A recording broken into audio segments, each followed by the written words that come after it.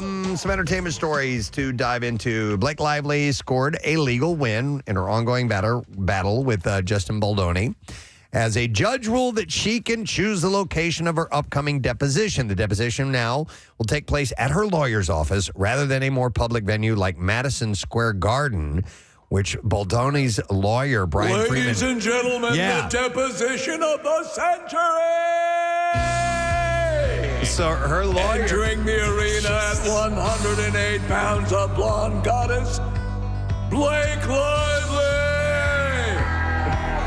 Entering from the other side, you don't know much about him, but you know he doesn't like her, Justin Baldoni!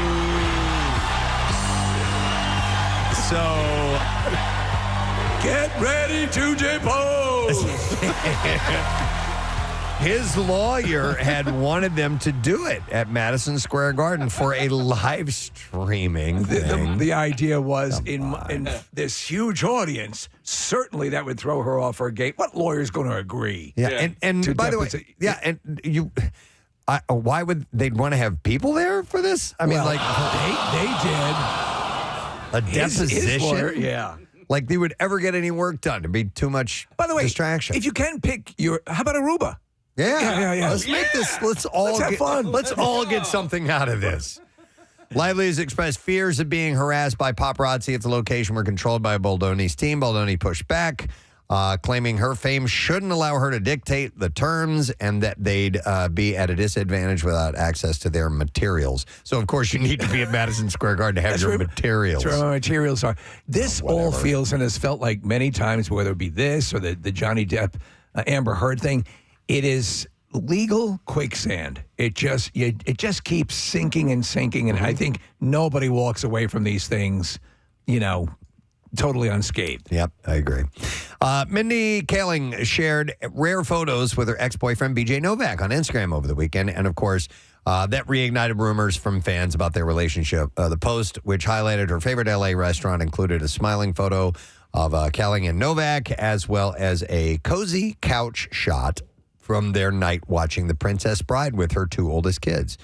While she focused on food and family in her post, fans zeroed in on Novak with one commenting, "You can't keep doing this to us," referencing the long-running rumors that he fathered her children. Though she hasn't disclosed her kid's paternity, she said those rumors don't bother her.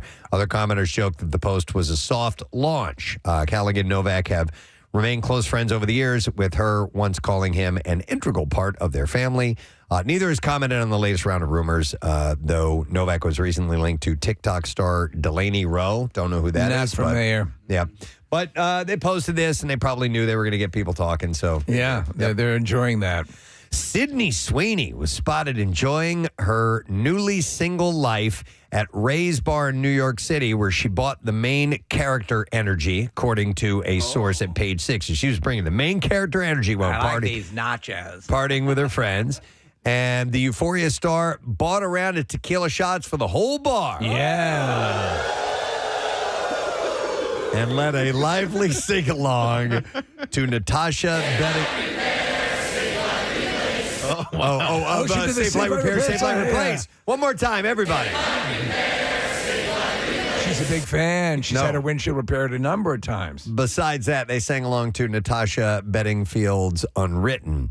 A bartender announced, Sydney Sweeney decided you're not having enough fun, so she bought shots for the bar, which got the crowd cheering, by the way, so they were excited when that happened.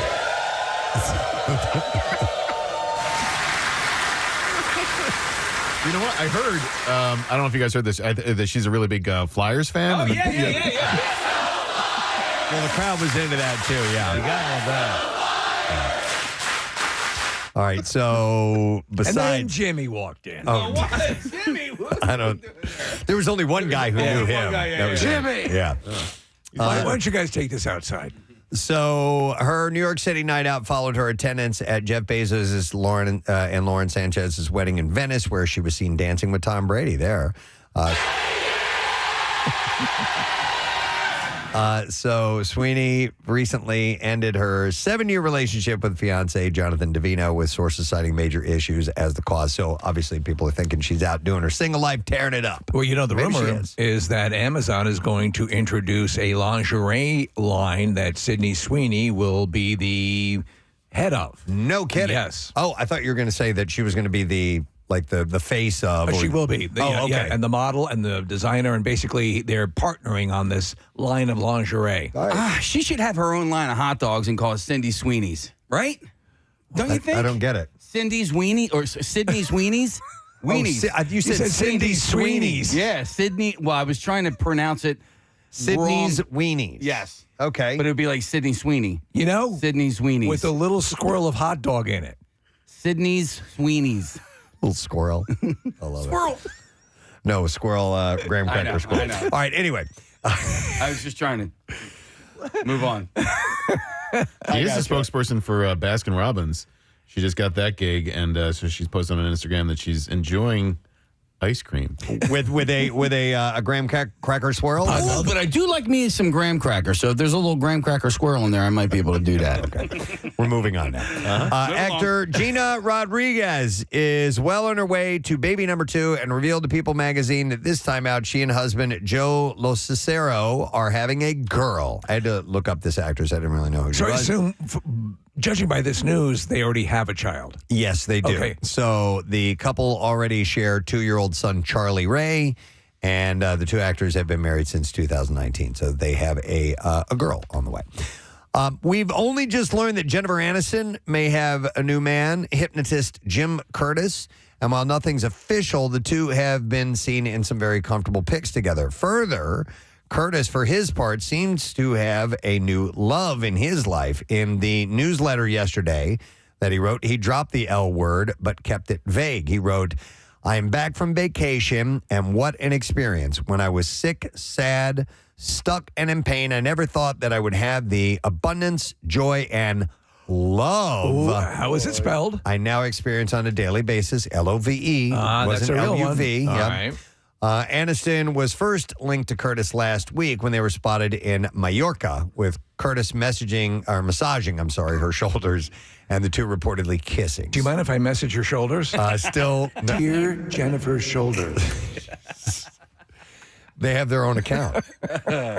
Still no official word from either of them on their relationship status at this point. The word is, this guy is classic hypnotist style in his very sort of soothing and Okay. yeah. So maybe that is what she's deriving from that. Maybe it's what she And needs. Maybe he has a huge dong. That's Yeah. could be part of it too.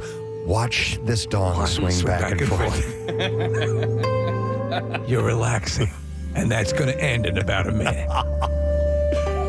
Yeah, I don't know. So we'll see if these two official. Wait a minute, is that it? Swinging? Yes. All right, watch my dong. By the way, there's pictures of him. Nick just pulled up. He's a super good-looking guy. You would imagine. You would imagine, right? Yeah. All right. So, in an interview with Screen Rant, James Gunn explained how Millie Alcock's Supergirl fits into the new DC universe alongside David Cornsweat's Superman. Stephen, I know you saw it over the weekend. Small spoiler alert, just a little one for Superman. Alcock's Kara Zor-El makes her debut in Superman in a cameo. So I think it's already known because you can find out the casting and all that stuff. So she's in there. And the clips are all online now. You can't avoid them. Gunn confirmed that this version of Supergirl is the same one who will headline the upcoming Supergirl Woman of Tomorrow movie, sharing that she's a mess. He said she's a total mess. Listen, I like her. She was in the spinoff of Game of Thrones. But I really liked the girl from Flash that played Supergirl. Yeah. She was great in that. She got short shrift, but it's a different world. Yeah, it is. And she is very suited to this. I like the little conceit. We'll call this a quasi spoiler alert, but they explain that. Because Kryptonians can't get drunk on regular alcohol, what she'll do to party is go to solar systems with the red sun and sort of get drunk and, Well, she's got a bit of a troubled past. Unlike Superman, who had a nurturing upbringing on Earth, Kara experienced a much more traumatic past, which shaped her into a very different kind of hero. Gunn emphasized the difference between the two soups and said, I think as we learn, she had a completely different background from Superman, a much more difficult background. He's had this wonderful upbringing by these two parents that loved him and were very healthy, and her background was much different than that. If you have two soups in a movie, would it not be cool to have them face off against two salads? Yeah. Well, one of them's a chowder, hopefully, and they've got an edge, so we'll see. Bisque? So David Kaff, the real-life musician who played Spinal Tap keyboardist Viv Savage, and this is Spinal Tap, passed away. I'm sad to see this. His band, Mutual of Almeida's Wild Kingdom, posted, that's interesting, that's a fun name, Mutual of Alameda's Wild Kingdom, because back in the day there was a show called Mutual of Omaha's Wild Kingdom. Posted the news on Facebook saying our brother David Caffanetti passed away peacefully in his sleep yesterday. We are devastated by this event. David always had a kind word and a quick wit that would slay you where you stand, and then he'd make you smile doing it. Prior to appearing in the 1984 rockumentary, Kaff was a founding member of the English progressive rock band Rare Bird from 1969 to 1975. In Tap, his line over the closing credits was a memorable one when asked by director Marty DeBurgi, Rob Reiner, what his philosophy in life was. His response was, have a good time all the time. So he was 79 years old. So that's sad to see, especially with the new movie coming out. That was what I was thinking. I mean, he certainly would have had a cameo or some activity in the film. You would think so, right? All right, a couple other quick things, and then we'll move on to some clips. Ted Lasso star Hannah Waddingham has some thoughts about the upcoming fourth season of the hit show. Many people had assumed that the series ended with its third season and were surprised to find out another one was coming down the pike. She said, it feels like it was the most beautiful, beloved dog that was buried, and now we've exhumed it, and I'm here for it. She shared with Variety at the Smurfs premiere over the weekend, saying, I was hankering to see where Rebecca had gone, where she was going to. She's my girl. She's in my bloodstream. So I'm thrilled that it's been exhumed. Yeah, me too. And I've been watching, I've gone back. I think I'm in season 2 right now of Ted Lasso. I just love it. It's just such comfort food for me. It is. Yeah. It's great. I'm curious when these things start to make it over to, because I saw, what did I see?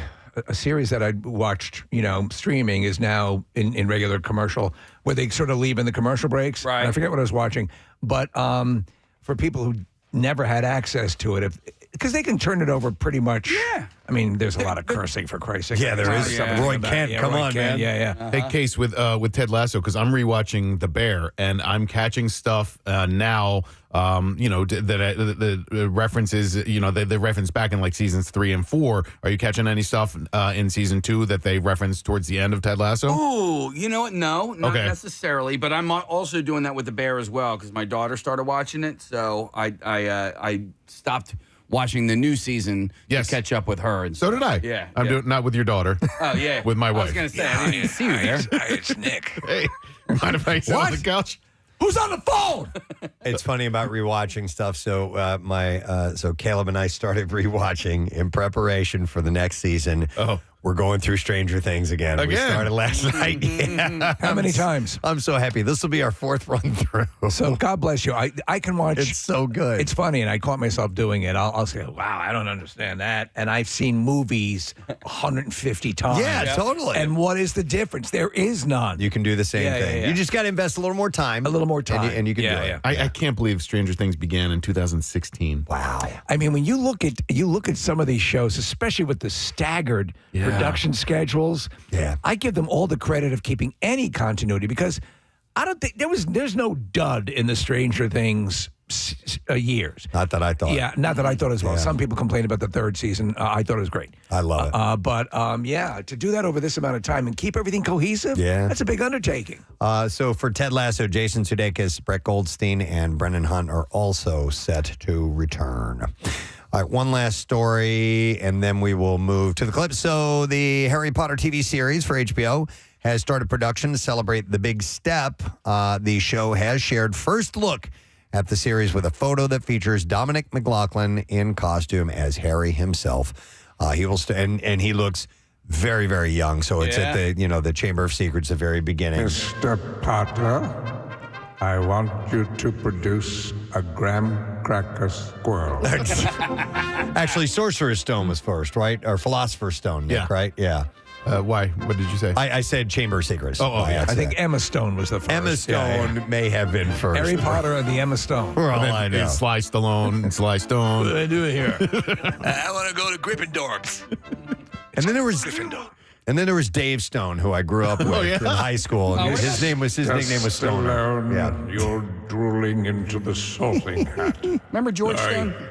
Wait, George Stone. George Stone. He's a record guy back in the day. George was awesome. Yeah. One of my favorites. Hi, George, if you're still out there. Cold Stone Steve Austin.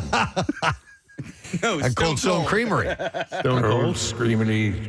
All right. Get out of here, you lugs. All right, so anyhow, the show has shared the first look at the series with him, a photo of him. Dominic will star alongside Alistair Stout and Arabella Stanton, who will be playing Ron Weasley and Hermione Granger.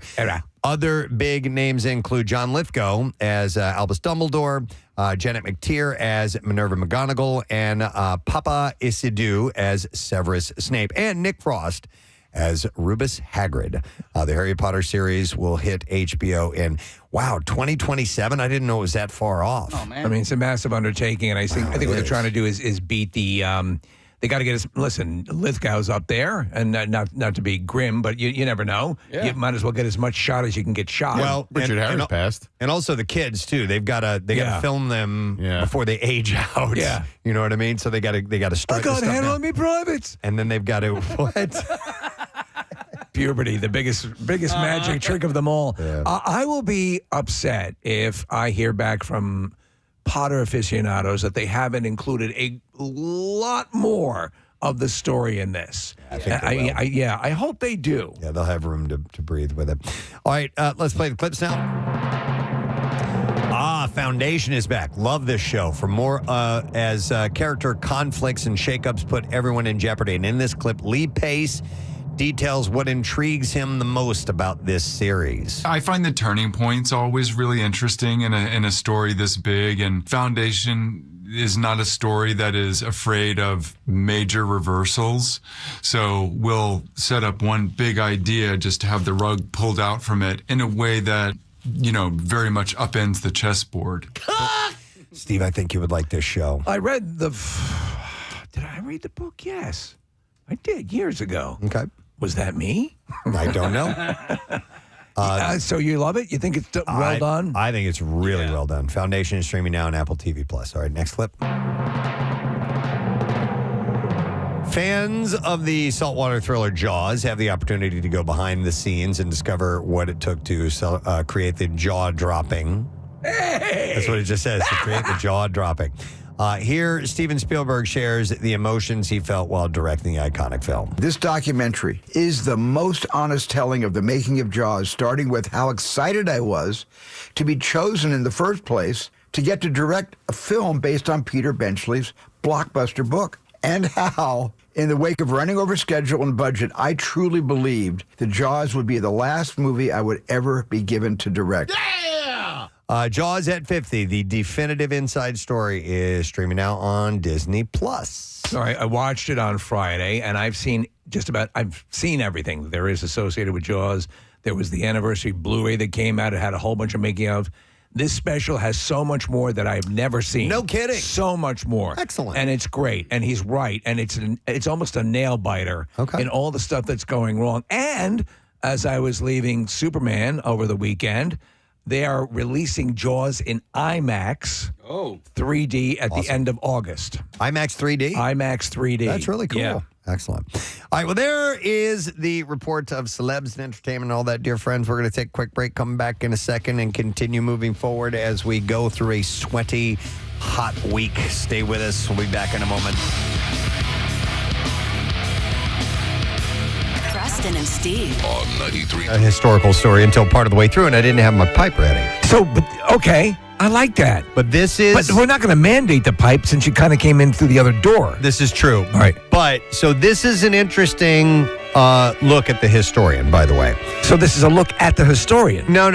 This is an interesting take on this segment. I I'm should sorry, say. I didn't go to college. Yes, you did. So we live in a day and age where at least every week we'll see word of a new social media challenge. TikTok is rife with challenges, and one of the classic ones I think was maybe more originated on Twitter or somewhere else, but like the Tide Pod challenge, The cinnamon thing, Yeah. where you try and Absolutely. keep that in your mouth, and we always comment on how stupid these are, and some of them we don't even acknowledge because they're so dumb. I mean, there's something go back a few years ago, like planking. Do you remember that? Yes. Or the Harlem Shake. But this time, things like that. in this time we're at currently, because of all the social media that's available, specifically TikTok, there seems to be one every couple days. There does. But the historian is here to tell you that throughout the history of mankind, we have been doing stupid challenges as a race. All right, as the human race, we have been taking on stupid challenges and fads. I'm going to cover some fads as well in this, okay? So Is this going to be on the test? it may be on the test. I would pay attention. I would take notes if I were you. So we'll begin with some that you've probably heard of before, like the goldfish challenge. That's a classic. Whenever from the 50s, I think of the goldfish challenge. Talking about swallowing a goldfish? Right, swallowing a goldfish. Yes. Oh. Do you ever know anybody that swallowed a goldfish? I do. I have. too. Yeah. Yeah. You actually swallowed one? Yeah, it was not a proud moment, but Was it was it a college? college moment, and Okay. I was one of two people in the room who did it, and it was we bought those goldfish specifically to do the goldfish challenge. Oh, my goodness. Well, the goldfish trend actually they know exactly who started it. It started at Harvard University at college in 1939 when freshman Lothrop Withington. Lothrop, Yes. Lothrop, what are you doing with that fish? Fluffy. Oh, this is ridiculous. I hope you don't do that to the dog. He bragged to his friends that he once swallowed a live fish. Lothrop! His friends put together $10 and they bet him that he couldn't do it again. Lothrop chewed up a goldfish. He chewed it. Won $10 and became a legend after doing that. And swallowing goldfish spread and became competitive, with students eating more and more fish to win pre-internet viral fame. Chewing a goldfish, I did not know that was the original Yeah, way are it you was supposed to done. swallow it That's I whole? always heard you just pop it down. I think it eventually turned into that. All right. Yes. I had a friend who could swallow things whole and then Regurgitate? bring them back up. He Wow. would do Yeah. like lit cigarettes. He would do goldfish, like anything. It There's was like people that can do that. it was a There's a party. guy. There's Yeah, it the was guy on- whose whole act. Yeah, it was I think was he Australian? I think he's David Australian. Blaine does it too. And he did it all over. He would the- do like this. You go. yeah, he would Make go. that sound. He would go. And he would, did you ever see that? So weird. I feel like I have. I He feel would like I take have. like a miniature Rubik's Cube. Yeah. Yeah, It's completely solved, throw it in his stomach, and then mix it up. he did light bulbs and stuff. And then too. he would Light kick it back up. bulbs. But he would did mix it up. yeah. Yeah. He had incredible Wait. control of his stomach. Did we have him in studio, or am I misremembering? No, We did not. No, I don't. I would absolutely would have. This guy remembered that. was big in like. He was on Letterman a lot. and- Exactly. Yeah. He was in that- So anyhow, the swallowing goldfish spread, and the hopefully never to be broken record belongs to Clark University's Joseph Diliberado. He ate 89 fish in one sitting. Oh. The trend is not practiced widely these days, but it never fully died. You can check out YouTube for evidence. You know, it's on funny. That. Like I'm recoiling, and I'm like, I must have eaten 60 pounds of salmon in the. Yeah, I know. We eat fish as human beings. All right, another fad or a challenge. Can I guess one of that time? history? Sure, yeah. Historian Yeah. piling in a phone booth. Well, yes. You want me to get to that one? Oh, that's Because that to me, when I think of the goldfish, I think of that around the same time as the phone booth challenge. So that was in the 1930s, and then the phone booth cramming, as they called it. Let's see, it involved, of course, many people as you could fit into a phone booth. 1959 was the high water mark of the trend, with college students from the UK, the United States, Rhodesia, and other countries trying their hand at squashing into call boxes. MIT managed to smash 19 nerds in a phone booth. Do you guys remember seeing pictures of this? UCLA got as high as 17, but the ultimate phone booth stuffing record was set in 1959 when 25 people in South Africa crammed themselves into one box. How is that possible? They would literally position themselves and yeah. what do you call it? Contortionists, Yes. I guess, Listen, you talk about Mike Jarek earlier talking about being claustrophobic. Could you imagine being that in there? No, that could be serious. Somebody could die. So a standard phone booth, which we're looking at a picture of a standard phone booth that I remember from the time. Are other countries at that time, did they have bigger phone booths, or was they a set standard? The UK's seemed bigger. The call boxes, I've been right? in the call boxes, Yeah. so I don't really know. But this took place in South Africa. Canadian students reportedly crammed 40 kids in a box, but it turned out that they were cheating by using an extra large phone booth. So, Steve, I guess sometimes they would liars keep an eye on what that was. So, yes, Steve, you got that one right. All right, so another one that goes back as a stupid challenge from the past, not just viral, but this is back in the day. Pole sitting. Yes. Popularized in the 1920s by sailor, attention whore, Alvin Shipwreck Kelly. Attention whore. The pole sitting challenge, a.k.a. flag pole sitting, which I think is what that song is named after, Yes. flag pole sitter, involved staying on a small platform atop a pole for as long as possible. It's another David Blaine thing. This little blip on the pop culture radar went viral and then shrunk to obscurity by the end of the 1920s. It is periodically popping back up, though, like David Blaine or the Harvey Danger song. The longest pole sit ever took place from 1982 to 1984. Oh, my God. Long past pole sitting's golden age when H. David Werder 439 days on a post in Clearwater, Florida. How do you even pull that off? Werder's world record is a little suspect, though. He lived in a capsule on the top of a pole that seemed to have straddled the line between platform and small room. So it was kind of a, instead of being exposed to the elements that whole time. We did our own sort of Yeah. contribution to this. We had our intern at the time, Joe, sit on a toilet. Yes. It was in a... It was a punishment. Yeah. It was in a cherry picker. And it was... Where were you off? We were off... It was right by 95 in the Blue Route. Yeah, there's Pisano Concrete. There you go. Because we knew it would be a high visibility area. Right. And we'd put Joe up there for 24 hours sitting on that thing. His legs got numb. Oh, man. It's poor Joe. We did some stupid He things. should, by all rights, he should hate the hell He out should of us. hate us. Yeah. But anyhow, that was our version of it. We had people go by and honk their horn. Yeah. And it drove them It was crazy. actually good weather, though, I remember. Yeah, it was. All right. So it was okay. Yeah, so it was fine. So it's fine, yeah. Other stupid challenges, and you guys all know this, but streaking. And streaking is not necessarily, it still is done today, but it was in the 1970s. People were Huge. doing it all the There time. was a song by Ray Stevens, was it The Streak, The right? streak, yeah. So interrupting something by running around naked was a huge thing in the inexplicable 1970s, but Vulnerable. streaking has a surprisingly long history before then. You can go back to Lady Godiva, who supposedly rode naked through Coventry Right. in the 11th century. In America, our ultimate streaker was George William Crump, or the first streaker, I should say. He was suspended from Washington and Lee University for streaking incident in 1804. He went on to become a congressman, by the way. The trend caught on in a mass way in the 1960s, and by the mid-1970s was inspiring novelty songs, dinner table arguments, and mass streaking runs.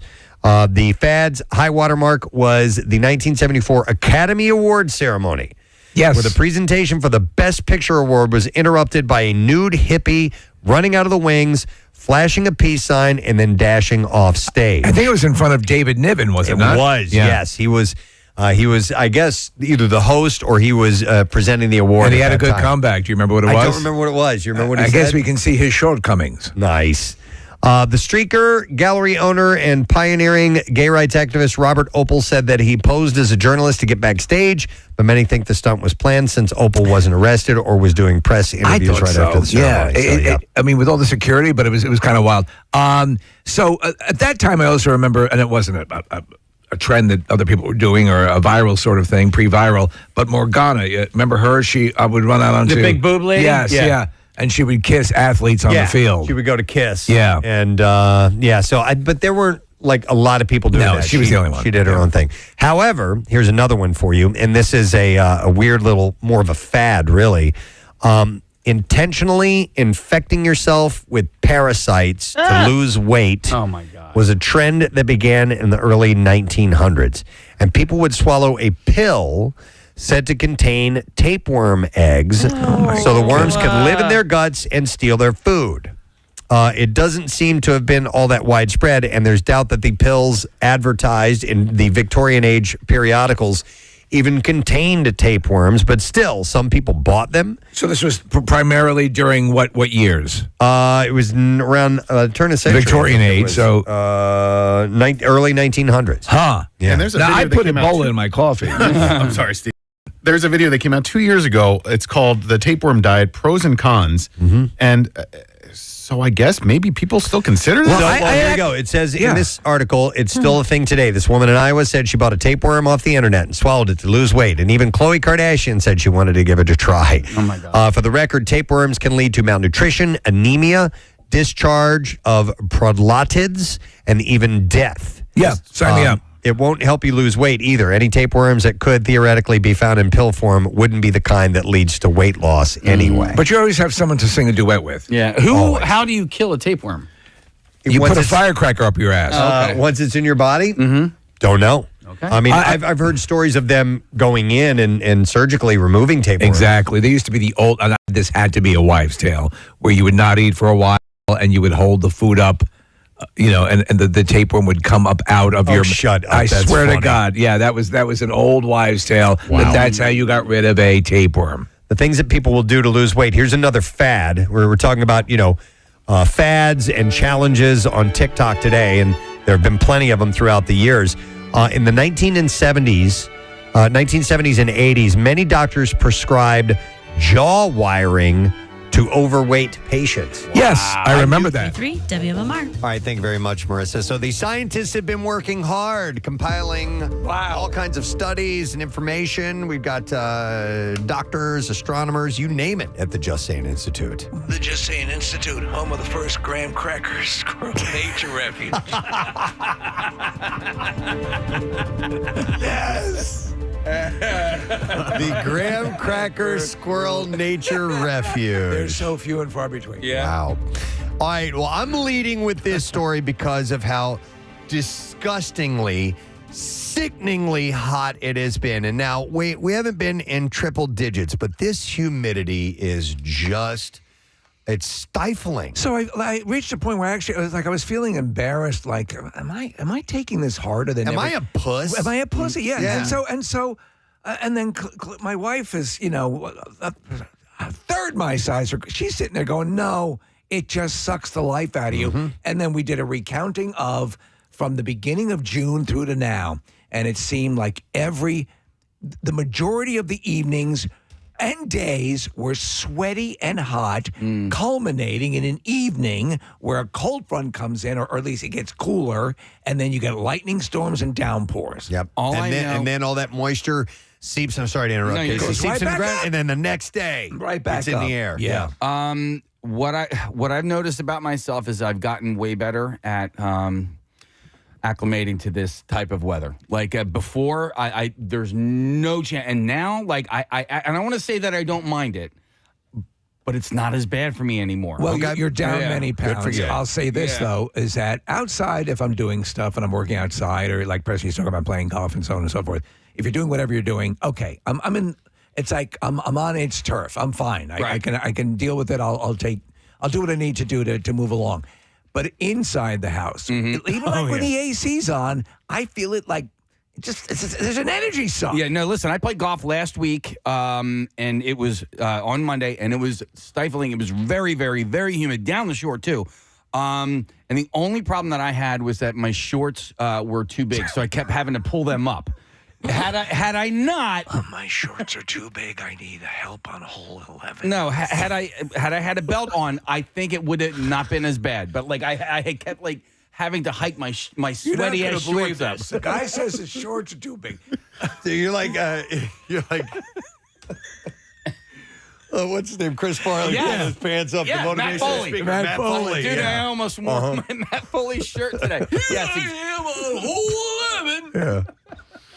All right, correct me if I'm wrong here. and I don't want to sound like back in my day or say this with rose-colored glasses, but here's my memory of being a kid or being a teenager. When it would be this hot and humid and then the storms would roll through, it would then be fine for a couple days afterwards. Like, it would clear out the humidity, and you'd feel better for a couple of days. And now it just seems like the storms don't do a damn thing except make it more humid again. You know, I'll tell you what, we had a great 4th of July weekend, and that was that ultimately is what you would have expected throughout a lot of June. But no, I think we've had, and you know what? But a lot of people, we've talked about this a number of times. People say, "Oh, the Northeast."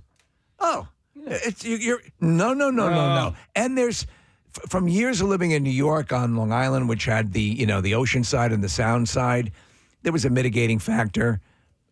I'll hold the humidity up in Philadelphia to just about any place in the country. Sure, yeah. Being from the Midwest. Save for Louisiana. In the Midwest, we had oppressive, humid conditions every single year, and this is what it was like. It's just, we don't need to be dealing with it. And now I miss malls, because what would we do? You just go hang out in the mall all day inside. Yeah, all you really have to do is like look at the Schuylkill River as you're driving past it, or Casey, the Springton Lake Reservoir. Like, the water levels are so high on all of the area waterways. All right, well, the contributing scientists to the Just Saying Institute maybe have a solution for you.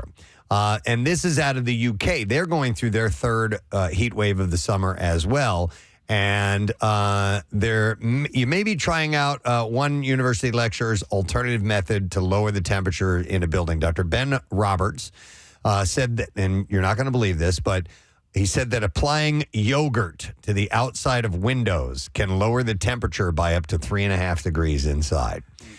He has pointed out... Down off the ledge, buddy. Come down off that ledge. Pointed to the results of a month-long experiment to show the method has brought results. He said, we've started to look into shading solutions, stopping sun getting into your house during the day. In May, Dr. Roberts and student Nilo Carmen conducted an experiment on 2 identical test houses by putting yogurt on the windows of one, but not on the other. In the experiment, it found the indoor temperature of the house with the yogurt on the windows was an average 0.6 degrees cooler, but up to a maximum of 3.5 degrees cooler when it was a hot and sunny day. So I'm not a scientist, but could one have just as easily closed the curtains? You know what? That's a good question. Yeah. According to Dr. Roberts. Yeah, but we got all this goddamn yogurt. The yogurt forms a thin film on the... I think this is still allowing light to come in, though.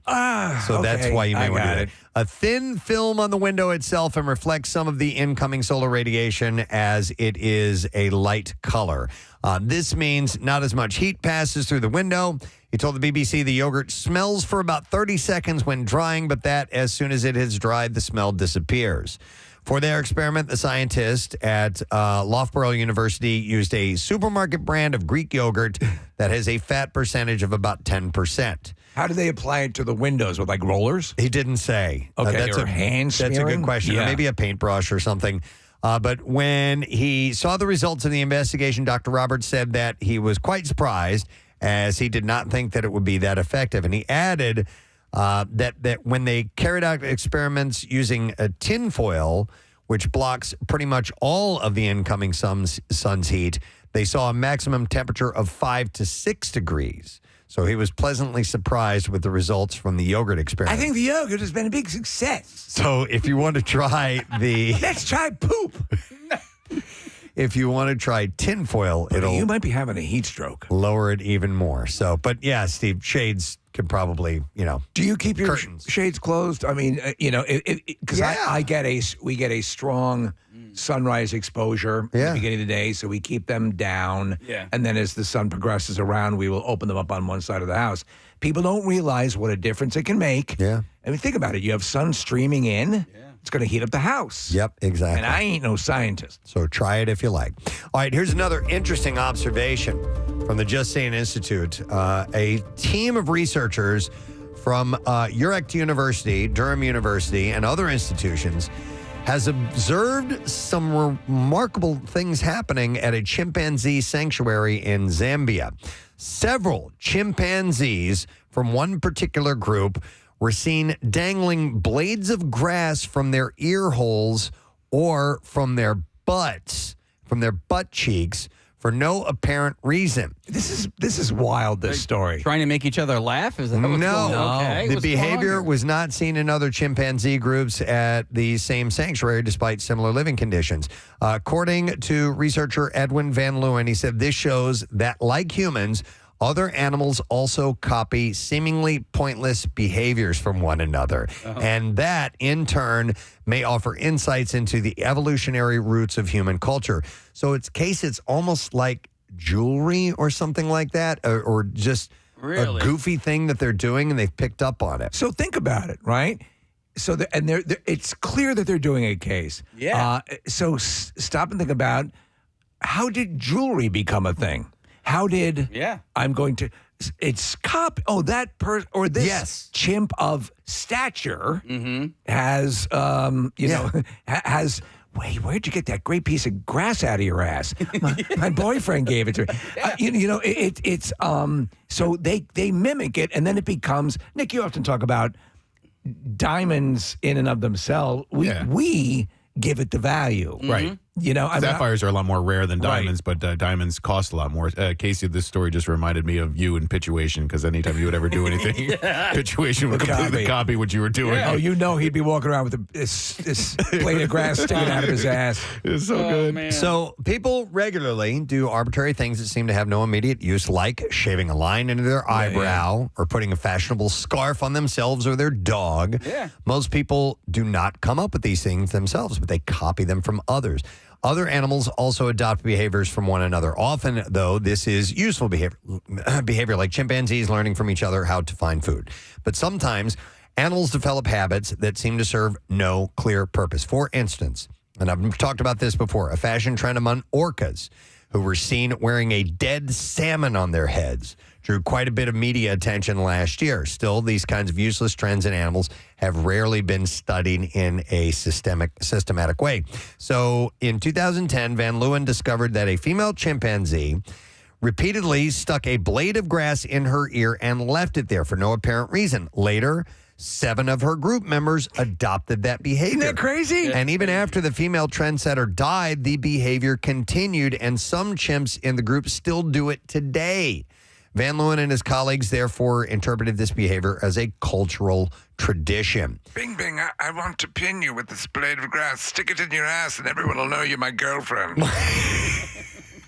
But to me, this is fascinating because it is so arbitrary. There's no benefit to it, but it is an insight into why we do things and how trends take off. Oh, I saw that and I liked it. There's not much difference between this and the Tide Pod Challenge. Yes. Or You're right. Yeah. Or not only I saw that and I like it, it's I saw that they're doing it and they're important, so I should probably do that too. You don't think know? I would like a blade of grass in my ass? So more than a decade later, chimpanzees and another group at the same sanctuary also began sticking blades of grass in their ears. They did not copy this behavior from the earlier group since they had no contact with them. But in the new group, the grass in orifice trend did not stop there. While 5 of the 8 chimpanzees in the new group stuck grass in their ears, 6 of them also let a blade of grass dangle from their ass. Well, those are the trendsetters. The researchers found no evidence that the chimpanzees were bothered by their ears or butts and used the blades of grass, for example, for relieving an itch. Sounds like the butt people are a little hussies. You know what I'm saying? Yeah. Well, they're the ones that are going to be on the runways of Milan. By carefully tracking which animals display the behavior over time, Van Leeuwen and colleagues showed that it was likely the animals did not each invent the behavior on their own, but copied it from one another. Bippo, are you wearing a blade of grass in your pee hole? Love it. When the researchers looked deeper into how their behavior started, they found something striking. Both groups, where chimps put the blades of grass in their ears, had the same caretakers. These caretakers reported that they sometimes put a blade of grass or a matchstick in their own ears to clean them. Van Leeuwen says, and caretakers in other groups said that they did not do this. The chimps in one group then figured out how to stick the blade of grass in another place as well. In the wild, similar useless trends have not been seen in chimpanzees, so why do they do it in captivity? Right. In captivity, Van Leeuwen said, They have more free time than in the wild. They don't have to stay as alert or spend as much time searching for food. So stuff like this is like... You have an open afternoon. How much stuff are you putting in your ass? Yeah, right? You just Come go. on. You're just going to try it out. Yeah. The question of why humans are more culturally evolved than other animals is still being debated by scientists. Some scientists believe the key lies in humans' unique ability to copy, including small, seemingly useless details.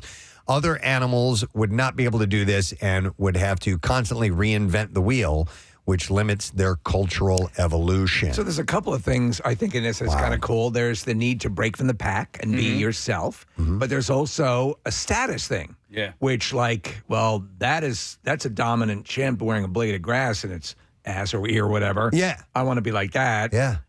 So you still have trendsetters and followers. Yeah.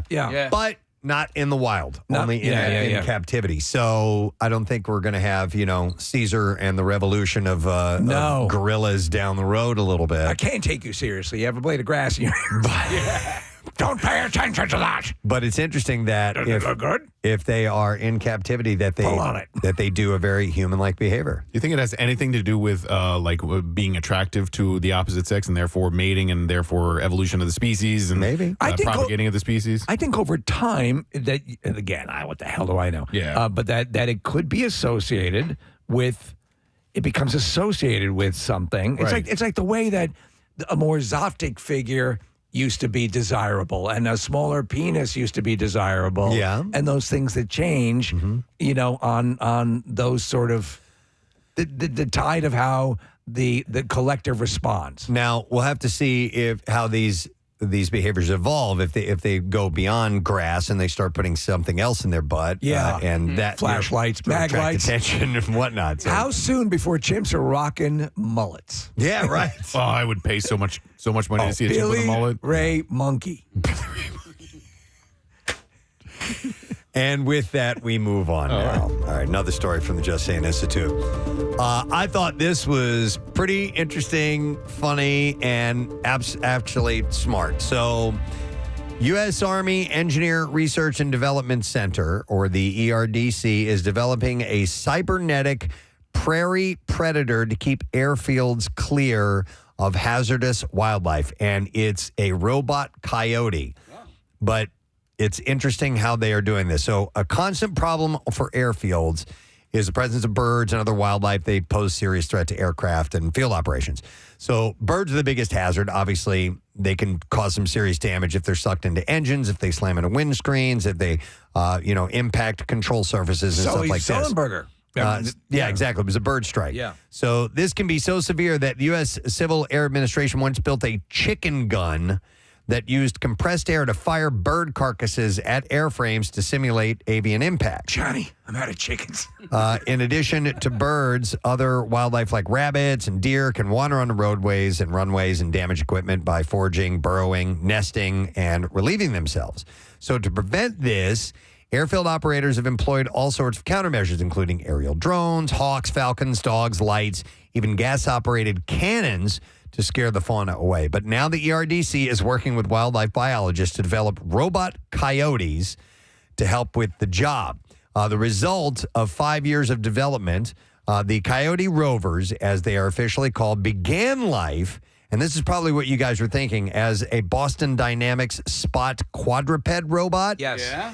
But it turned out to be too slow to intimidate the local wildlife. So they were replaced with this really cool thing. Four-wheeled Traxxas X-Max motorized cars. Oh, wow. Capable of reaching 20 miles per hour. And then they put plastic coyote dummies on top of them.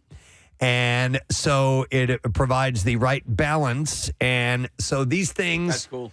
Now cruise around really fast, and to, I guess, an animal, they might look like a coyote that's on the prowl, running around. I saw footage of this in practice. It scares the hell out of everything. To me, it's kind of cool, and I kind of want to drive one. Do you guys see there's a house that I drive by that has, and I guess they have, they're across the street from a golf course. And sometimes geese will end up in these ponds on golf courses, and they crap all over the place and everything. So I guess this guy's had enough of geese coming into his yard. So he has set up these decoys that look like wolves or coyotes. I was going to buy one. You can buy them on Amazon that look like a full wolf or coyote. So the one that this guy has are they're like back is arched. Yeah, ready. And they look like they're ready to attack. You want a piece of me mode. Yeah. But Preston, this is like that, but moving around. Because obviously they have to cover a lot of area in an airfield. So I told you I had coyotes coming into my backyard, 2 or 3, and they're adorable. I was catching them on the security cams. Right. So what I did is I got these things, Preston, that look like they're spaced far apart enough. They're blinking red eyes. Oh, okay, and sure. You put them around the yard, and they come on their solar, and basically they ended up chasing the coyotes out. Yeah. If I didn't have a cat that goes out periodically, it wouldn't have been an issue. Right. But that they would eat the cat. Okay. So it did work. But yes, this stuff like this, sometimes, the majority of the time, I think it will work. Sometimes it won't work. So the eyes can scare coyotes away? The blinking red lights, the way a predator's eyes would catch the light. Right. You know, when you see the red membrane. Yeah. And that was the whole idea. I'm just interested. I think it's interesting that, coyotes are predators. I know. So that they're scared away by something larger. I think these are pumas or something like that. Yeah. Grizzly bears. They're stupid. That's wild. Yeah, but it did work. Okay. And when you're done with this, I want to ask another question about something that pertains to this. Okay, cool. So the robo-coyotes have been tested at a number of military airfields. The prototypes may seem like simple radio-controlled cars, but the eventual goal is to equip them with the capability of other drones, such as programmed routes and exclusion zones, adaptation to rough terrain, the ability to recharge themselves for days of autonomous operation, and the ability to identify specific species of birds and animals and adjust for the appropriate deterrent tactics. I have a great idea. Okay. At a parking lot where people are taking advantage or not putting their carts back in, like a supermarket. Yeah. Robotic Karens. Right. Right? They just walk up and say, I want to speak to the manager. I want to speak to the manager. All right. All right, what did you want to mention? So I've seen these things, and they are apparently all the rage now. It is a thin wire that has what basically looks like a dragonfly. Okay. And the dragonfly apparently is the terror of the mosquito and fly world. Like they're alpha, hunters. And so I've seen more than one supposedly satisfied customer video where they're using them and they rid their areas. They put these things in the grass, have them stick up at various places. They can even hang them from, an overpass or whatever, or, the outside a door. And just the image, it's basically a scare dragonfly. But apparently they're incredibly effective. So do they move around or anything? Well, but they in the wind, they move back and forth, a breeze. All right. And people, and as you can see in one of the ads here that's up on Amazon, there are hats that have them. Dude, here's the thing. I need to try this because when you get a land breeze down the shore, the greenheads come out, and they are a terror. Right. They are flies that bite you. I would clip one of these to my hat. And it looks goofy, but it looks I don't care. Goofy as hell. Look at this moron with that on his hat. But if you want to sit on the beach or you want to sit on your porch or whatever, like if you're at the beach, yes, and the greenheads, stick a couple of these around. I just want to. If someone has used these and had success with them, I want to try it. Please let us know. Yeah, call or text in now, 610-660-9333, because I'm curious about that too. Does it actually work or not? And it says here it's also a horsefly deterrent. Well, get me on board for that. At the beach, so there was a guy who was a cattle farmer, and his cows were getting besieged by those greenheads, and they had footage of them all over this one cow. And he started situating them around the area, and it got rid of them. Wow. All right. Interesting. All right. Let's go back to the research at the Just Sayin Institute. This is pretty scary. Hundreds of small earthquakes rattled Washington's Mount Rainier last week. I saw this. Setting off new fears that one of the most dangerous volcanoes in the U.S. could be waking up. It's just a matter of time. It could be tomorrow. It could be 100 years from now or 1,000 years from now. But it's a volcano. That's just ridiculous. I mean, you guys ever seen pictures of Mount St. Helens before 1980? Yeah. Oh, my God. It looked a lot like Mount Rainier looks now. It's a shorter mountain, and I visited both of them last summer, and Mount St. Helens is a really fascinating place to visit. But I mean, it was a beautiful, tranquil mountain that people loved to visit for the same reasons that they love to visit Mount Rainier. Yeah, and if you look at the time-lapse photos of that eruption, Nick, like half of the mountain blows off the side of that thing. Yeah, it was insane. I It remember didn't as that. much blow vertically as it blew on an angle. Sideways. Yeah, which was amazing. I remember, obviously old enough to remember when that actually happened. But yeah, me too. They say Rainier could be a bit more potent. It's bigger. Yeah. I mean, any volcano could be more potent, I guess. So the U.S. Geological Survey revealed that the earthquake swarm kicked off 4:29 a.m. Eastern Time with none of the tremors surpassing 1.7 in magnitude. All the tiny earthquakes took place between 1.2 and 3.7 miles below Mount Rainier's summit, generally shallow depth for a quake. The new swarm adds to the hundreds and possibly thousands of earthquakes recorded at Mount Rainier since 2020. However, the USGS did note that this was the largest swarm in the area since 2009. Despite the increased seismic activity, officials said that there was no cause for alarm. The volcano's alert level was left at normal following the tremors. So the USGS Cascades Volcano Observatory added instruments do not show any detectable ground deformation at the volcano, and no anomalous signals have been seen on the infrasound monitoring stations. Although an eruption doesn't seem imminent, Mount Rainier remains one of the most active volcanoes in the Pacific Northwest Cascade Range, and a devastating eruption remains a real possibility in the near future. Experts say it's only a matter of time, like Nick was saying, before Mount Rainier unleashes itself on the Pacific Northwest. This huge, active stratovolcano looms over nearly 90,000 people living in cities such as Seattle, Tacoma, Yakima, and Washington, as well as Portland, Oregon. You've been everywhere, man. I mean, to Seattle, Tacoma, Yakima, Washington, all of it, Portland.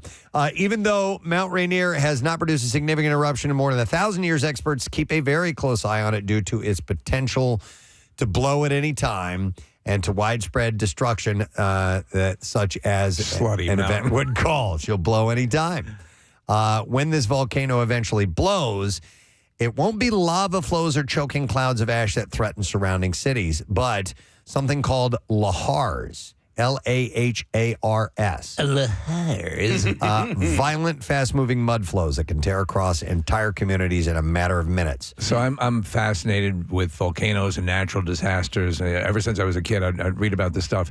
And there's tons of footage, sadly, of these things which are just devastating. These mud flows. I just watched a documentary about the Yellowstone caldera. That is a massive super volcano. Yeah, that whole area. That's why it's so active there. And when it goes, if it does go, it could be like devastating for the entire country. Yeah. Like, I mean, it's that big of a deal. It's not just, taking out a state. Yeah. It could take out a huge portion of the U.S. and dramatically affect the world. Oh, yeah. It'd be irrevocable damage for a long, long time. The last eruption for the Yellowstone caldera was 600,000 years ago, and the one prior to that was 600,000 years before that, and then the one prior to that was 600,000 years before that. Good. So, book your vacations now. Yeah. It's beautiful right now. You could probably get a discount. Yep. All right, I wanted to at least get in one more story from the Just Saying Institute because we haven't had a chance to touch on the world of psychology. So I wanted to do this. Dr. Anita Phillips, a trauma therapist, says that you can deal with anxiety in just seconds. She says the key is to slow down and check how you are feeling, especially when you wake up worried about things like big meetings, volcanic explosions, parent-teacher conferences, which are almost the same thing. Yeah.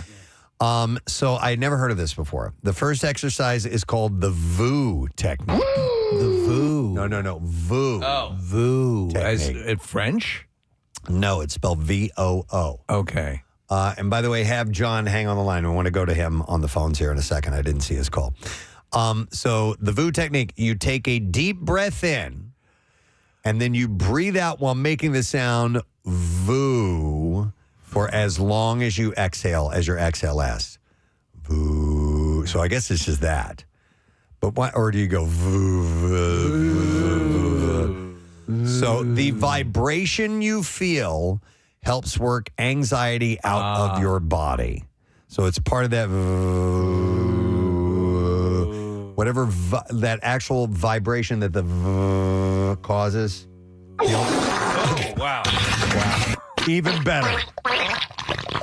Really So loosened everything up. The I could see it's sort of a meditative almost Vibration. mantra or something, right? yeah. So It could be any. You could probably say boo. Phillips explains that while you can't scratch uncomfortable internal feelings like an itch, sound can reach them. So the second exercise is called tension release. You breathe in calmly. Then as you breathe out, you tighten up your whole body. And then you breathe in again and relax everything. So you breathe in normally. And then as you breathe out, you tighten up. And then as you breathe in, you relax. So it's a clenching and releasing. It's almost like a type full of body sensation. Kegel. Yeah, like that. Making your body tense on purpose and then letting it go helps your mind feel more relaxed too. I do firmly believe, now it doesn't fix everything, but Right. in the moment, the slow, deep breathing, closing your eyes, it makes a difference. I believe can it change does your to mindset. just take a pause. That's it isn't like a frustrated exhale. Kind of your body naturally like Right. But taking in like oxygen, excess oxygen, and then letting it go, Right. it does something positive to you. I think so. These are all sort of very similar. It's also sort of the mindfulness attached to doing that. Like you're taking the time to think to do that instead of just breathing like your body normally would. So when you do something like this VU technique, you're training your brain to say, I'm doing this. And in so doing, you're taking a moment to not think about the thing that's stressing you out. Okay. Does that make sense? Yeah. Both exercises are so quick that you can do them while doing everything. Things like waiting for your coffee brew or standing by the microwave, it says here. I'm going to go stand by the microwave. What are you doing? I'm standing by the microwave. Oh, you're doing the VU thing again, aren't you? I'm VUing out. That's right. And I'm watching my fries reheat. So Phillips also suggests, quote, shaking it out. Shake it out. While brushing your teeth. Start by shaking your butt and then let the shake move up through your whole body. I was not going to say doing it while brushing my teeth, but I've done the shake it out outside. Like if I'm having a tense moment or whatever, like literally it looks silly and it feels silly, but it's effective. Like it's shaking the whole body. Like this, like going. Yeah, like literally. Right. Wow. Take your arms out and shake your legs out. It's same thing though. It's like you take your mind off of everything that you're doing. You release some physical energy while you're doing it, but like while you're doing that, you're not thinking about the thing that's stressing you out. Okay. And you got to remember that a player's going to play. That's right, exactly. I was thinking of like that real cute Australian runner that did that little dancing. Michelle Jenneke. Yes, Michelle Jenneke. Big crush. You could do that. That's how you shake it out. So you can try this out. This is shake it off, right? Yeah. Shake it off, shake it out. Either one of them works. So that's something to try out should you find yourself in a moment of stress. It's not going to fix everything, but if you're in a pinch and you need a quick release from that, then maybe you can try the VU technique or the tightening up while you exhale and then breathe If it and helps. relax when you breathe in. Why not? Just to kind of get through the moment. Yeah. Might be worth doing. I say, give these things a try. You know, worse for the wear if you try it. Yep. All right. So real quick before we wrap up at the JSI, I want to go to this call. Steve was talking about the dragonfly decoys of sorts to kind of help Scarecrow, for lack of a better word. for mosquitoes and horseflies and things like that. So I've got John who is joining us and wants to comment on that. Hey, John, you're on the air. Good morning, bud. Good morning, guys. How are you? Good, man. What's going on? So I grew up down the shore, Long Beach Island, Mystic Island, Barnegat, and the Greenheads. Okay. We have tried everything in the world to alleviate these awful creatures from our life, and we've tried the plastic dragonflies. Does not work. We've tried the black boxes. Does not work. But the Rutgers University out in Mystic Island has a place called the Jacques Cousteau maritime school. Okay. And they release live dragonflies, and it has cut down on the population in my mind by about 80%. No kidding. All right, so actually releasing those out there to do what they do and get those things out of there, it's been working in your opinion. Without a doubt. I remember a time in like the late 80s, early 90s, where if you had a small child, the greenhead would pick it up and take it away from you. So what you're saying, brutal. all you have to do is raise and then mass release dragonflies. That's it. And then you'll be set. Problem solved. All right, there we go. All right. Without a doubt. John, appreciate it, man. Thanks, bud. By the way, do you remember, I'm sorry to interrupt, Casey, but there was an old wives' tale of, and some people swear by it, and I believe this is how you do it. You take a Ziploc bag, you fill it with water, or it doesn't have to be a Ziploc bag, any clear bag, and then you put pennies in it and hang that up. Yeah, does that work? And that supposedly gets rid of flies, right? It does. Yeah. It visually throws them off. Okay. So I have for the table, the patio table, there is a sort of very slow moving, almost windmillish kind of fan with these reflective things that sort of look like it. It's not to fan or cool you. It's to throw off the bugs. It throws off their... Yeah, you'll see that at like buffets that are outside sometimes, and they keep it in bars sometimes that are serving outside tiki bars and one. What were you going to say, Case? I don't even remember. I'm sorry. Wasn't that big of a deal. Okay. Oh, no. Can you go and get dragonflies somewhere? Like, I don't know. That's a good question. I mean, I know you can go get like crickets and stuff like that. And to me, it seems like one of those things like, well, now how do I get rid of the dragonflies? Yeah. Right, exactly. Yeah. And eventually you got bears running around taking care of your problem. I need a shark. I used to be terrified of dragonflies because I don't know why, but like the pool that I belonged to, they always hung out right by where the slide Well, was. they also have that hover dune. I just always thought they were going to like bite you and stuff, but they don't. They don't bother people at all. Well, and also, Case, they dip into the water, so that's why they're running. You know what? And can we verify that, Nick? Can dragonflies, harm, or can they bite or anything like that? Can they rip your head off? I've always thought that they couldn't, Casey. Yeah. But they're big and intimidating looking. They are. I mean, that's part of the thing. They're large. They're really cool looking. Yes, They rarely do so. They do have sharp jaws, and they can catch and eat other insects, but they hardly ever hurt humans. Okay, and then I wonder if you could order, Casey, if you can't order dragonflies per se, like go pick them up at the bait shop, but maybe you can order eggs, and you can, my store sells hatch eggs. them. Yeah. Oh, you mean dragonfly? Dragonfly eggs. Yeah. And What all the eggs are for? maybe you can raise them. I have no idea. So. I love you, Daddy. It's my dragonfly. It's Cute. adorable. Well, anyhow, we'll have to dig into that later on. All right, we got to close up shop at the Just Saying Institute. Yep, it's time to hang it up, friends. But thank you, and hopefully we have expanded your mind a little bit as you're Had here. to have. Yep. All right, let's take a quick break and come back in a second because some interesting things happened over the weekend. We're going to share them in the form of the bizarre files, so we'll get to that. And also, we need to announce our big friggin' deal. So when we get back, we'll tell you what that's all about. Stay with us. Preston and Steve. Someone, they got the jaw wired. A friend of the family had her jaw, she was obese. Yeah. Had her jaw wired shut to keep her from eating. But you know what she did? She drank beer like crazy. Oh my no God. kidding. Yeah. Didn't matter. Yep.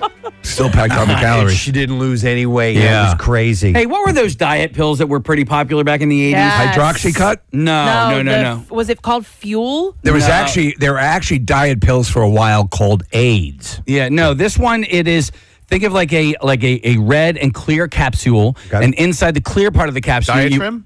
Diatrim. Diatrim. Yeah, I remember That's those. what I think. And essentially it was...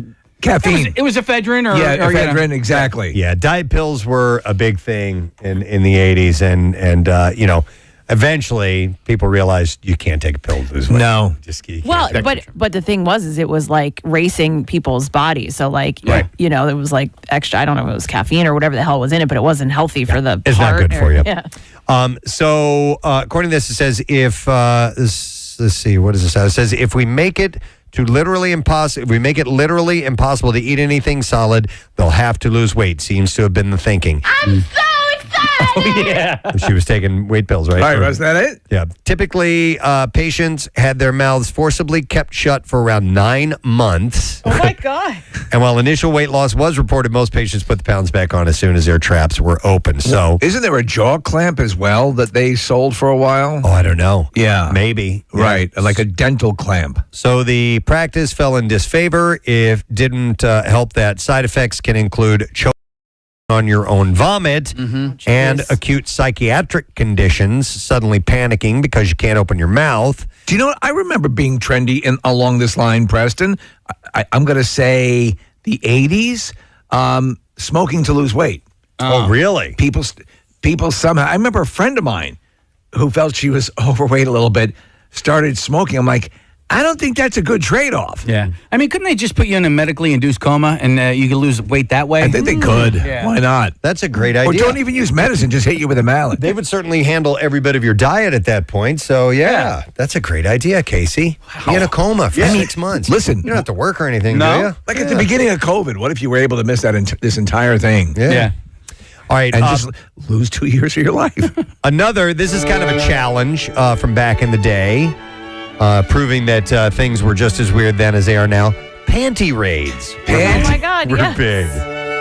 Could you imagine that today? Could you imagine? In the 1950s, there was a trend on college campuses where large groups of young men, often numbering in the thousands, Oh, my God. would gather to invade women's dorms and sorority houses to steal panties and otherwise cause trouble.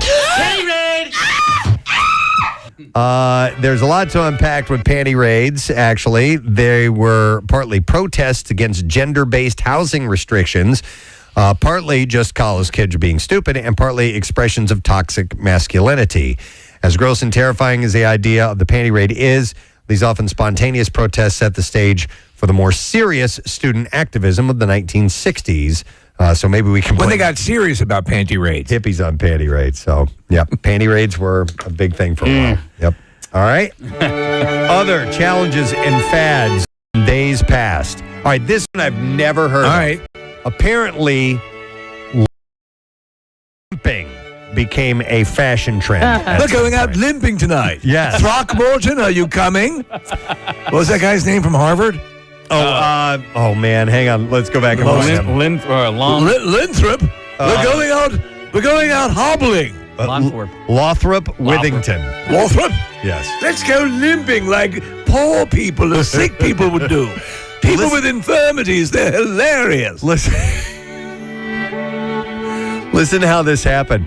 Adopting bizarre fashion because someone famous did it first is as old as time. Cripples are so amusing. Back in the 1860s, women from London to Edinburgh began limping. And it wasn't rickets, dropsy, or another disease of the pre-industrial age, though. It was called the Alexandra limp. That's not like the Harlem Shuffle. No, we're going to go do the Alexandra limp. So you would pretend you had a limp. Yes. Okay. And here's the reason behind that. Alexandra of Denmark, the bride of the Prince of Wales, was an influencer of the time. And when she was struck by a sickness in 1867, she was left with a limp.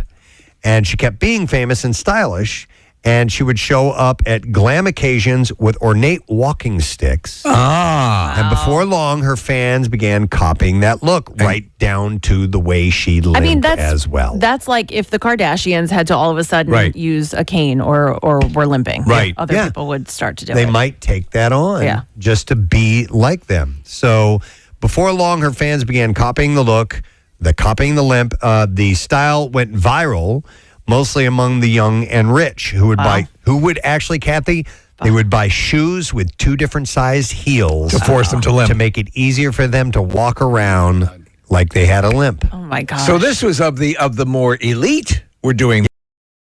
Yes, the stylish were doing that. And they were doing it based on another elite individual.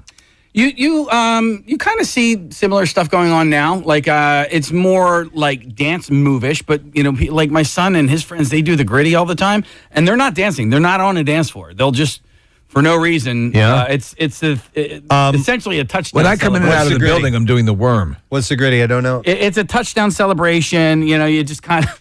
I'm not going to do it well, Press, but you kind of like lean. you lean forward and you kind of, and then you like. Casey's doing it. I can't do it. But if you look up Justin Jefferson touchdown celebration, he does a gritty after. Yep. Is it just mainly? Is it from him alone? Well, I remember him doing it sort of. I don't know if he did it first, but it's like a stutter skip, and you're kind of waving your arms down low and then going up high, like you have, like you're pretending like you have glasses or something like that. Yeah. Didn't Soupy Sales used to do that with the moose or whatever? Remember that dance from years ago?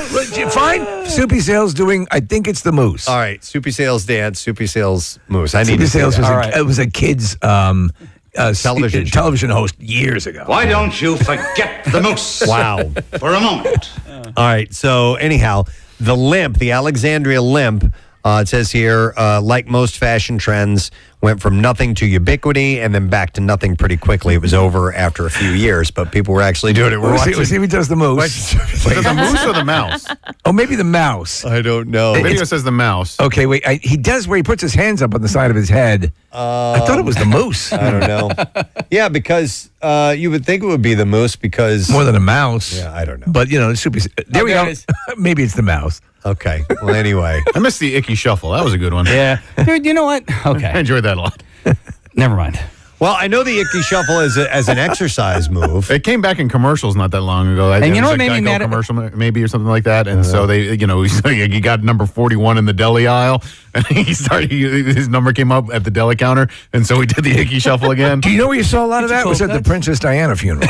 Can I see the Icky Shuffle? Can you do it, Nick? Do you know it? No. It's like that. He's gonna break a leg. It's true. I don't ask him.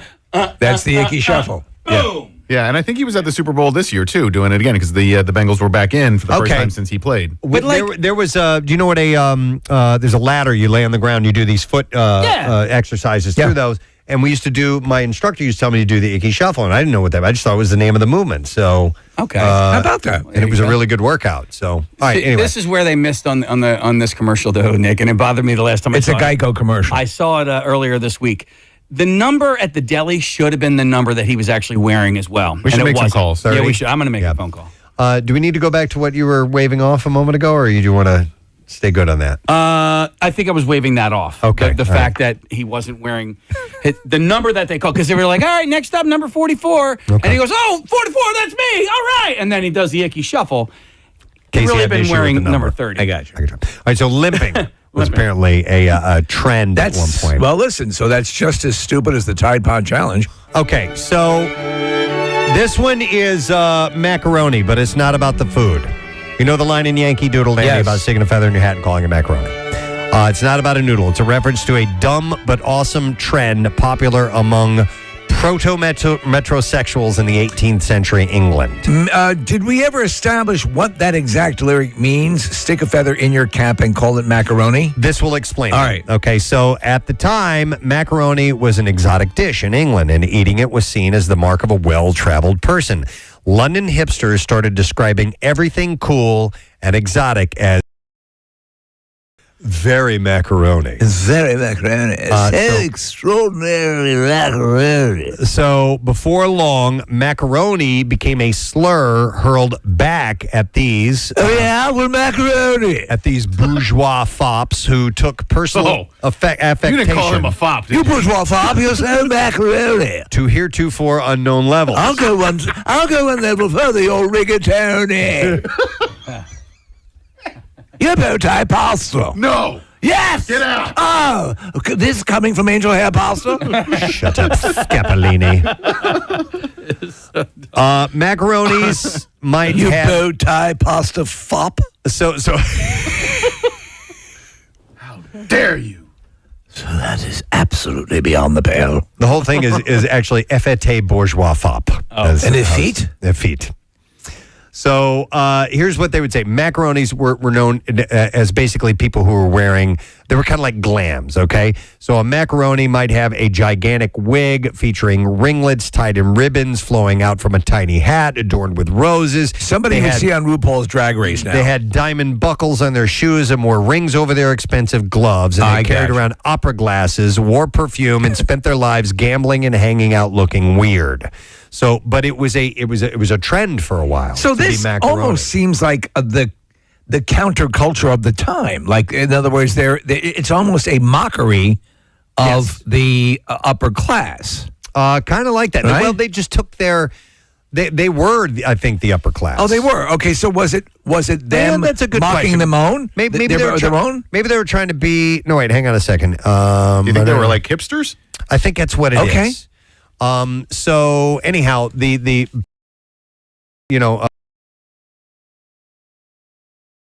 stuck a feather in his hat and called it macaroni is someone pretending to be. I gotcha. Hey, baked ziti face over the top. So it says here, macaronis were baller, and all 1700s macaroni haters should step off. Oh, wow. Step off. That's what it says. Don't you dare come up in my grill. All right, here's another trend or fad or challenge from back in the day. This is the historian section, and we're pointing out trends, things that you might see on TikTok and social media that these have kind of always existed. Dance marathons. Dance marathons. Now, brutal quite often. Yes. There is a great movie called They Shoot Horses, Don't They, with Jane Fonda, and it examines this fad of the 20s primarily, was it not? It was, yeah. All right, it was in the dance trend. During the Depression. Yep. So And they would provide all these prizes and things, and literally it was dance till you drop. So it started in the 1920s as light entertainment, part of the same breezy, let's see how long we can do a thing vibe. They gave us like pole sitting. WMMR. All right, thanks, Miss. A couple of shout outs, and then I'm going to give you the big friggin' deal, and then we'll get to the B file. But let me do this first. I got an email from Justin Douglas. He says, hey, Preston and Steve, my name's Justin, looking to get a shout out from my wife, Tasha, for her birthday on July 15th. I moved to Atlanta in 2015 to be with my wife. I brought my South Jersey sensibilities and the best morning show in the tri-state area with me. We listen all the time, and she's become a longtime listener now.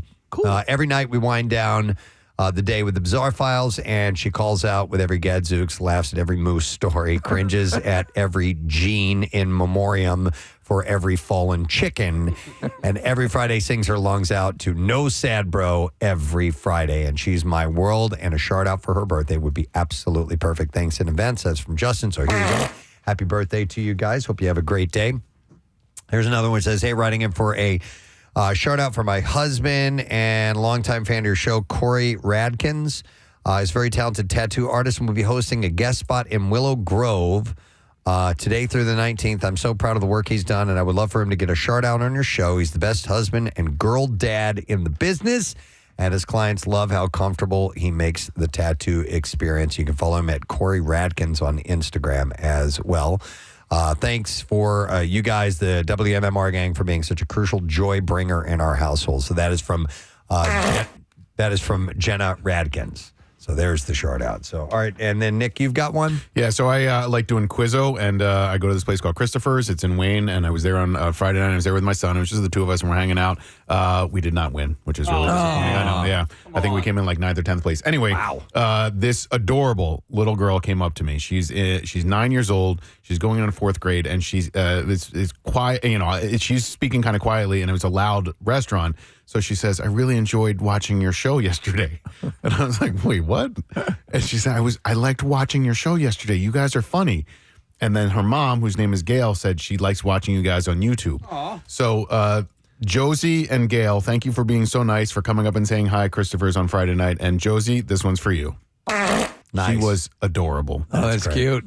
All right, and then there was a big friggin' deal. Whoa! I would like to mention this. The new big friggin' deal this week is a place that when my kids were younger, we went to all the time. We were season pass holders, and this is for Storybook Land. Oh, yeah. And you get half off of this. It's in Egg Harbor Township. It's in Jersey.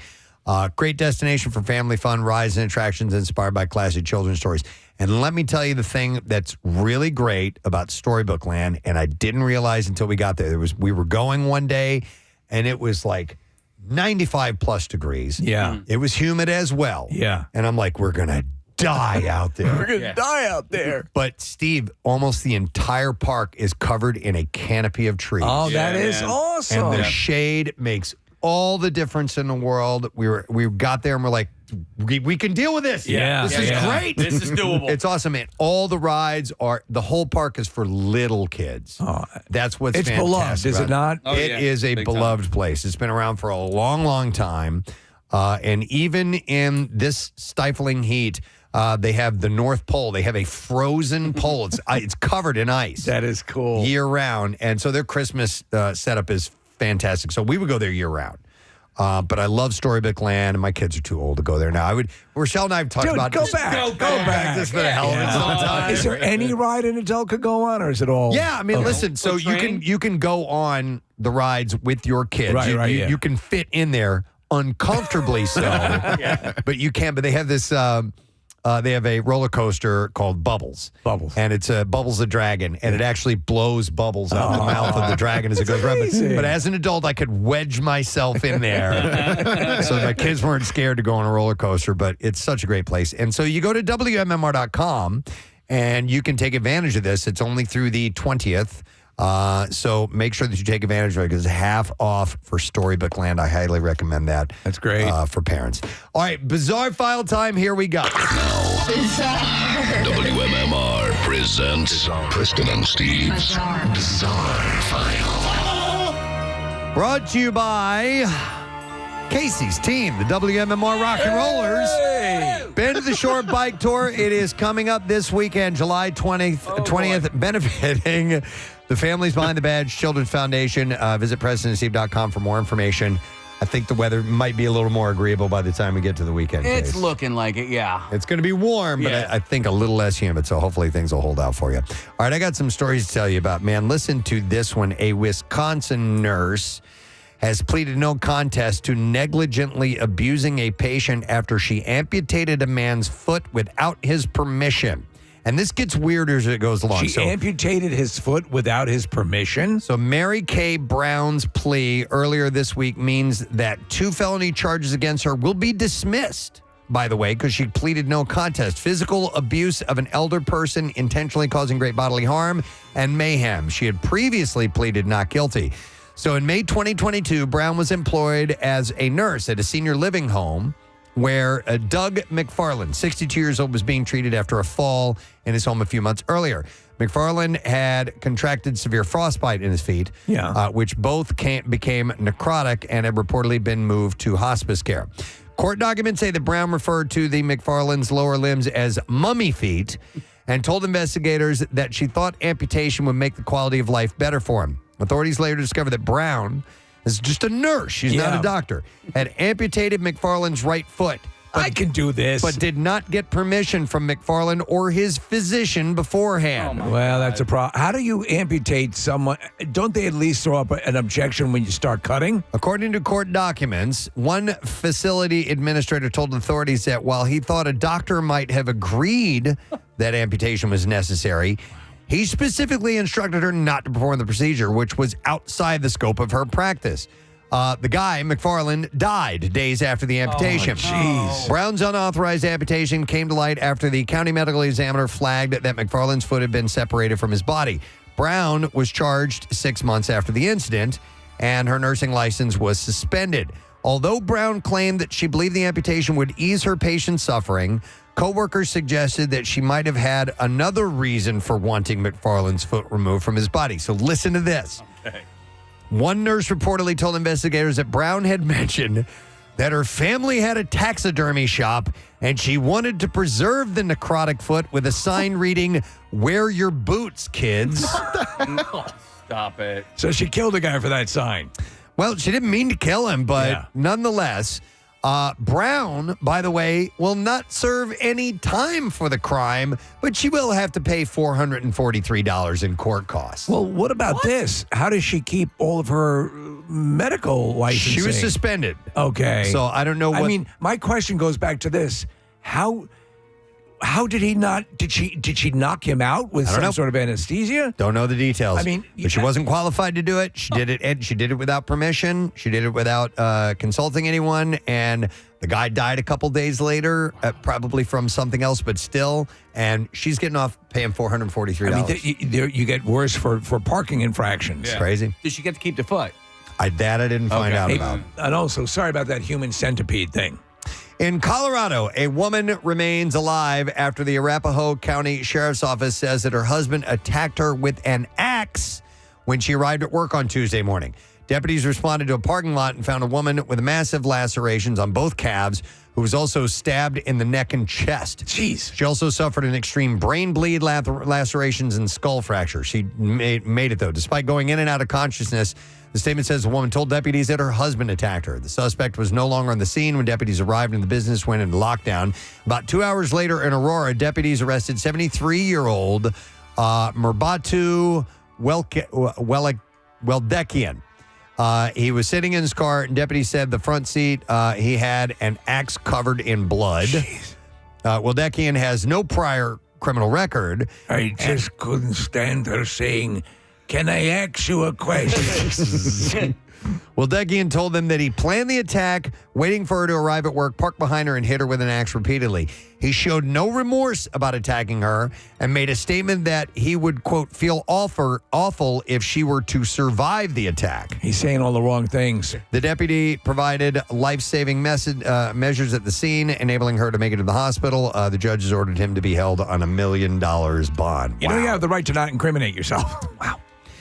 All right, a lighter story. In West Virginia, 2 people face multiple charges after they were caught allegedly having sex while driving a stolen RV. Uh-oh. That's the way to do it. A Patrolman Ham, attempted to pull over a car after he saw a white RV being driven and saw a naked woman straddling a man who was driving the RV. RV stands for rockin' vagina. Once the RV came to a stop a half mile after the officer turned his lights on, the officer was notified by a passerby that the man and woman had changed seats while pulling over. Shannon Bryant was sitting in the driver's seat when the officer reached the driver's side window. Matthew McDonald was in the passenger seat. When asked what they were doing, Bryant reportedly admitted that they were having sex. Both were taken out of the vehicle. While exiting the RV, Bryant appeared intoxicated. That seems dangerous. McDonald reportedly admitted that both him and Bryant were naked and attempted to have sex while driving. McDonald also admitted switching seats and making Bryant drive, even though he knew she was intoxicated. Further investigation led to the discovery of multiple items, paraphernalia, a bag with white powdery substance, and a leafy substance consistent with marijuana. When the RV's VIN number was looked up, the RV came back as reportedly being stolen as well. So if you stole something, probably not a good idea to have sex while you're trying to drive if you want to remain in an RV. Yeah. Maybe a Mini Cooper. All right, and then one last story. This is messed up. A physical therapist died after a flash fire broke out inside an oxygen therapy machine at his Arizona medical facility on Wednesday, marking at least the second such fatality in the U.S. this year. Dr. Walter Foxcroft was found dead inside the hyperbaric chamber by firefighters who responded to his office in Navasu Health and Hyperbarics. When the first responders arrived, crews found smoke billowing throughout the building and an intact hyperbaric chamber that appeared to have had a flash fire in the chamber with one patient inside.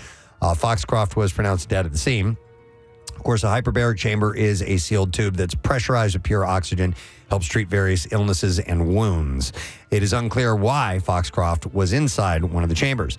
He had founded the Havasu Health and Hyperbarics in 2024. The center offers a range of services, including personalized health consultations, nutritional guidance, rehabilitation programs, and biohacking treatments that optimize health.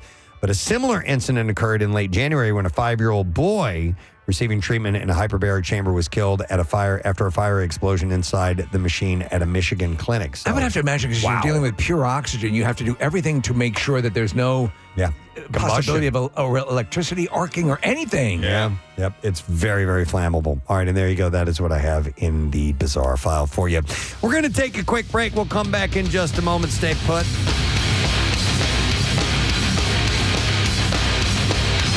Preston and Steve. By the 1930s, dance marathons had metastasized into public spectacles of cruelty. Curious people would pay $0.25 to watch bleary-eyed dancers drag each other around a ballroom, sometimes for weeks at a time. Have you ever seen the movie They Shoot Horses, Don't They? No. So, Preston, now that I'm thinking about it, it's very similar to like to like American Idol, or so people would come and sit in the stands and they would pick their favorite couples, or they'd pick the people they were supporting, and they would bring prizes or donate food or money and stuff like that. There's one scene where and in fact it's running on the screen here in the studio, where Red Buttons, who's an old guy, has a heart attack, and his dance partner is picking him up and trying to move him across. Oh my God. And they would do, so it wasn't just dancing, they would do these little races, and a siren would go off. They'd get about 10 minutes to go back, go to the bathroom, whatever, quickly. And they were all taking like speed and everything to stay awake. It was horrible.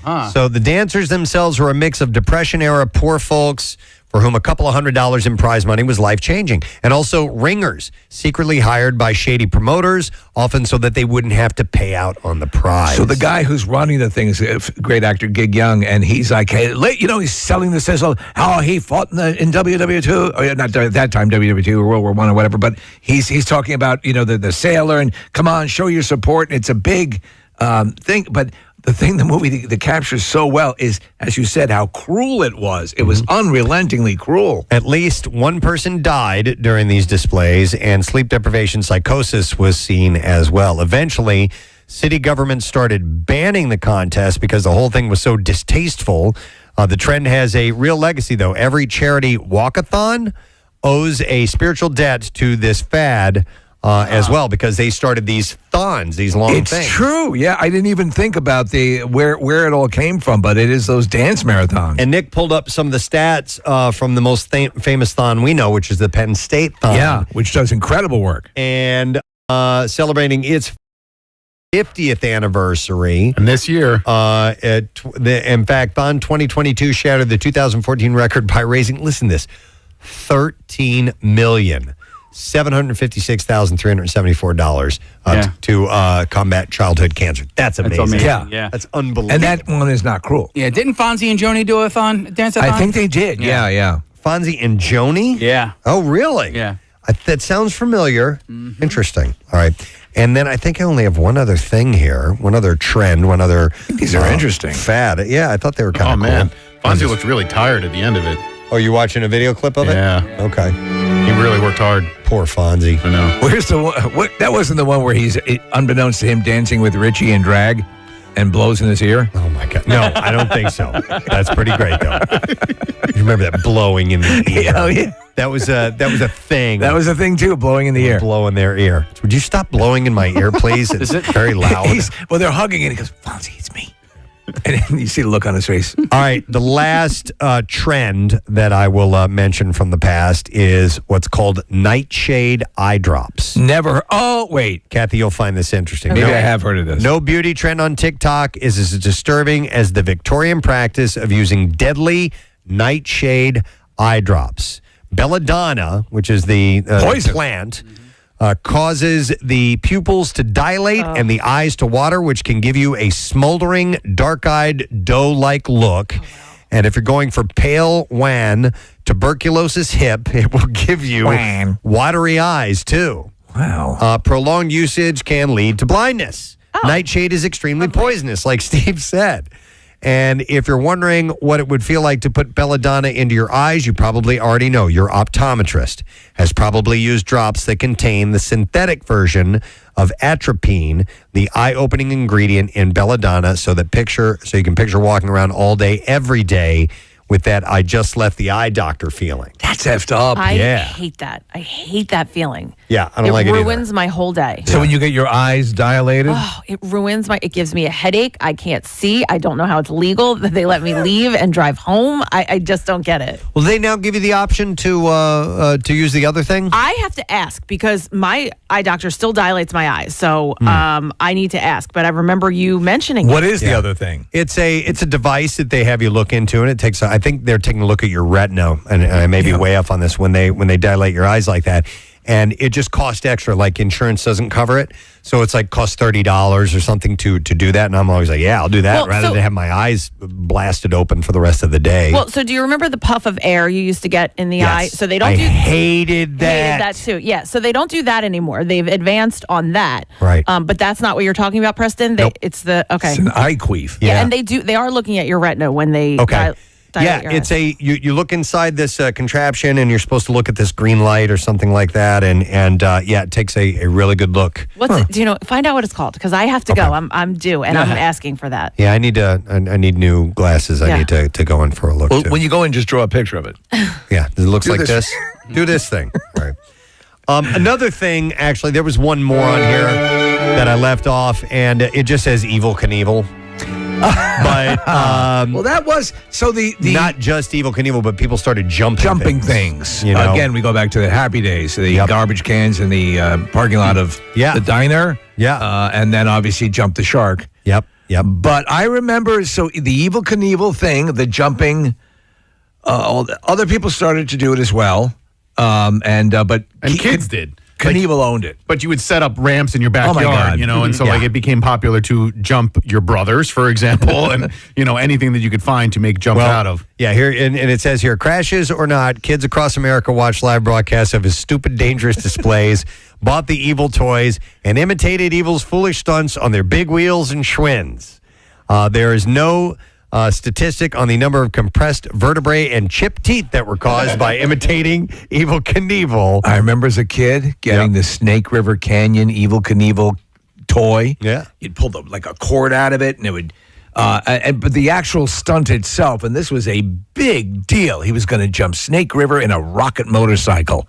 The thing got about 40 feet, 30 feet off the edge of the cliff, and the parachute deployed instantly. It didn't work at all.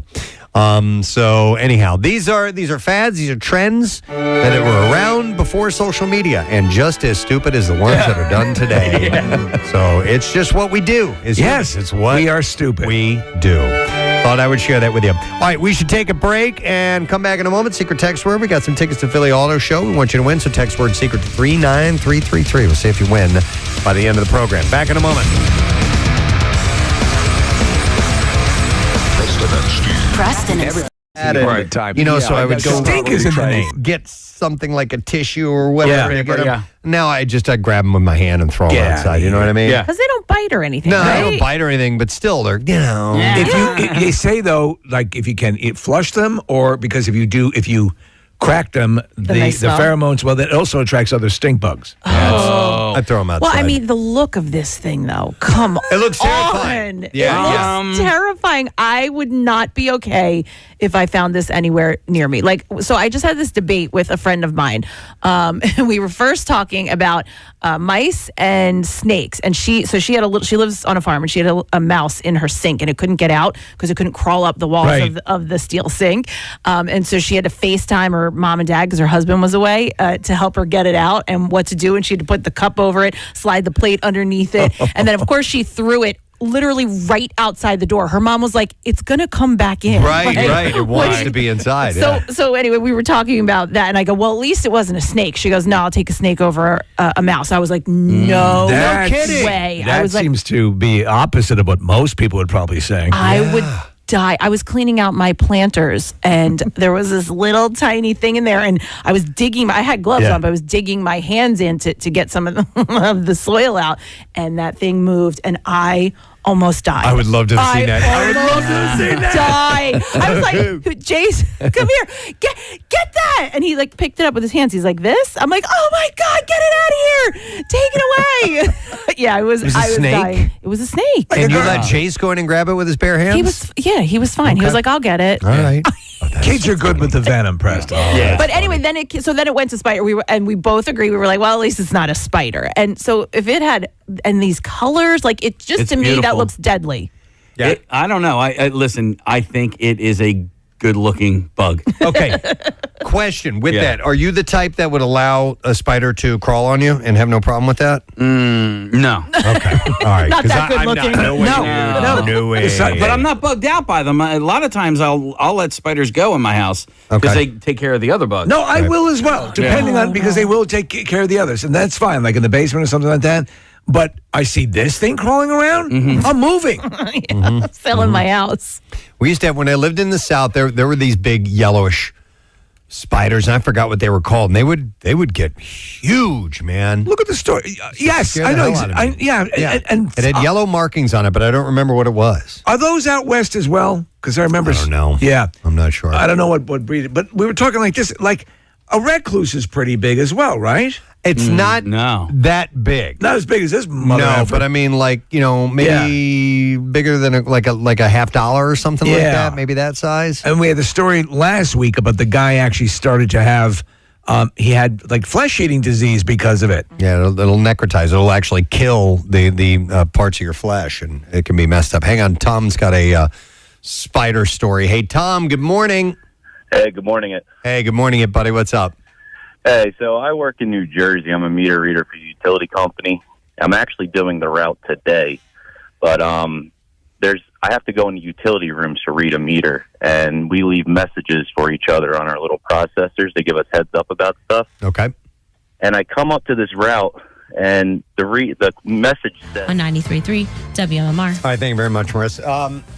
So we had a long weekend. We had yesterday off. It's something that we've been doing the past few years of Monday mornings off during a couple of summer months. But got to take in a little bit of things over the weekend. So we recap just a little bit because there were a couple of highlights from most of us here on the show. It's Hodgepodge Lodge, Preston. Is that what it is? Hodgepodge Lodge. Preston's Hodgepodge Lodge. So on Friday, went to the shore.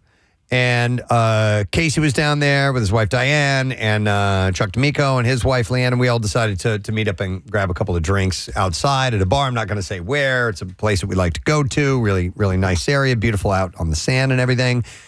And we had an encounter.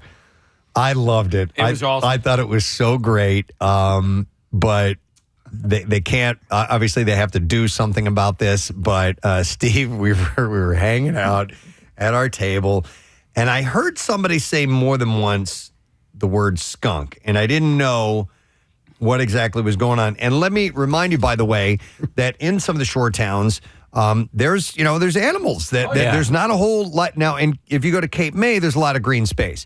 But in the other towns, there's not a whole lot of green. And so these animals have to find places to go to. And I have, in our backyard, because we have security cameras, have seen skunks, squirrels, stuff like that. Okay. Definitely skunks in Wildwood. Definitely skunks.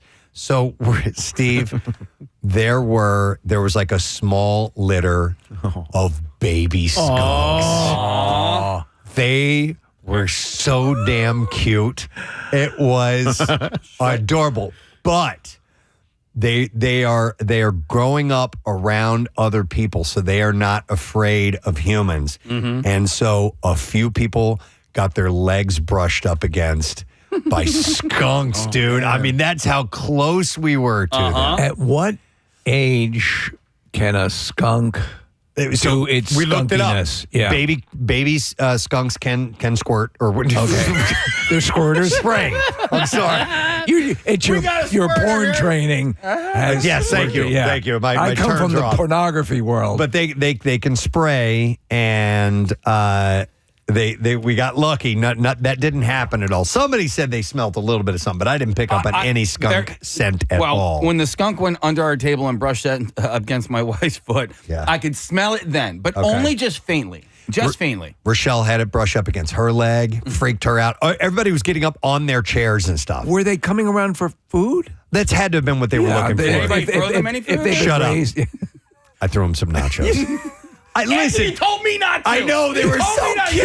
Don't you dare. They were foraging for food. They're adorable. But I got. They were like, "Don't you dare! Don't do that!" And then he does. And I start chucking chips over. That sounds about right. No, he wasn't. He said he wanted to do it. He didn't want you to do it. But Steve, they did have their tails straight up in the air, like they were ready for action. The hammer was pulled back, in case they needed to do it. But they were just the cutest animals. Anybody get any pictures? I have video. Okay, and I don't want to put it on. I got you. I don't want the bar to catch any. Casey reached out to the owner, and they're going to take care of it. I mean, it's just a thing that happens on the shore. You can easily, humanely trap skunks and relocate them. Where'd you find the video? Oh, I just sent it to him. Yeah. Okay. Yeah. All right. So we're watching it here on our monitor. I just don't. But look at how cute they're adorable. That little guy is. Well, I mean, it's. So I was watching a video of a family that apparently there was an injured skunk that they raised, and the skunk was. I guess they had it de-squirted. Yeah, you can do that. So a family that we grew up with, they were in the rodeo business, the Penningtons. Yeah. And they had pet skunks. It was part of the act. It was part they had bulls, they had all kinds of stuff, and they used this skunk as an act. But you can have that gland removed. Right. And then they don't have the ability to do it anymore. And apparently they're fairly timid, nice pets. Yeah, but apparently in order to capture them humanely and release them, you got to release them 50 miles away. Like they'll come back 50 miles. That's what I was just told. They have to be. But primarily, they eat nachos, correct? Primarily. Yeah. So they have great nachos at this place we're at. So spoiled. Listen, and I get it. And you, if you have an outdoor situation, it's like you can't have sway over everything that crawls onto the. Sure. But you know what was crazy? All right, so. There were a couple of times in the beginning when people just saw it for the first time that they kind of like freaked out. Right. But for the most part, everybody just kind of like just sat there and let these little critters run around. It wasn't like everybody scattered or anything. We got used to them. Yeah. Anybody in your families or Nick, anybody, Marissa, ever get sprayed or have we had a dog sprayed when we were. I was probably in 9th grade, and the whole tomato bath thing, tomato soup bath or whatever it is. Yeah. I mean, it's like there's nothing you can do about it. The dog stayed outside for like a month. And rabies, obviously, is another thing you hear about with skunks. And I'm not 100% sure. Can they be rabid and not show signs of rabies? Because there are a handful of animals that can actually carry it without being. They don't you know froth what I mean? at the mouth. Yeah, I think they might be one. I don't know if they're one or not. I don't want to make that type of thing up, but I thought they I'd say heard that the clear-cut sign is they crave nachos. Yeah, here we go. It says, yes, skunks can be infected with rabies but not show symptoms for a period of time. All right. While they can carry the virus in their blood for up to 6 months without exhibiting any signs, they're generally not contagious until the disease becomes active and symptoms appear. So I guess, they can show signs of it. I just saw footage, and what was so funny about this is the husband and wife both captured video of this. The husband was sitting in the back patio, and I guess he knew his wife was going to freak out when she came outside and saw that he had a possum sitting in his lap. Okay? So he's filming it from his perspective. She sees that he has a possum in his lap, so now you have her perspective. And at one point, she's like, it could have rabies. And he's like, actually, fun fact, honey, possums can't get rabies, right? And then he starts sticking his finger in the possum's mouth. He's God. Well, regardless of rabies or not, they have very sharp teeth. Yeah. It was hilarious. Now, this guy clearly had a couple of pops on the back deck.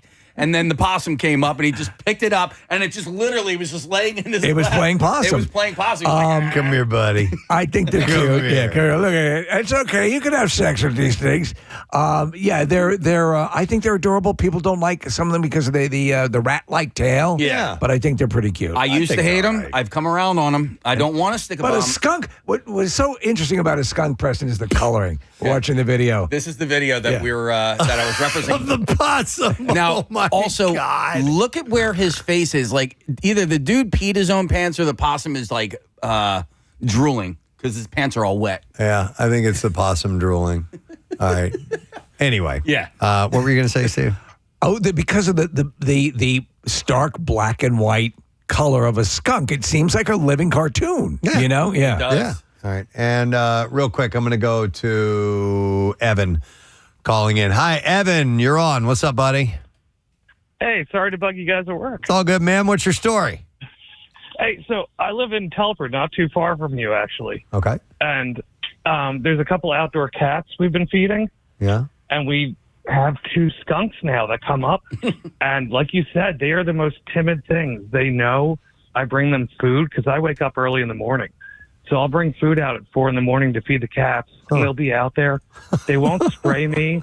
They look at me like we named them Francisco and Ferdinand. And the 2 of them, just like they respond to their names. Listen, they can be very cute. And I mean, this is why they have that spray capability, which, by the way, if you get it in your eyes, can temporarily blind you. Mm-hmm. But yeah, I agree. I think they look cute. Yeah, as long as they don't perceive a threat, you should be okay. And if you're feeding them, they probably like you. So yeah, they actually they try and avoid spraying at all costs. Oh, really? Limited in how many they can. They try to talk you down. Okay. Don't want to do this. Don't want to do this. So that's like a bee sting. It's like a last resort for them. Yep. Okay. All right. Thanks, Evan. Oh, by the way, I'm sorry to interrupt. I got stung twice by wasp this weekend. I was spraying weeds and Nick, under one of my Adirondack chairs, which you hate. Yeah, they're stupid. There was a full-on wasp nest, and boom, man. What's with you and hidden wasp Yeah, nest? right. You set your I got diving stung board on last fire. year. I got stung this year. You set a diving board on fire. Dude, it hurt, too. That's another reason why those chairs suck. Did you guys know, I didn't know this until right now, that ferrets are related to skunks and that ferrets can also spray like a skunk can? Did not know that, but they look very similar now that you bring that up. They have scent glands that can release when they are frightened, stressed, or mating. However, most pet ferrets in the United States are descented when they make it to the pet store. So they don't spray anybody when they're, if you're buying one as a pet. But I had no idea ferrets and skunks were related. You know what, Nick? I'm thinking now back to that police lineup. I might have wrongfully sent a skunk to jail. Oh, no. I got to do some DNA work on that guy. Hang on, I'm going to go to John on the phone. Hi, John. You're on. Good morning, bud. Hey, guys. Good morning. Good morning to see you, my man. What's going on?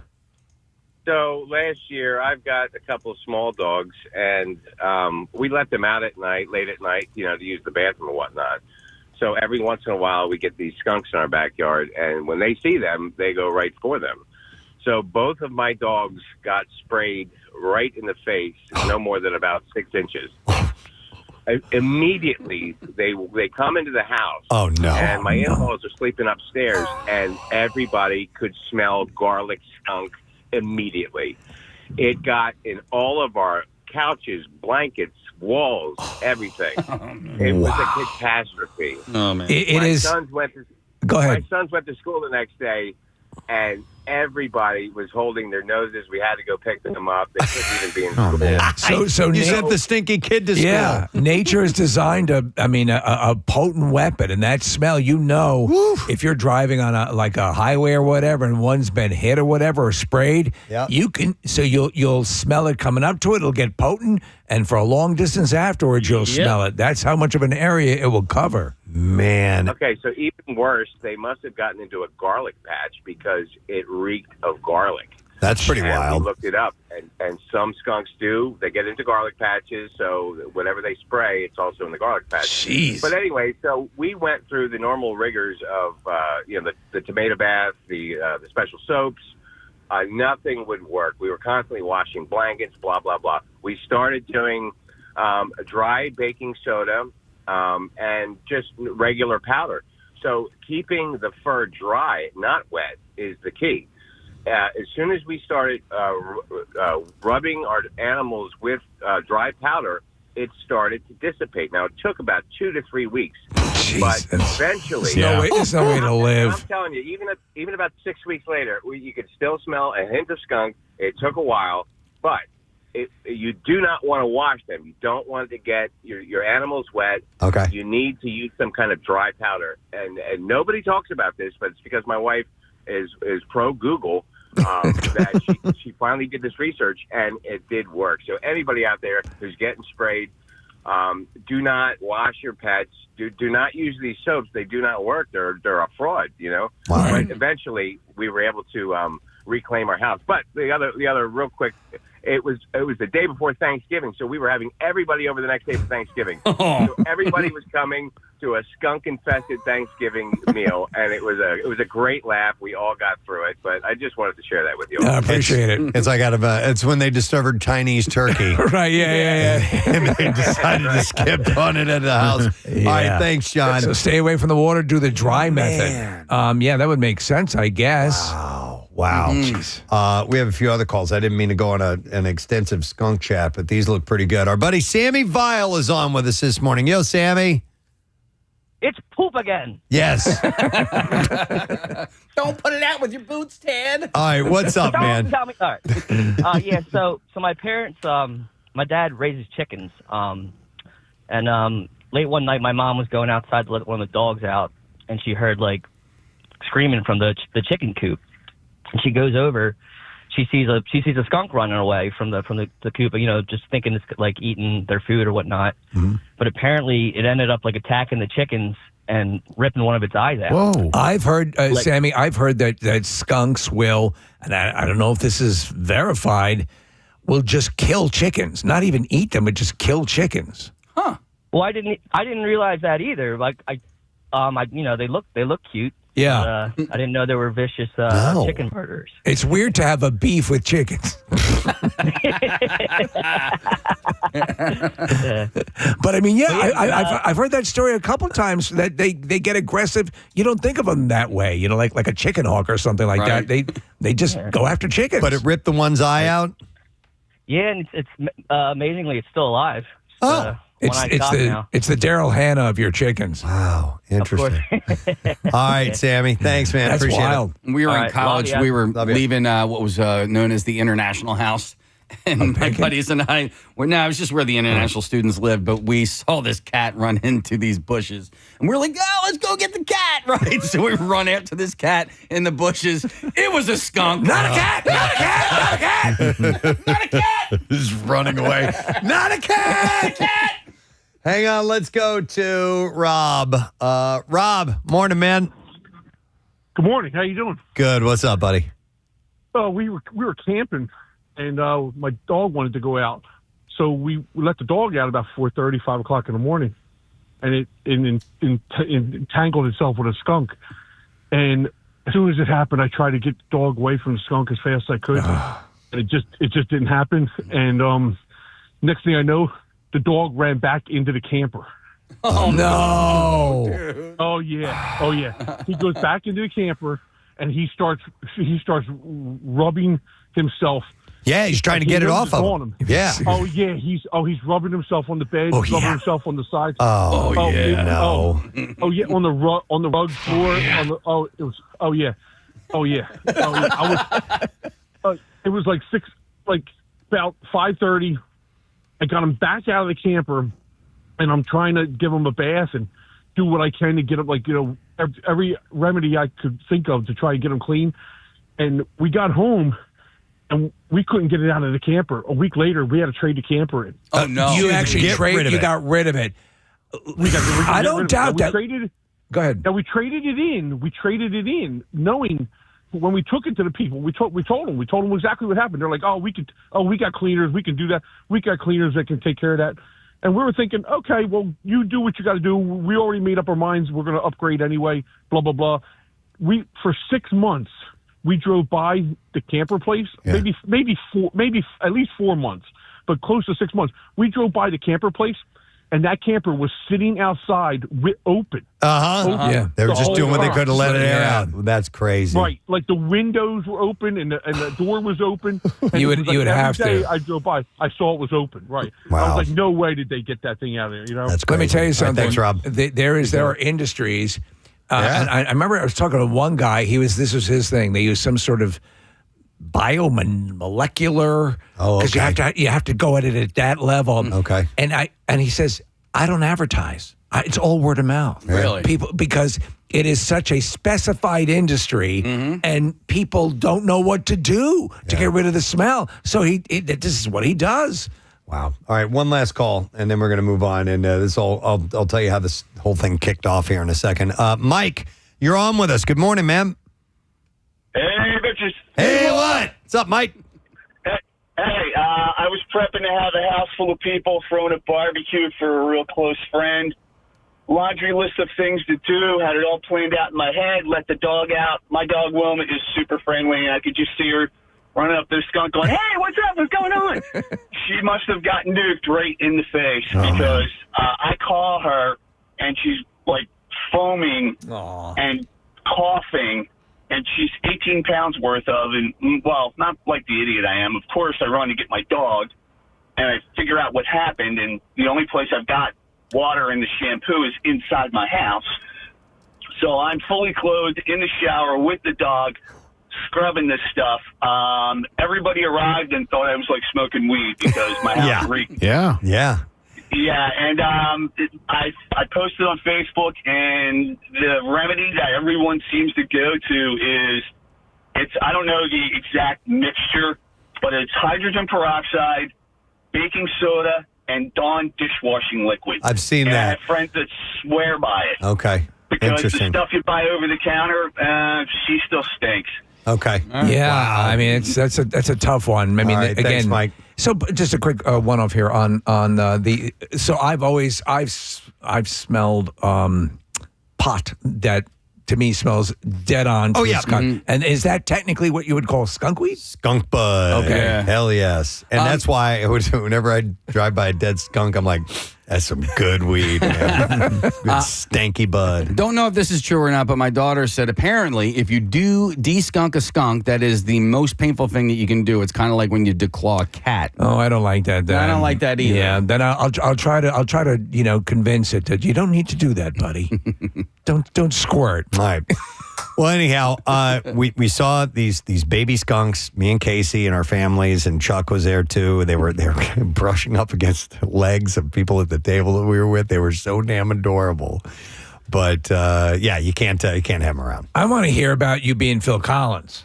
Do we have time? We do have time for me to share a little bit from the weekend. Besides that, I was invited by our friend Victor Fiorello from Philadelphia Magazine to be a part of this really cool tribute to the 40th anniversary of Live Aid. And so Victor had organized a band performance, and it was a multi-person event that was happening at Union Transfer. It was my first time at the venue. Great place. Yeah. Really enjoyed it. It's an awesome layout for a live show. And it was packed. Yeah. I mean, there was a line out the door and everything. I have no doubt. Yeah. So it was tons of musicians, and the second half of the show was hosted by Martha Graham Cracker and friends, and I was a part of that. I was brought up to kind of acknowledge the Phil Collins guest drummer thing that happened with the Led Zeppelin reunion, and I did play a Led Zeppelin song with them. But yeah, man, it was awesome, and there were some absolutely fantastic musicians. I didn't know most of them. I'm not really tapped into the local music scene. I don't go to shows that much anymore. My hearing is an issue. Also, it's not your schedule won't allow that. But one of the singers is someone we know, a gal named Paula Holloway, who has been on our show before when we did our live broadcast a few years back at Subaru of America, and we had the Philly No Name Pops come. Paula came, and she did a version of Natural Woman. Oh my God. From Aretha Franklin. Amazing, which we were all just absolutely blown away by. And they were at Camp Out for Hunger, and she sang with them too. And our buddy Kyle Mack sang with her. Just incredible. And she did Patti LaBelle's version of Over the Rainbow, which, by the way, Paula used to sing with Patti LaBelle, so it was, but I mean, it blew everyone's mind. She's a gem, man. She's something else. And I didn't recognize her. We were backstage. I was hanging out for a little bit, and she came over and she said, "Hey, Preston, I'm Paula." I'm like, "Hi, Paula, nice to meet you." She's like, "No, I've been on your show before." I'm like, "Oh, it's you." I am a huge fan. So that was great. And by the way, one of the hosts was Chip Chantry. I love Chip. Comedy. Comedian, yep. And so sat and talked with Chip for quite a while. And the singer on the portion of the show that I play with Martha Graham Cracker and friends, it wasn't Martha. It was a singer named PJ Brown, and she was fantastic. Man. Watching the snippet of the video that I saw, she was wailing, and you were doing a Zeppelin song, but in the non-Zeppelin way. Yeah, so we did Rock and Roll from Led Zeppelin. And Victor wanted to do it a little more rootsy and bring it back to its R&B origins. So we slowed it down and we did a real, what's called like a shuffle beat, a blues shuffle beat to it. Do you have some audio? Marissa, yes. And I've not listened to this, so I've not approved this, but I will play it anyway and see what this sounded like. But yeah, we got to get up and jam this. And by the way, I showed up at 5:45 and we did one run through it, and that was it. That was it. Like I did not rehearse with the band at all, so I just had a basic idea of how it was going to go. So here's a little bit of that. Here.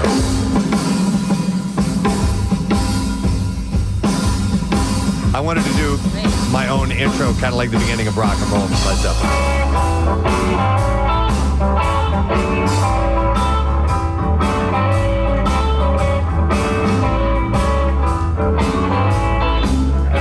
Totally different take on it. Love it.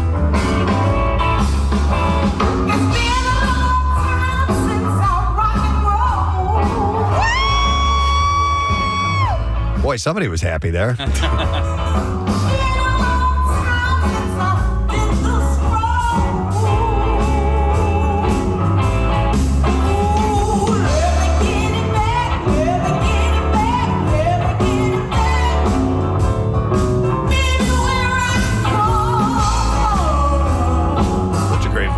great. I like the approach.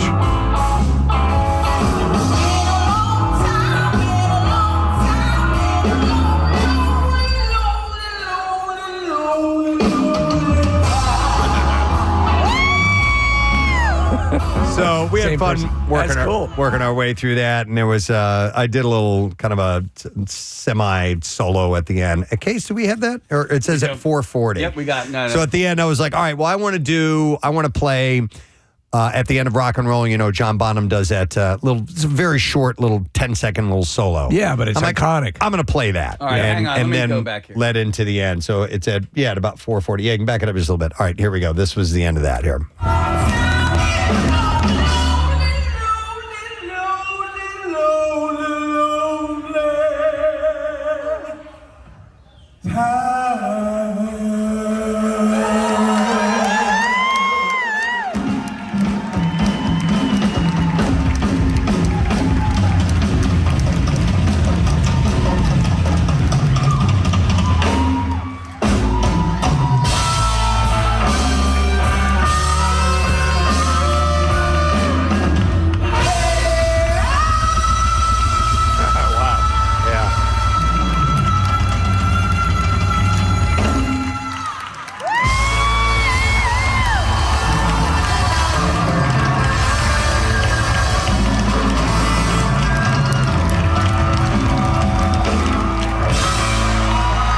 That was the big finish. That was awesome, man. And I thank Pierre Robert because Pierre came up and he was a semi-host along with Chip.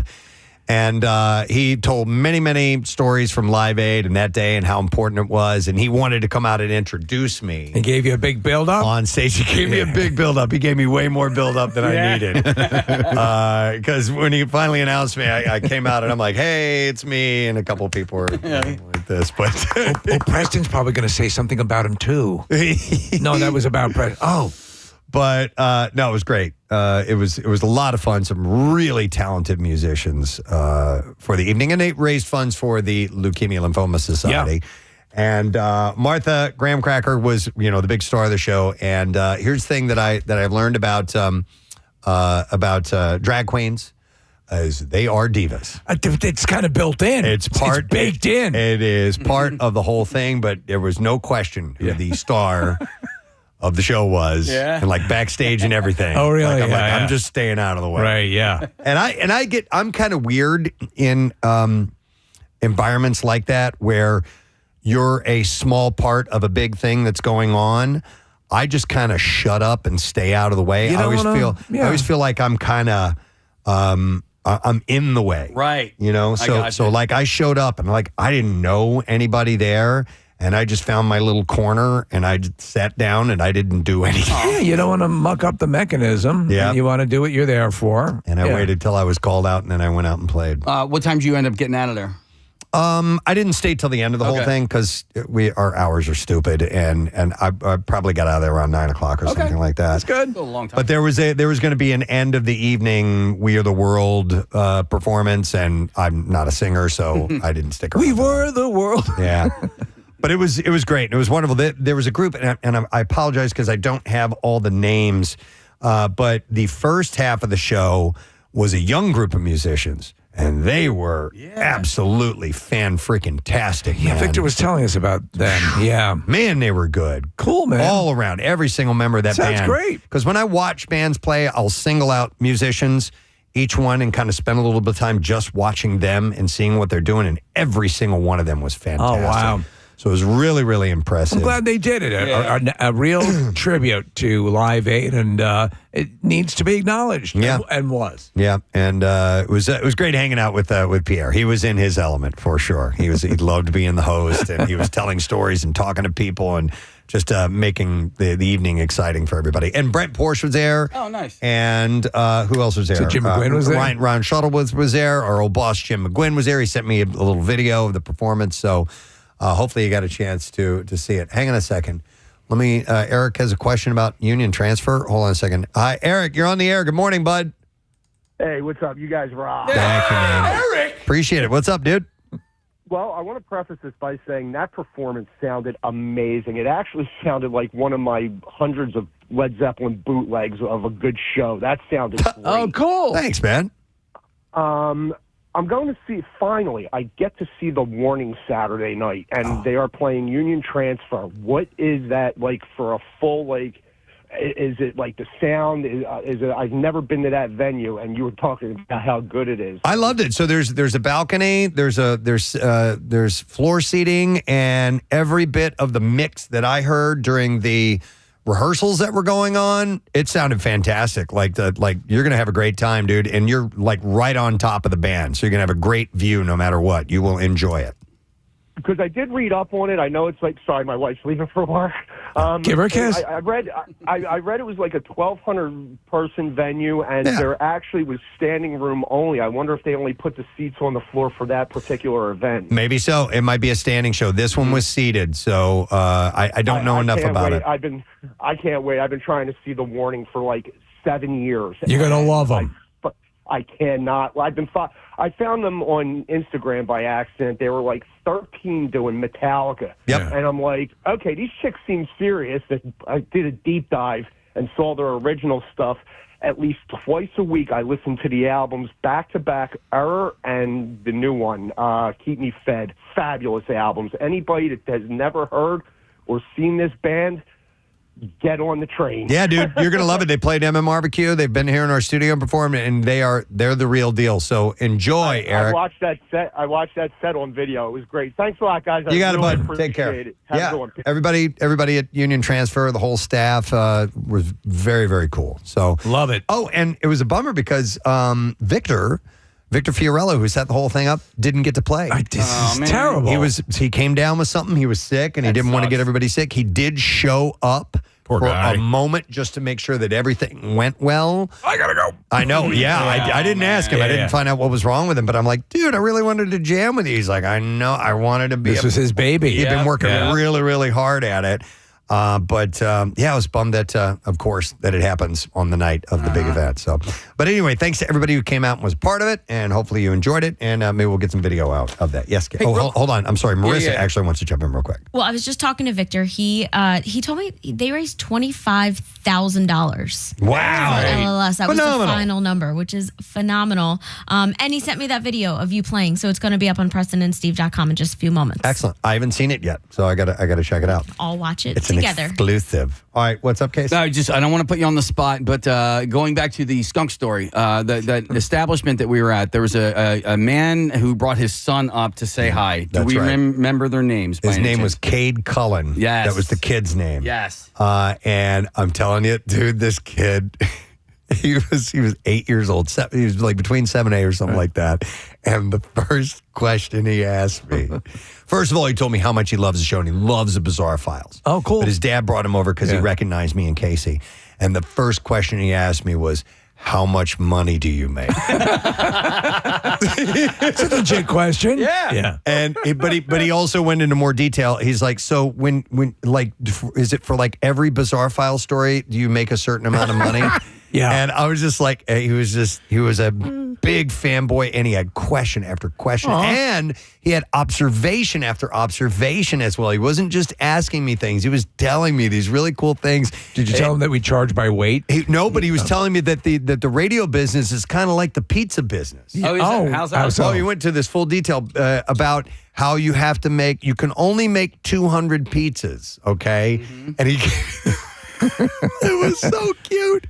I don't remember the logic behind it all, but I was all in on what this kid had to say. First of all, it's really cool that you had a great encounter with a kid over the weekend, and I did too. Yeah. I met that girl Josie on Friday night. But second of all, can you imagine if the Bizarre File was performance-based? Like you had to bring it every time or you didn't get a real paycheck, your batting average needed to be high. The kid made me stop and think for a minute. You'd be making up stories right and left. Oh, man. I got another one. Maurice? Really quickly, another plug. This is when I love to remind people that we make a Bizarre File podcast. Oh. So if you love the Bizarre File, somebody in your family, maybe children, I know they love the Bizarre File, probably screen it first to make sure it's child friendly. Yeah. And yeah, you can download it anywhere you listen to podcasts every day. Excellent. Thank you, Marissa.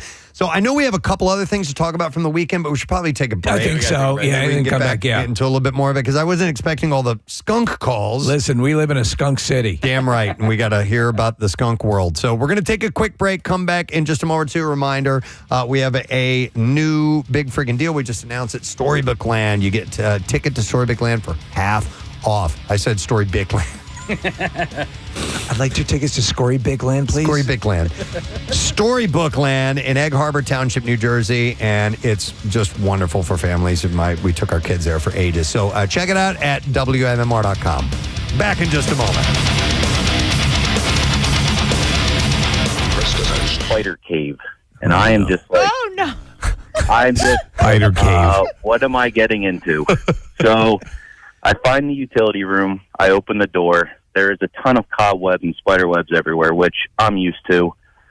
I start kind of cleaning up the webs to make my way to the meter, and no joke, about 5 or 6 spiders drop from the ceiling. Oh. And I was just like, nope. I got out of there, and the rest of the day, I was like stripping my sweatshirt off, like just panicking that something's crawling on me. Dude, yes. No, so any idea, did you even have enough time to identify what type of spiders they might have been? It was so dark in there, I couldn't even see it. Yeah. And like, you know how they show those videos of people outside in the dark, and you see all those glowing little things in the grass, and it turns out they're spiders? Right. After they all fell, I shined it up into the ceiling, and I could see like little specks. I'm like, yeah, I'm never going in there again. Go in with a flamethrower, man. That's. Oh, I wish. I wanted to go like Alien Ripley. Right. Wow. Oh, no, That's terrible, Tom. yeah. All right, thanks, man. I can't take that. Nick pulled up a chart of spiders in the United States and their level of dangerousness, right, or danger, however you want to put it. So, the brown there are 3 that are ranked as deadly and dangerous. Okay. This is the Black Widow is another. I remember seeing those when I was a kid. Wait, so they're we easy to spot. We have all of these here? Yes. Yeah. Like in our house? Like they'll come in our house? Yeah, Yes, they're in you your can home have right it, now. It's like 6 underneath your chair right now. I put some in your coffee. And Steve, one I've never heard of called the hobo spider. Yeah, they ride trains and eat stew. So here's a spider bite first aid for those are keep the patient calm, apply ice to decrease the pain and swelling, and use anti-inflammatories for pain relief, and contact your doctor. If you're working around, take some Advil and you'll be okay. Exactly. If you're working around in your garage or in your basement, you need to wear gloves if you're moving stuff around. I always do. Yeah. All right, here are the and then the other levels. So those are the deadly and dangerous. Right. Then you have toxic, which is poisonous, painful bite. So maybe like a bee sting, or something like that. So you have the female mouse spider, which appears to be the biggest of all of these. How big? The largest body. I don't know. I'm just looking at, pictures of them. That thick black spider? Yes. Yeah. It's got large pinchers and a big butt on it. So I like big butts. I can't deny. You can't deny that. Point to the mouse spider for him, Nick. Yeah, that one. Oh, all right. Then you have the male mouse spider, which is smaller than that. The black house spider and the wolf spider. So these they can sting you essentially with their bite. They've got a venom. It's not going to kill you. Probably won't make you sick, but it'll hurt you. And then you have the low risk spiders are the female trapdoor, the male trapdoor, the garden orb weaving, the St. Andrew's cross, and the huntsman spider. Huntsmans are big. About that, yeah. And we don't have those here, do we? It says USA spider chart. Are you kidding me? Maybe they're around somewhere. And by the way, the one I was talking about, and we had a picture of it here a second ago that I used to see when I was a kid, was a yellow garden spider. Okay. Those things got huge.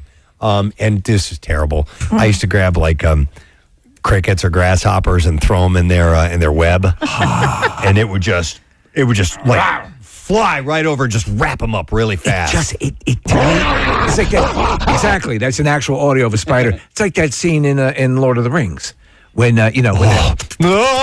dude, giant spiders scare the hell out of me. And we've talked about I hate that. There's no, hey, the line, "Hey, Spider, are you feeling okay today?" There's no feeling. There's no nothing. Yeah. So you take like a lion or something like that. Okay. There's eyes. There's some type of. There's a soul, maybe. There's something in there. You could pet it. Something. But a spider. It's a machine. Yes. Something like that. It won't stop. Ever. Until you're dead. Which call you want me to go to your case? Line 1. All right. Let me go to Paul. Hey, Paul. Good morning. Good morning. How are you? Good. What's up, Paul? I was bitten by a brown recluse before, and as I was telling her that I've had back surgery, I've had neck surgery, I've had 2 knee replacements. That spider bite was some of the worst pain I've ever felt in my life. All right. So, Paul, the initial bite or the pain that you experienced afterwards? I had an open wound for 3 months.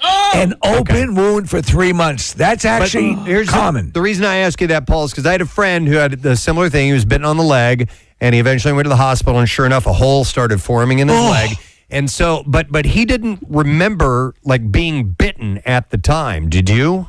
No, I did not. Okay. All right. So it was just, it was the after it aftermath. got in there and the venom did its work, right? Like common, doesn't, like, because people that I know who've been bitten will notice like a circle, I guess it is. Is that the. It's like a target. Right. A blood blister had formed. I went to the ER. They lanced it, and then they said when I went back, the skin was still hanging off, and they said, if it doesn't come off, we have to take it off surgically.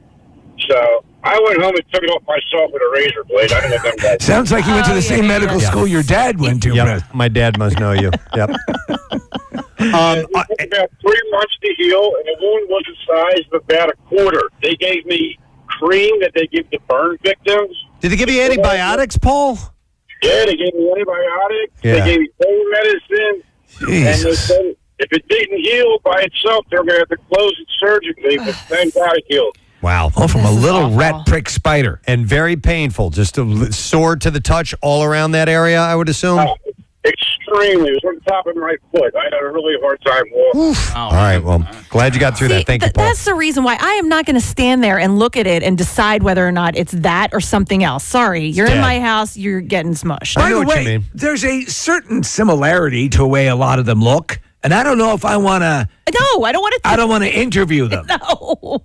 We're looking at a picture. It says, how to identify a brown recluse spider? And this guy's got it sitting on the palm of his hand. If it bites you and it hurts, it's a brown recluse spider. Yeah. There you go. That's how you identify Good it. luck Ow. with the hole in your flesh. Let's go to Tom here. Tom, good morning. Hey, good morning. How are y'all this morning? Great. Tom, what's up, buddy? Oh, we got a crazy story here, All right. and I think that Kathy's going to love this one. So, Great. So my son loves to collect bugs and all kinds of stuff, like cockroaches, those little like roly-poly bugs and so forth. My wife was sort of okay with that. She's like, yeah, that's good, and he holds them in these bins. So he came home one day. Now my son's 15. He came home one day, no lie, he ordered 2 scorpions. What? Online. Black scorpions. My wife was, she went out for the day. She went shopping. I'm not coming back. She came back.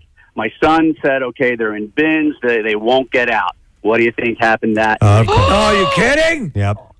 One scorpion got out. And so they hide during the day. So you can't find them during the day. They'll tuck anywhere, under pillows, under beds, wherever. The only way to really find them is at night.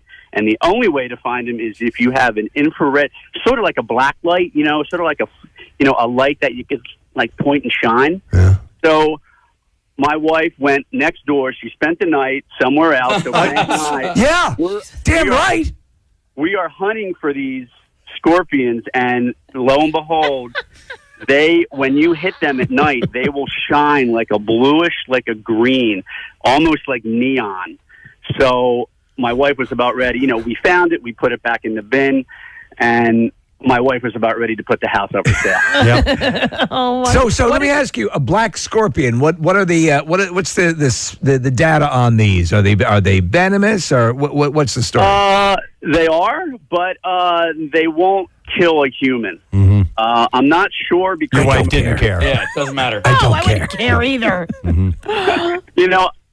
I think they, I think they kill like rabbits and mice and stuff like that.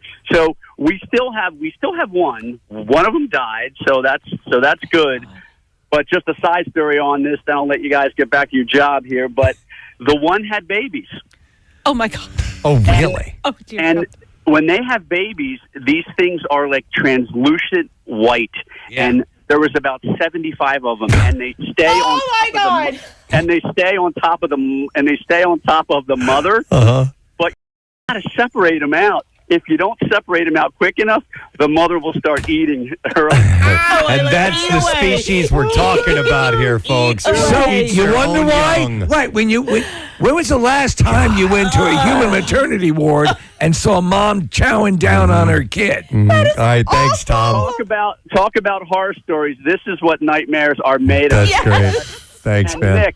Nick, if you want, I'll send over some photos of the baby. Yes, please. And it's neon, and you guys can post it. It is, dude, you won't sleep for days. All right, I want to see it. I'll be sure to show it to Kathy, too. By the way, for just a moment while we were talking to Tom, I felt like a little tingle on my leg. I had to reach to make sure something was A lot of people don't know that we keep a studio tarantula. Oh my God, tarantulas freak me out. They're too big. Yeah, they're too big. I was ever since the Brady Bunch. Yeah, in case I don't know what it is. It looks like fur. I mean, when you get up to the. That's one of those things, Steve. I don't think I could ever do. I can hold a snake. I can hold a a python and have you wrap it around my neck and stuff like that. But I don't think that I would allow a tarantula to crawl on me. And I know that it won't do anything to me, but I just don't care. Preston, good rule of thumb: any bug whose hair you can comb is too big. This sounds weird. I'm going to go to Dave. Hey, Dave. Good morning. Good morning. How are you? Good. What's up, Dave? Hey, just real quickly. I had a friend who was moving, and he had a 6-foot Arizona cactus in a potted plant. And what happened was it started to sway left and right. My thumb got pricked from the cactus, and I ended up with 6 weeks with a paralyzed hand. And ended up, we had to take a sample of the cactus to the doctor's office, and he sent it out to a lab and found out that the base of the cactus had tarantula eggs, and the venom inside of the eggs and around the eggs went up through the roots of the cactus and in through the veins. So you get pricked by the... Tarantula venom was coursing through the cactus. Once you pricked yourself on the cactus, that venom was discharged into you. Yes. Holy hell. Oh, my God. F cactus. That's the most freak thing I've ever heard.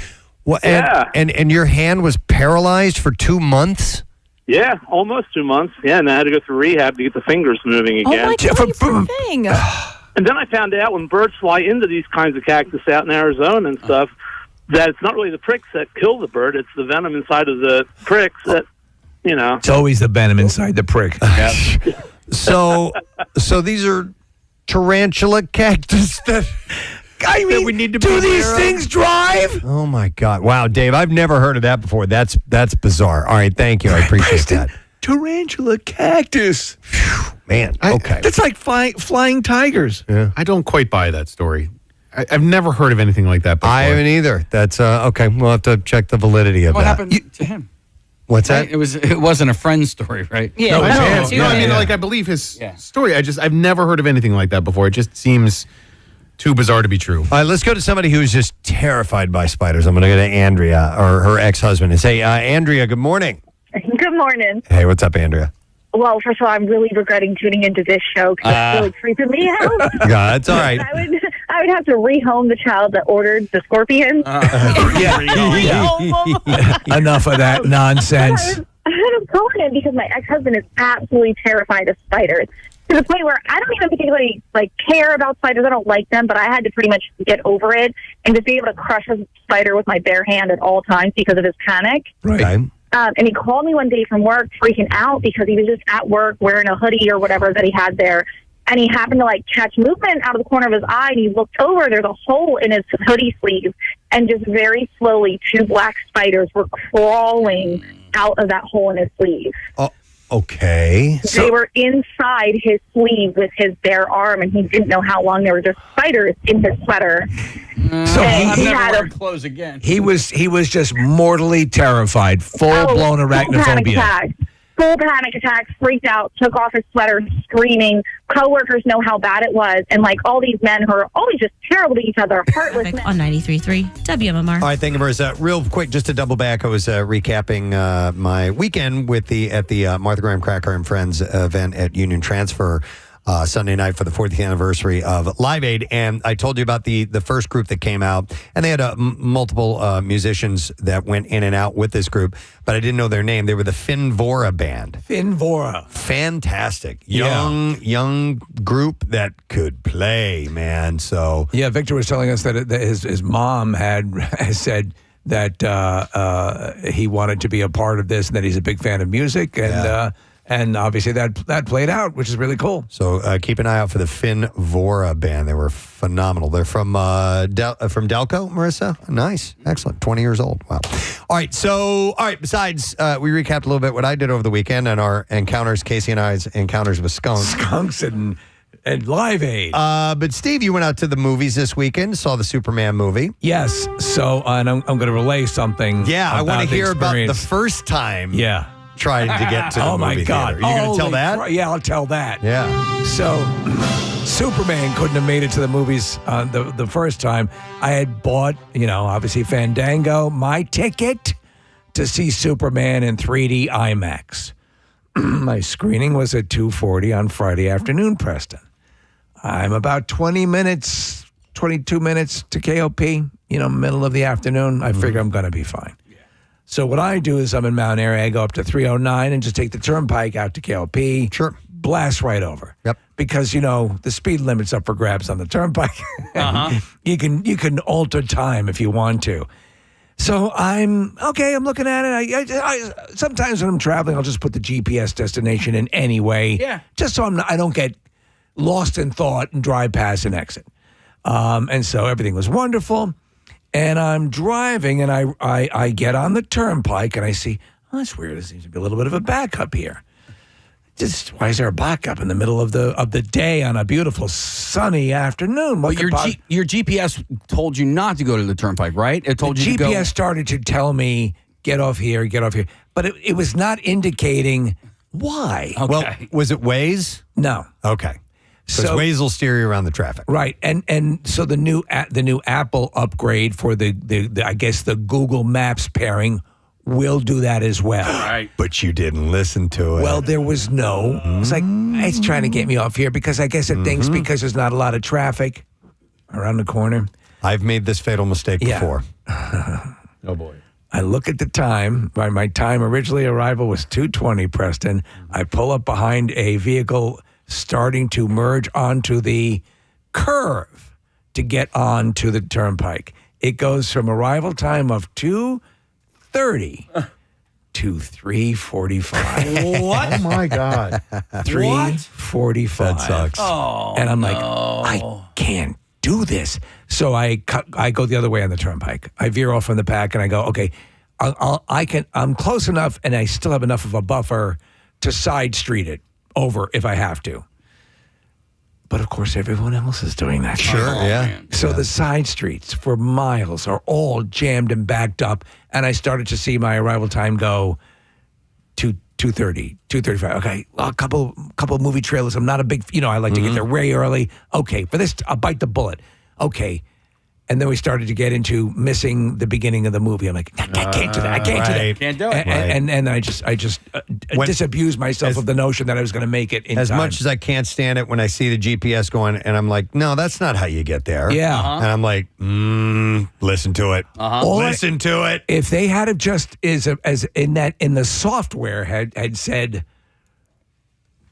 you saw where I was going. I know I'm asking a lot of it to say, Steve, perhaps you're unaware that there's a massive F up on the turnpike because it seems that you use this route a lot.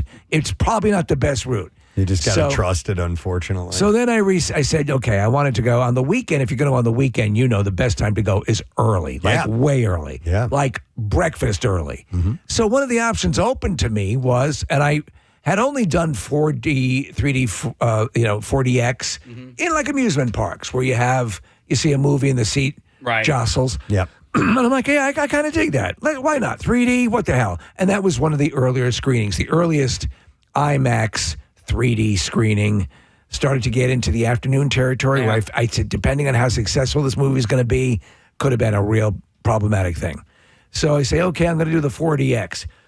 Excuse me. So I go in, and I'm very excited. I've never done this. And, obviously you guys, if you've been inside, the rows, it's a smaller theater to accommodate the mechanism that's going to move the seats. And, hey, it's going to give me a little bit of a feeling of what it's like to be in the middle of this.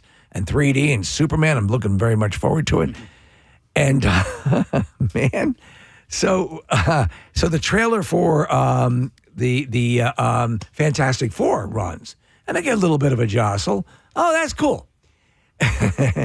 And then Superman starts up, and when I tell you, this effort was rocking the F out of me. Like, really? The seat is like I'm holding on to the handles because I'm like, holy crap. I mean, it was the row that you're in is all moving in unison, obviously, as an amusement park ride would move. Right.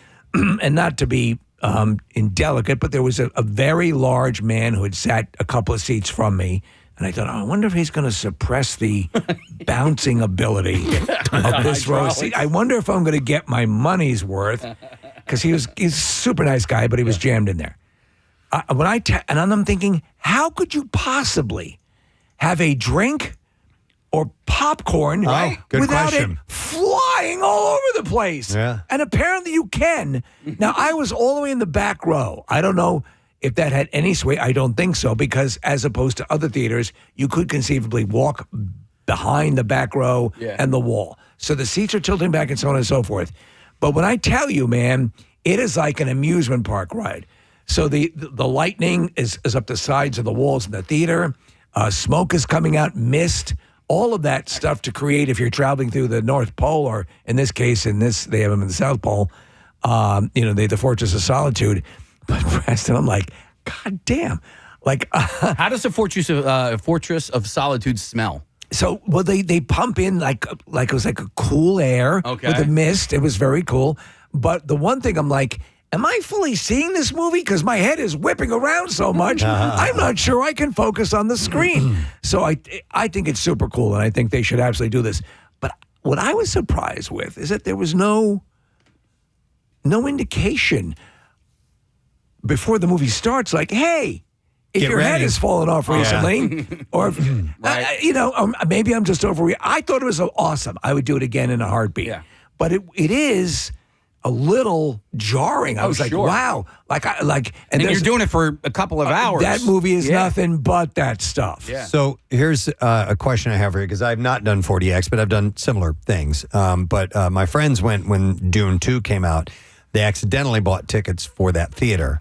And they said that because it was the first time they were seeing the movie, that it may have taken away a little bit from paying attention to the film and the story, because you're so a little bit overwhelmed by the movement and all the extra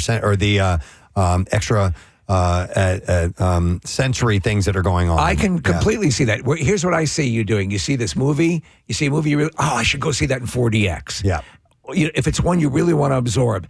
A movie I think that would rock in this would be like F1. Right. And listen, even it depends on your call. If you really want that amusement park feel, you can see we're looking at footage, and this is not even indicating on the screen here about how it is an amusement park ride. I saw Avengers Endgame there, and Steven, it might be the only one that I've seen. It's certainly the last one that I saw, and I have very similar experience to you. I enjoyed it. I would definitely do it again.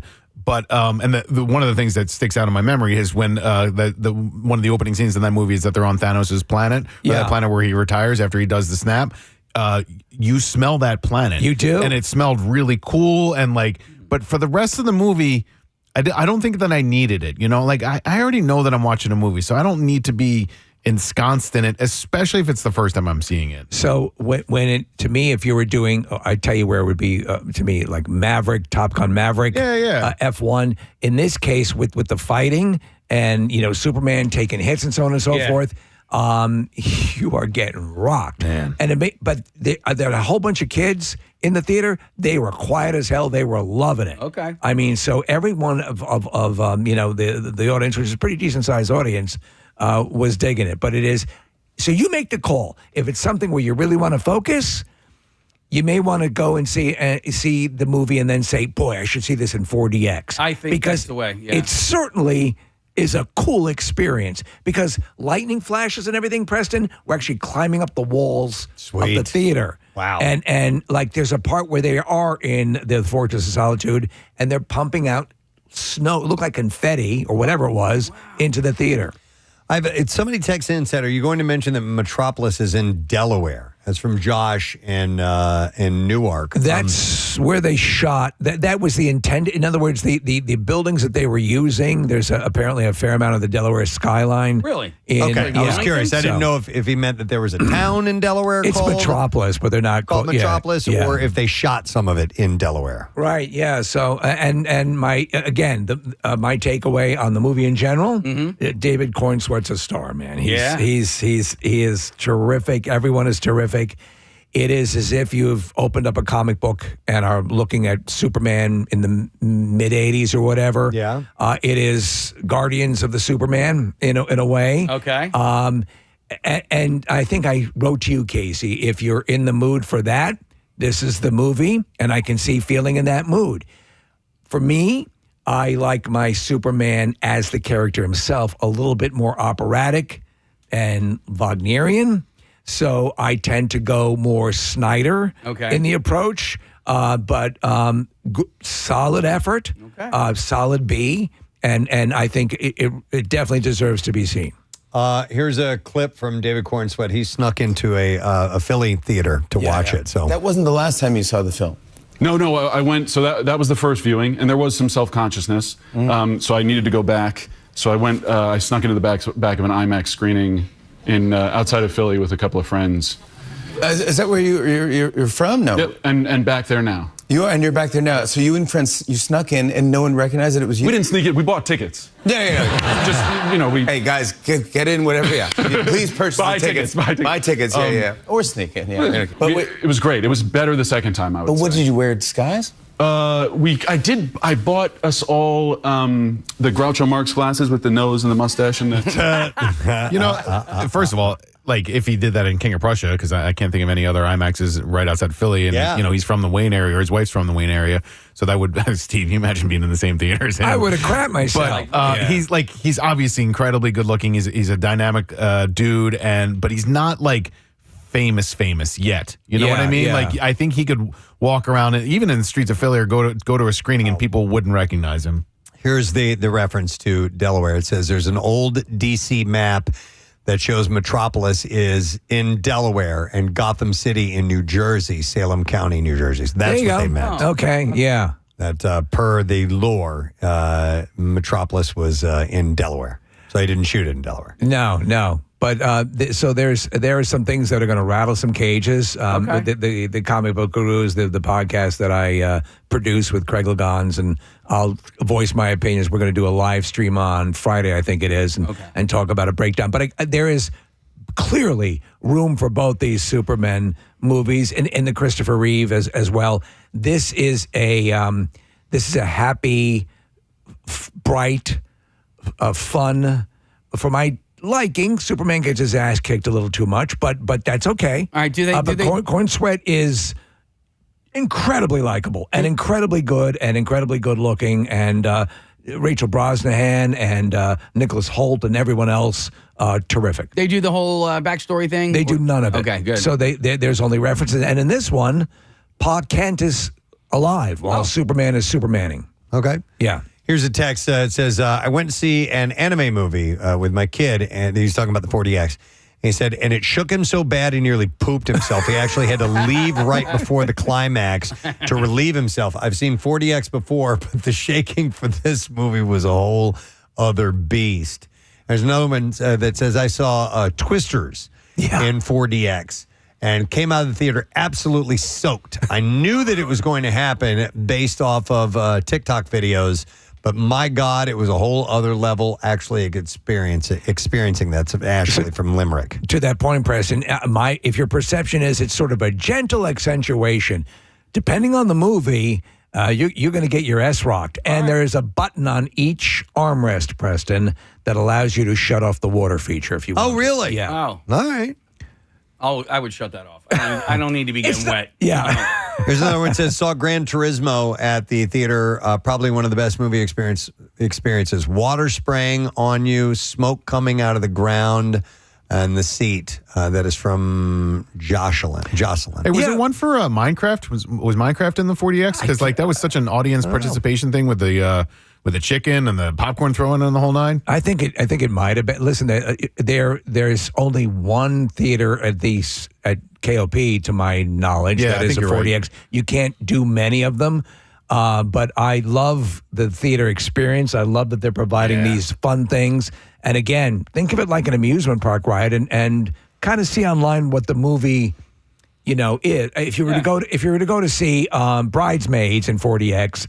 You're probably not going to get your teeth rattled out. But, if you're going to see something that's really tumultuous, you're probably going to go for a ride. Yeah. I may have to, like I said, I have not done that experience in King of Prussia. Right, yeah. I definitely need to do it. I'm talking to Steve this weekend. He recommended just seeing it regular IMAX first. Yes. That's going to be your first foray. Yeah. And then after you've seen it, then you can open yourself up to that. And do it again, yeah. That makes sense. All right, cool. We were going to dive into something else, but I don't think we have time for it. But if we're going to key off a Superman real quick, Nick did send me this list of the top 20 Superman songs. Yes. Of all time. How many times Superman is referenced in music, right? So if you got, what are the ones you guys know off the top? Now, Nick, you've seen the list. Yeah, but I'm really glad that one of my votes ended up on there, which is the Superman song by Crash Test Dummies. I love that tune. Yeah, and I think it's in the top 5. Yeah, it's number 4. Any come to mind, guys? For me, it would be "You Take My Superman Away." Yeah. You take my Superman. Stop it. No, the classics are Kryptonite by Three Doors Down, and then Superman by, or is it I Am Superman by REM? It's Superman. That's number 1 on this list, and Kryptonite is number 9. Number 9? The one I was thinking of, which I always thought is a fun song, is Jimmy Olsen's Blues. I love that one. That's Spin Doctors, yeah. That's a great song. Marissa? How high up is Goldfinger? Yes. Who was that? That was Ryan. That was Ryan. Only because of Tony Hawk. That became pretty big. It's 17. It's a little far down the list, but it is on there. How about Our Lady Peace? Our Lady Peace. That's number 16. All right. Our Lady Peace is higher than Goldfinger? By 1. By the way, Goldfinger is one of Marissa's favorite bands. Yeah. What about, I don't know the name of the song. It might be Whip Nate's song. Because why me Superman, why me Superman. It's Soldier Boy. Soldier Boy? Soldier Boy did not make the list. What? The first one I thought of was Sunshine Superman. It's an older song from Donovan, but that's a great song. It is a great song. Superman and Green Lantern ain't got nothing on me. So number 2 on this list, I do not know the song. Wish I Could Fly Like Superman by the Kinks. You guys know that one? No. No. No. I like Superman Light, Superman Repair. Hang on, we have the Kinks song that you're all right, yeah, play it. Let's hear a little bit of it. Maybe I'll know it after it plays for a little bit, but... And I don't know what the source was for this. Oh, threads.com. No, not Threads. Somebody posted this. How about that? On Threads. On a thread. Woke up this morning, started to sneeze. Okay. Had a cigarette and a cup of tea. I looked in the mirror, what did I see? A 9-stone weakling with knobbly knees. I did my knees, bent, press ups, touch my toes. Kind of disco-y for the Kinks, isn't it? Not one of my favorites. All right, I'll go through a couple more of these and see if you guys know any of them. The Man of Metropolis from Sufjan Stevens. I don't know that Sufjan, yeah. Sufjan Stevens. And by the way, the writer is a guy named Brian Mazzarella, and his Threads handle is the Maz Writes. He comes up with great lists. Okay. Number 7 is Waiting for a Superman from Flaming Lips. That's a good one. I like this one. Number 8, Superman from Five for Fighting. Yeah. That tells the, isn't that the story? Where he talks about it, how difficult it is to be Superman. Yeah. I do like that. I'm not just a man in a pretty red suit. Safe light repair. Safe light replace. I think that's the song, right? No, that's exactly it. Maybe I have not wanted to make easy. I think that's guys have heard that song. Yeah. That one I know. That's a good tune. Safe like repair. Safe like replace. Kryptonite by Three Doors Down. Then number 10, You Don't Mess Around. Jim Croce. Don't mess around. You don't tug on Superman's cape. That's a good one. You don't piss in the wind. No, you just spit in the wind. You could say piss if you want to. Laurie Anderson had a song called Oh Superman. She did some weird stuff. She's like a performance artist. Superman by Eminem is number 12 on this list. Then you have I'm No Superman from Laszlo Bain. Johnny Guitar Watson had a song called Superman. The Click had a song called Superman. Our Lady Peace had Superman's Dead, as Marissa was saying. Then Goldfinger Superman. Bon Jovi has a song called Superman Tonight. He's kind of obsessed with Superman. John Bovine Joni, and he's got like a Superman necklace that he wears from time to time. So is Seinfeld. Yeah, Seinfeld is a massive well, Superman fan. Number 19 is Superman by Robin Hitchcock. Know the name, don't know the song. And then number 20 on this list is Waiting for a Superman by Iron and White. I want to hear that. That Five for Fighting. Five for Fighting. I forgot about that song. That's a good song. I mean, I know a lot of people would consider it kind of wimpy, but I think it's kind of sweet. Yeah, it's kind of adult contemporary-ish. Yeah. And the one that you liked, Preston, the Donovan song is number 3. I don't know if you said that or not. I did, yeah. Okay, yeah. Sunshine Superman, number 3 on Chuck has an update. All right, this just in. Program Director Chuck D'Amico from WMMR. What's up, man? Is Resignation Superman by Big Head Todd? It is not. It's not. That's a good song, too. It's a great song. Yeah. Yeah, he's had enough, wants to quit. Yeah. Yeah, man, I can relate. Yeah, totally, man. As the Superman of NMR, Chuck has to deal with many of the same issues. What is this? Sunshine Superman. Oh, from Donovan. Yeah. Hang on, we'll let it get into the actual melody of the song because you know this one, Case? Sunshine came softly through my window today. I love this song. Could have tripped out easy, but I changed my way. You may recognize the chorus, Casey. All right. It's coming up. You're gonna be mine, I know it.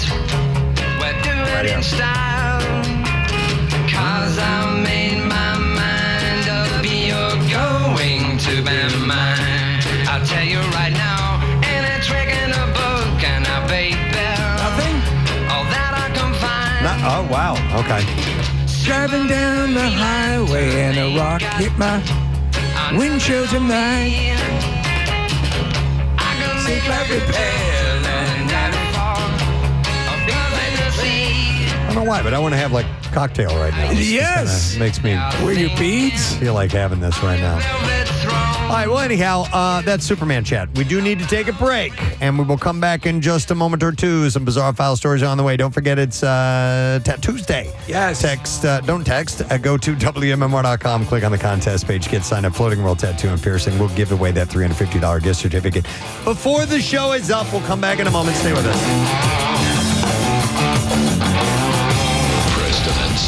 Working together. Everybody stopped to try and take care of him. Yeah. And he called me in a panic, begging me to find his Xanax and bring him a Xanax. Oh. Wow. So Andrea, I had to leave and drive to 20 minutes to his job right away and take him Xanax, and he was still shaking and couldn't breathe because two large black spiders crawled out of his sleeve like a horror movie. So what would happen when an occasional spider would be found, say, in the bathroom or around the house? He would call me if I wasn't home, be like, "How long until you come home? There's a spider in the plant. Can you come get it?" Yeah. Wow. Okay, we pulled into a Walmart one time, and I was driving. Thank God I was driving because we parked the car, and he just screamed and jumped completely into my lap on the passenger side because a spider propelled down from the ceiling of the car. Oh! It's got to be debilitating because you're going to encounter a spider. Yes. Just by living. Yep. Wow. No, it is debilitating. He's had to lock up his truck and jump out of his truck in the middle of the street because there was a spider in his truck and he was by himself and it was coming towards him.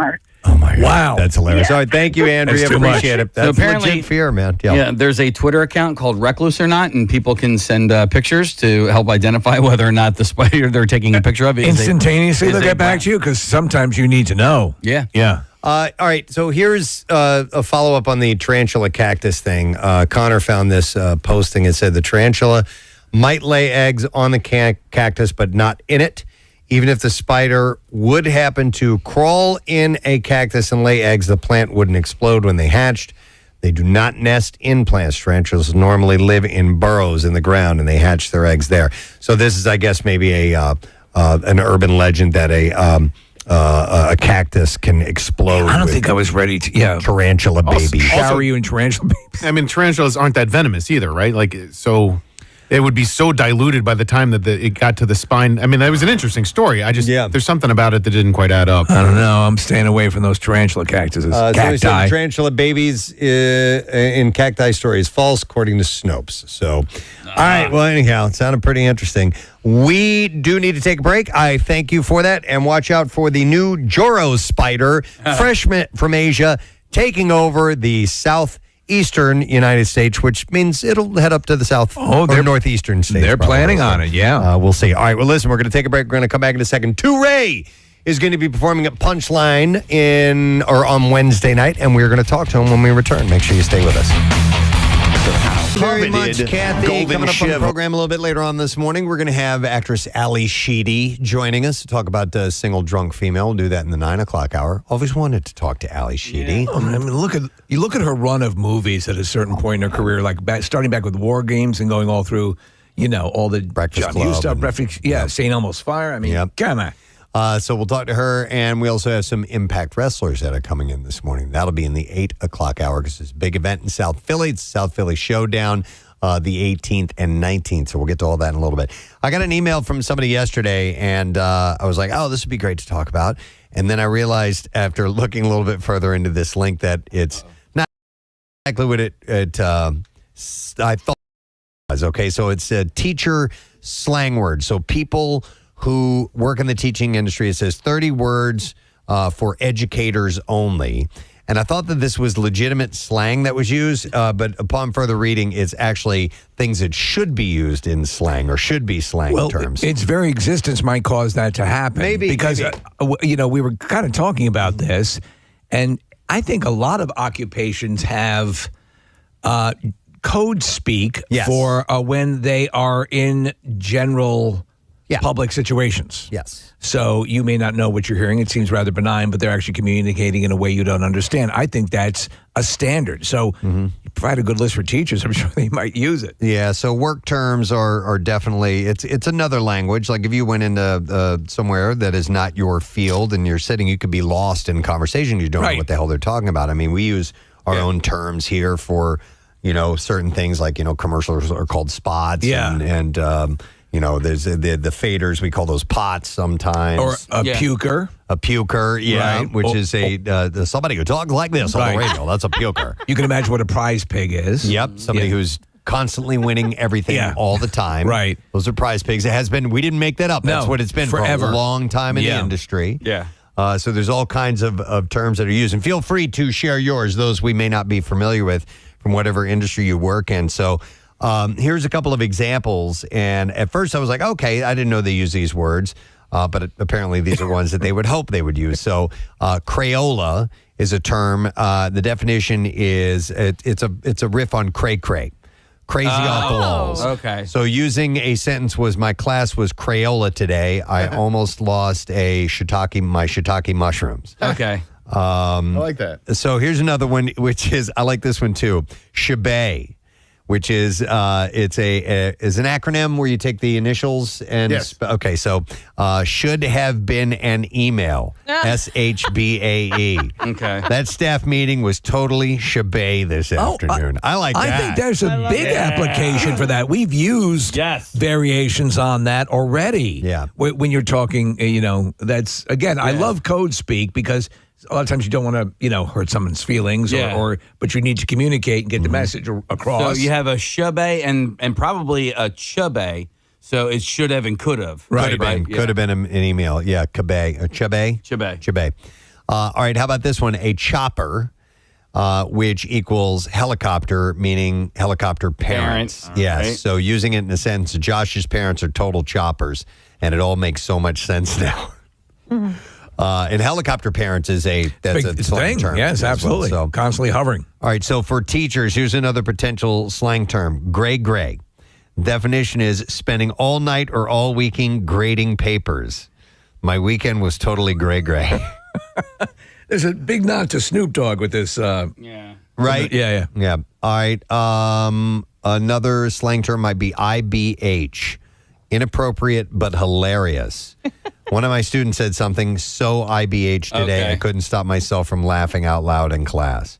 As a teacher, that's got to be tough, man. When a kid says something that's technically not supposed to be, is off board, and you find it hilarious. I used to get that all the time. I would be the deliverer of the stuff that would fall into that realm, and if you could get the teacher to laugh, it was always a good sign. I didn't know what the word douche was when I was in school. Right. But I was using it like because I had heard it before. Right. And so I didn't get in trouble for it, but the teacher was like, dude.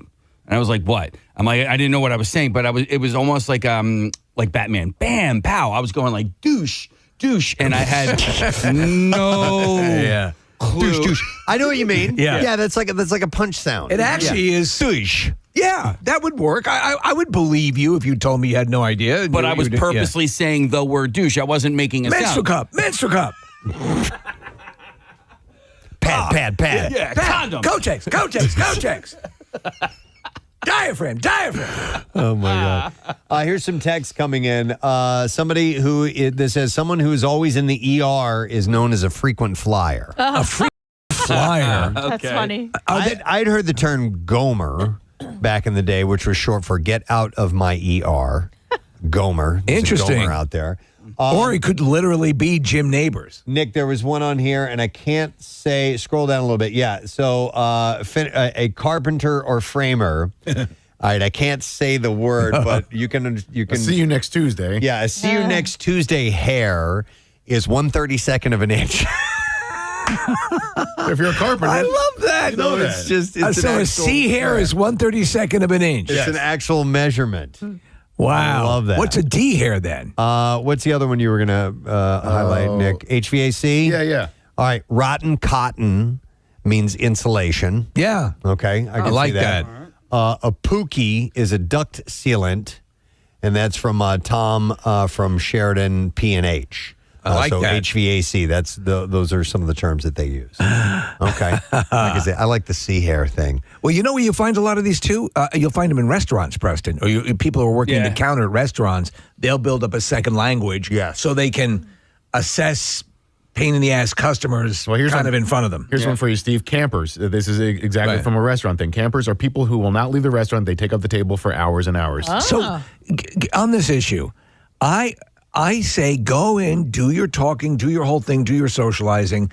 But when the meal is done and you're surrounded by the refuse of your meal, I want to leave. I don't want to sit there for another hour and a half. I know. Am I a lunatic? No, for that? you're not. But also, what people also need to understand is, a lot of people are not aware of their surroundings. If you're at a restaurant and you notice that there's like a wait, for people to get in and sit down, and then you finish your meal and then you just hang out. And you don't have to be slamming everything. Finish it.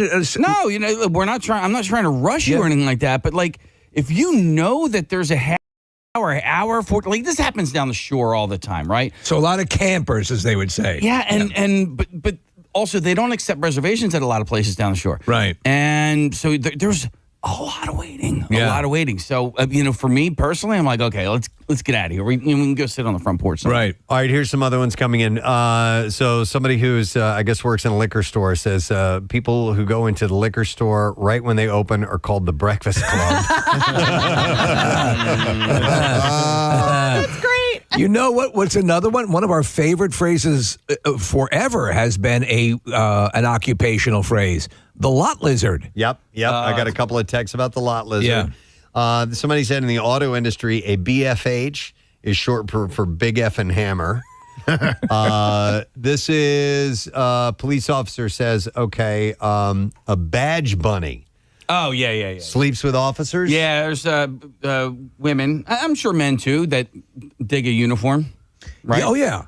But a badge bunny, I haven't heard that one before. Women who are turned on by police uniforms. Yeah. Yep. I might have been a badge bunny in my day. Oh, yeah? Really now? Oh, yeah, you've admitted that. You like that. Yeah. All right, let me go to some calls. 215-263-WMMR if you want to call in with your work speak, something we may not know. I'm going to go to Will. Hang on, I'll come back to that next. Okay. Hi, Will. You're on the air. Good morning. Good morning. You guys rock. Thanks, bud. What's up, my man? So I wanted to talk about the IBH teacher thing because I'm a music teacher in Montgomery County, and so a couple years ago I had a student. I teach orchestra, and you would never think this from orchestra kids, but it happened. A couple years ago, student came in, sat down, and he says, "I have a question. What do you think the worst note on the violin is? Which is the one that is the worst note?" And I said, without hesitation, I said, "It's the high F on the E string." I said, because when it's out of tune, it's horrible. It makes me cringe and all that. And without hesitation, and he actually dropped the F-bomb, he goes, "So would you say it's F'd up?" And the class starts laughing, and all I could do was turn around because I started laughing. Oh, no. And I looked at the kid, and I I said, "I'm supposed to be angry with you for dropping." I said, "But that's pretty. That's pretty funny." That's IBH. And cool. I mean, good for you for, just kind of letting it slide. It was, I mean, it was like, it wasn't kindergarten. They were. WMMR presents Preston and Steve's Bizarre File. It's powered by PGW. Philadelphia landlords, register your residential rental property in the Landlord Cooperation Program with PGW, and you may not be subject to a lien on that property. Learn more about how to register your rental property at pgworks.com. All right, we're going to start with this story, and it comes with lots of quotes from an eyewitness. So Curtis Jones said that he was walking in Rochester, New York, late Wednesday night when he saw people running from what appeared to be a large wild cat. And I will read exactly what he had to say about it. He said, "After I see the people run, I just see something big just walking just right over there. I went right over there, and I swear, I promise you, it went right over there. And it said, 'Rawr.' And I just kept walking." He said, "I seen it. Seeing me, see it. So in my head, I'm like, nah, I got to go, man. I'm out." The Rochester Police Department said there's more. Yeah. The Rochester Police Department said it became aware of a video on social media that appears to show the animal, which some people claim is a mountain lion. And police said they received numerous calls of reported sightings just after midnight on Thursday. A shelter in place was ordered in that area and then lifted after police were unable to verify the presence of the wild animal. Now, Jones said, "I heard the roar. I felt that roar." And this is not roar. Yeah. He's making the noise, roar. "And I knew to keep it pushing. I knew that. I was just walking. I don't know. It was just walking, slithering. I don't know, man." Slithering? Yeah. The way a cougar or a mountain lion slithers. Jones said he remained on edge. He said, "I'm going to keep this bat right here, man, just in case. I'm going to protect us. I ain't going to let nothing happen to us. Nothing, okay? They ain't find it last night. It's still out here. It could be out here in one of these bushes or something. A mountain lion. It be raw. They be crawling and serious." Yeah. A representative for the Seneca Park Zoo said that all of its animals are accounted for. And Jones said, "I don't play with lions. I don't play with tigers, bears, nothing in the wild. I don't play with those. I promise you. I don't even do roller coasters. I'm good." He doesn't do roller coaster. In case you're wondering what his level of tolerability was. Yeah. There's got to be a video of this guy, right? Audio or something? I probably, but I didn't see it. Is he the new So Pitted guy? It did not come with a video, so I don't know. Police and the New York State Department of Environmental Conservation are investigating the situation. They said that based on the doorbell video and the measurements taken at the site Thursday, the animal in the video does appear to possibly be a cougar. So we were looking at the doorbell video. There's a video running up here, Preston, and this must be the guy. But it's frozen. Take a look at that image. That's a big ass cat. That's a mountain lion. Assuming the video had not been altered, the DEC said if it is a cougar, it is most likely not a wild cat that arrived to the region on its own, but rather a cat that was previously captive, possibly an illegal pet. So we'll have to see. A Florida woman has been arrested after police say she was running a med spa in a shed out in her backyard in Port St. Lucie. Sounds so luxurious. A woman went to the police. Oh my God, this tool shed's glorious. Claiming that she believed that she was a victim of an unlicensed medical professional who was operating an illegal med spa out in the shed. She experienced facial paralysis after getting an injection in Rosa Mena's makeshift spa. Wait a second. You mean to tell me you go to a med spa in a tool shed and you end up with inferior service? The victim said she contacted the issuing agency and learned that it had expired in February 2024, so she didn't even have a license or anything. Police say Mena said that she was a doctor in the Dominican Republic. While executing a search warrant, detectives found evidence to support the victim's claims. The victim's claims, not the plaintiff. So Mena was charged with 3 counts of aggravated battery causing bodily harm. She misspelled spa. Oh, yeah. Well, for more than a year, a San Jose woman, identified only as Kay, has been buried under mountains of Amazon packages that she never ordered. Hundreds of bulky boxes stuffed with faux leather car seat covers landed her door because a Chinese seller named Louise Dendian listed Kay's address as its U.S. return center. Stop it, really? Shoppers who bought the seat covers found they didn't fit, paid steep fees to ship them back, and have been unknowingly flooding Kay's driveway and garage. She had filed 6 complaints with Amazon, refused deliveries, and even accepted a $100 credit, but the packages still block her entryway and her 88-year-old mother's path. Reviews on the product page show customers waiting weeks for refunds while their returns pile up at Kay's house. After a TV news station contacted Amazon, the company said that it is investigating the seller's policy violations and working on a fix, but Kay says that the nightmare has already cost her time, space, and peace of mind as well. So it's my understanding there are a number of situations in which companies, a lot of Chinese companies, will do stuff like this to appear to be on the up and up. Right. And so you have to bring it to Amazon's attention. Yeah. She tried, obviously, but didn't quite work out. Having a hard time with it.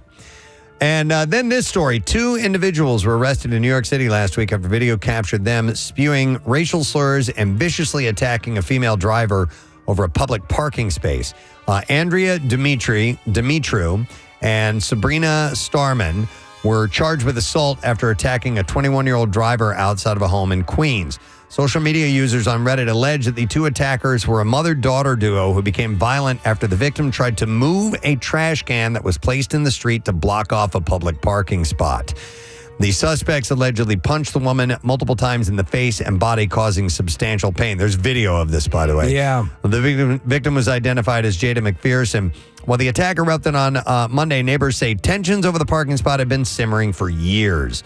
Social media users on a Reddit post titled "The Fight Over the Parking Spot Finally Happened" claim that the individuals involved routinely used trash cans and traffic cones to illegally hold street parking for hours while they were away. Yeah, you can't do that. As much as but it's right in front of them, but it Other people live there. They live there, yeah. A former resident on the Reddit thread said sometimes those trash cans will be there for 3 hours reserving the spot. And that's what's not cool about it. No. The person who filmed the altercation said in the post, it's been going on for years. The whole family does it. And today someone finally had a breaking point. Video shows the moments before the brawl where the 21-year-old victim is seen with her car trying to clear the parking spot by removing the garbage bin. A man is heard shouting, "Stop touching my stuff." As he placed the garbage cans back on the curb, the victim responded with, "I just got home from work. I don't want to circle the block 5 times looking for a parking spot because this effing thing was holding it with a garbage can." Moments later, Starman lunged at the woman and began throwing punches. Dimitru and an unidentified man joined in by hitting the woman and pulling her hair as the victim curled up defensively. Police arrested Dimitru and Starman at the scene, and the victim was treated for her injuries. And you know on that site. situation's only going to get worse. Oh, yeah. Yeah. Yep. All right, and there you go. Your bizarre file for today. We're going to take a break. When we come back, brand new music from Shinedown. This is a song called Killing Fields. We have not heard this yet at all. It is brand new, so it's getting its debut, and Chuck D'Amico just brought it down here to us. So we will check that out all together when we return right after this break. So make sure you stay with us. Preston and Steve. I just pulled the old Major League. Great catch. Don't ever let that happen again. Nice. Yeah. All right, thanks, But you Will. do it again, you're suspended. Appreciate it, man. All right, so Nick has this one, and this is these are guys working on a construction site, and they call out, and I've mentioned something like this before. They'll yell out "caulk gun" when a sexy woman walks by. Oh, okay. So that's just a phrase. That's just Code. a code. Yeah. So my uncle was a chef, and it was like table 23.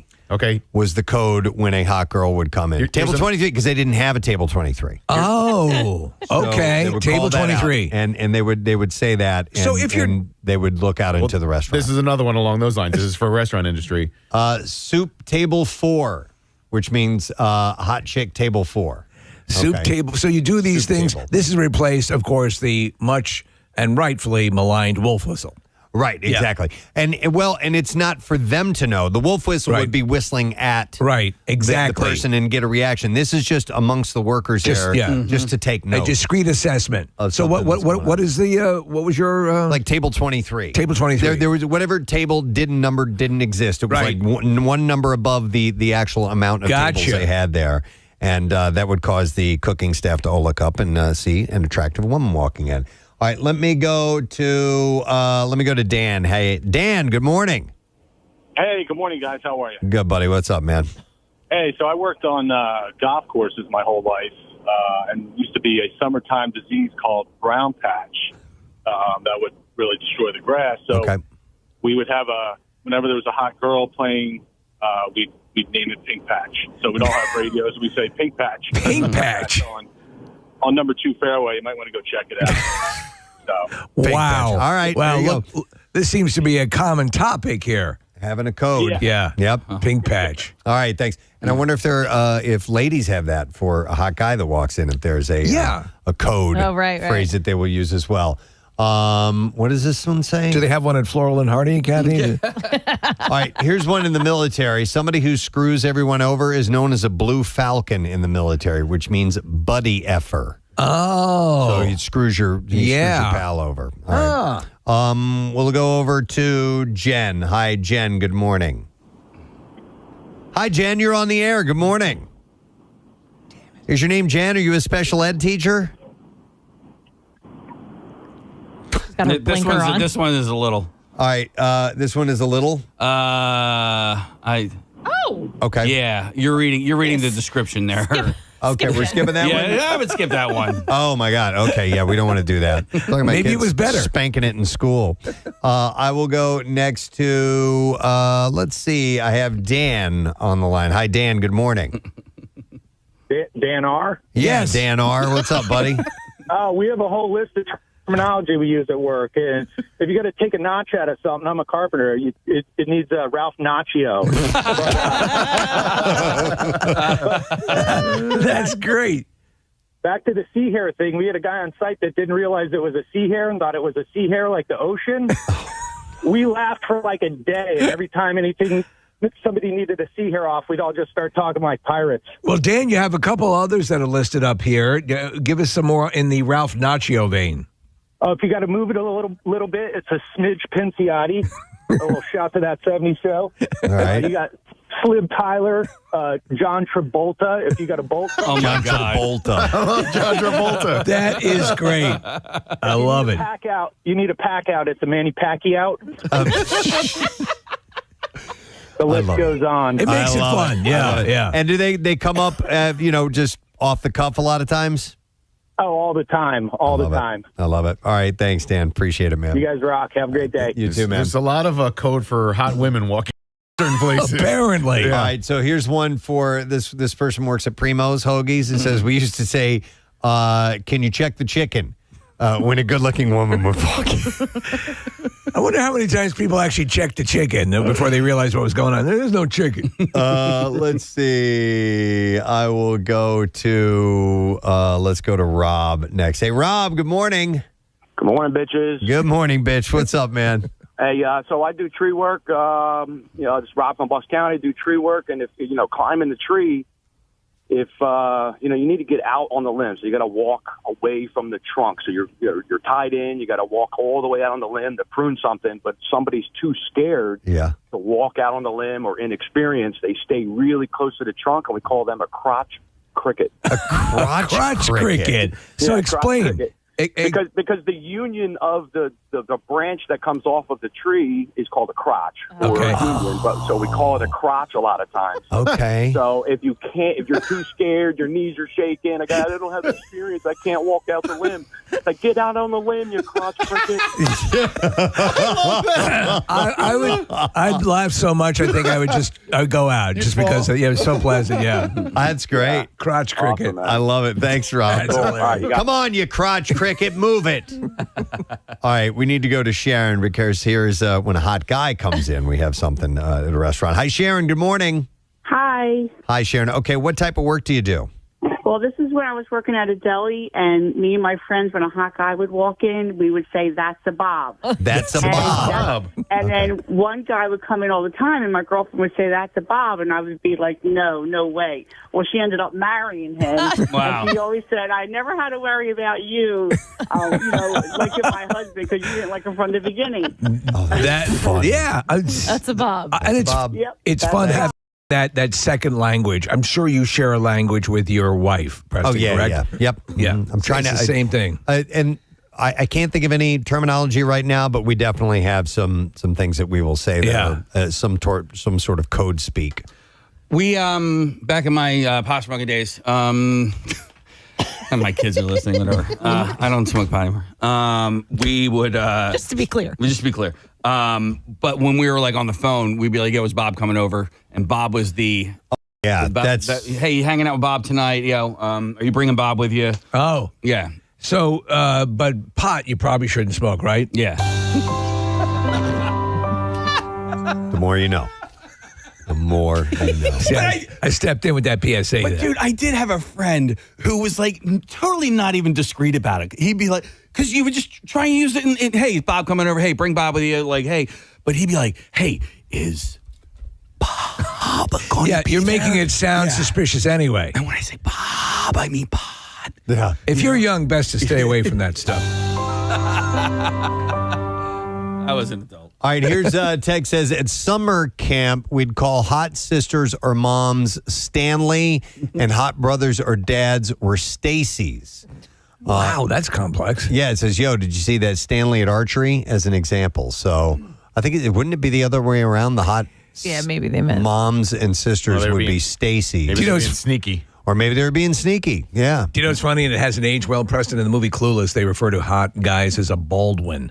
A And Baldwin. right now, that would not really hold up. Here's another one that says, we work with cars. There's a viral TikTok of workers making monkey noises when management is coming. that's not discreet. We work with cars. Explorers are exploders. Toyotas are Toy Yoda. Well, it's the same. Tacomas are tacos, and Ford Escapes are escapee. Dory from... And a note from Brent Smith about it. He said, Killing Fields is not a song that has one specific meaning. The subject matter in this song cannot be prioritized to one specific opinion. The audience is the boss, and they should have the freedom to interpret it the way they hear it, feel it, and experience it. What I will say is that the song is meant to push you, to inspire you, to think for yourself and ask questions. We all know we are living in complicated times. The true question is, how will you respond? So it follows the latest singles released in January, Dance Get Dance and 365. And The most recent album they had was Planet Zero, which came out in 2022. It's so funny because you're like, what album is that off of? None. This is the songs. Get off my back. Yep. So Killing Fields, brand new from Shinedown. I'm sure you'll hear it again a little bit later on today. All right, it's time to give away a prize for your knowledge of today's program. The lesson question prize pair of tickets is MMR Rock's Summer of Loud featuring Beartooth, I Prevail, Parkway Drive, Kill Switch Engage, and more. The show is July 23rd at Freedom Mortgage Pavilion. So answer this question correctly and you'll get it. What do baby skunks eat? It's what I was feeding them over the weekend. You heard the story about the baby skunks encounter that Casey and Chuck and I had. So what do baby skunks eat, apparently? 610-660-9333 is our number. Call that right now. We'll see if you get through, and we'll see if you get our prize. The trash business is a gold mine. 93.3 WMMR with Preston and Steve's Hollywood Trash. Brought to you by Live Nation. Some tickets remain for Ghost on Saturday, July 19th at Wells Fargo Center. Visit Ticketmaster.com for tickets to this and all upcoming shows, by the way. All right, Steve, what's happening this morning? Well, it's interesting. D'Angelo Barber, a freshman at the Auburn University football team, was arrested last week after cops found 5 pounds of weed in his truck. Later, while searching Barber's home, they discovered a hot tub that had been converted into a bong. Wow. Oh, my God. Teresa Reveles, longtime housekeeper for the late Richard Simmons, telling the Today Show she believed he had a crush on her. By the way, Reveles is in the Guinness Book of World Records for having the world's worst gaydar. Oh, my God. And finally, Rob Roush is explaining why he won't be in the upcoming Love Island spinoff. Roush told TMZ, you can only flush a turd once. All right, we will see if we get the correct answer. And the question is, what do baby skunks eat? And I think we're going to see if Debbie knows the answer to that. Hi there, Debbie. Good morning. Good morning. I can't believe I got through. You made it. Debbie, do you know what baby skunks eat? They eat nachos. Nachos! That is correct. You are our winner. Hang on just a second, and we're going to set you up with a pair of tickets as MMR Rocks, the Summer of Loud show featuring Beartooth, I Prevail, Parkway Drive, Kill Switch Engage, and more Wednesday, July 23rd, Freedom Mortgage Pavilion. Tickets are on sale now via Ticketmaster.com. Now, Preston and Steve's Music News on 93.3 WMMR. Yeah. Brought to you by Live Nation. Some tickets remain for Ghost, like I said just a while ago, Saturday, July 19th, Wells Fargo Center. Visit Ticketmaster.com for tickets to this and all upcoming shows. So drummer Matt Cameron, a lot of people are wondering about him. Yes. Says he is not retiring from music despite stepping away from Pearl Jam after over 3 decades. Last week he announced that he'd leave the band in August, but has been busy telling friends and media that he is far from done. Cameron confirmed that he continues drumming for Soundgarden, Queens of the Stone Age, and other projects, or Soundgarden, whatever form they're going to take, I guess. He's just taking a needed break from Pearl Jam's demanding schedule, not hanging up his sticks. The full statement goes out this week, but he just wanted fans to know that he isn't quitting music. He's just quitting Pearl Jam. Nick, there's a story that you told me one time, and I forgot what the scenario was, but it may have been at MMRBQ, where Matt was playing with Soundgarden, and but he was also playing with another band. And you had asked, maybe Pearl Jam and Soundgarden were doing shows together, and you had asked somebody in the band, well, why doesn't Matt just go ahead and play both sets? And they said to you, have you ever seen him play drums? Yeah. Who was that? Do you remember? I don't. Yes, I do. Yes, I do. It was the bass player for Soundgarden. Okay. There's Ben, he's the tall guy, right? Yeah. Yeah, super nice and really easy to chat with. It was him. Yeah. He told me that. And Ben Shepherd? Is that right, Casey? Yeah. Yep. And I read over the weekend, somebody shared a video with me. It was Pearl Jam's final show of this mini tour that they did earlier this year. It was at Pittsburgh. And it was the last show of that tour. A person came out, brought some bottles of champagne. They toasted everybody. And at the time, when people saw this and they saw it happening on stage, people just assumed that the band was toasting the end of this little mini tour. What they were really doing was saying goodbye to Matt. Because all of the members of the band go and they hug him. They give him a couple of extra glasses. Nobody knew it at the time, but the band knew it. So they knew a couple of months ago that it was going to be Matt Cameron's last show. And the other thing that I read over the weekend speaks to what you were just talking about, Preston, is that at the end of these shows, Matt is really tired. He's 62, and so's Eddie. They do a lot of workout on stage, and it beats them up. So that's part of the reason why. Yeah. So to quote Neil Peart, he had talked about when he was getting ready to retire. He indicated that he said drummers have the hardest. He said what was it? Drummers have the hardest job in the band. Lead singers have the worst job in the band. Yeah. But he was just indicating the physical, abilities you need and stamina you need to keep doing this for a long. I like that, Preston. Can I use that? Yeah, you can use it. But to do it for a long time is hard. Physically, drummers work harder than the rest of the band. It's just you're moving all four limbs constantly. You don't get a break at all. You mean hitting the drums, right? Yeah, hitting the drums with sticks. Right. But it's a physically demanding job. When you actually hang up your sticks, Preston, is there a hook by the door? It's kind of hard to actually hang them. Yeah. You would need two hooks. Tie them together. I see old people with glasses. They have a strap that goes around their neck. Maybe you could do that? That's a pretty good idea. All right, well, anyhow. Weird conversation be having in the middle of a concert there, Eddie. It's actually Matt's last time drumming. I shouldn't have said that. Well, anyway, we'll see where he winds up. David Caff, the real-life musician who played Spinal Tap keyboardist Viv Savage in This Is Spinal Tap, has passed away. His band, Mutual of Almeida's Wild Kingdom, great name, posted the news on Facebook saying our brother David Caffinetti passed away peacefully in his sleep yesterday. We are devastated by this event. David always had a kind word and a quick wit that would slay you where you stand, and then he'd make you smile doing it. Prior to appearing in the 1984 rockumentary, Caff was a founding member of the English prog rock band Rare Bird from 1969 to 1975. And Spinal Tap, his line over the closing credits was a memorable one when he was asked by Rob Reiner what his philosophy in life was, and his response was, have a good time all the time. He was 79 years old. My Chemical Romance's 2006 classic, The Black Parade, and its singles have just earned 10 new RIAA certifications. So Welcome to the Black Parade is now 7 times platinum. Wow. Teenagers, I love that song, by the way, 6 times platinum. Famous Last Words is now 2 times platinum, while I Don't Love You and Mama reached platinum for the first time. And 5 deeper cuts, House of Wolves, The End, The Sharpest Lives, This Is How I Disappear, and Disenchanted all are now certified gold. So is it gold, diamond, Flex Seal, and platinum? And platinum, yes. Flex Seal's right under platinum. Certified Flex. The news comes as the band kicks off their Long Live the Black Parade tour, or is it Long Live the Black Parade tour? I'm not sure.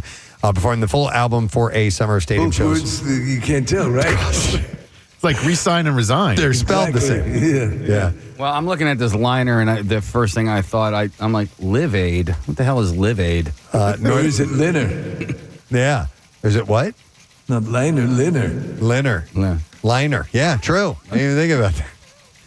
How many times have you seen that and gone, is that Liner or Liner? Like read or read. Should I read this, Liner? Yeah. Jack White has revealed he is finally the reluctant owner of a cell phone for the first time in his life. Or it might be smartphone. I'm not 100% sure. He revealed on social media Wednesday that he was given a smartphone by his wife for his 50th birthday. He said, well, y'all, it's either all over for me now or just the beginning. He wrote this on Instagram alongside a picture of himself owning a black iPhone.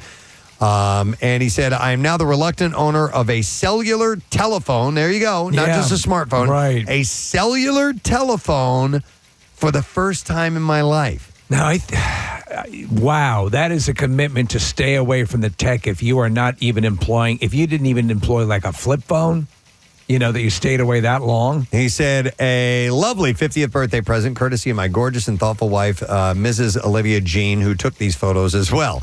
He said that he revealed that he had long preferred not having a phone, but that it had become increasingly difficult in years given the prominence of QR codes and everyday admin or Bluetooth for streaming music.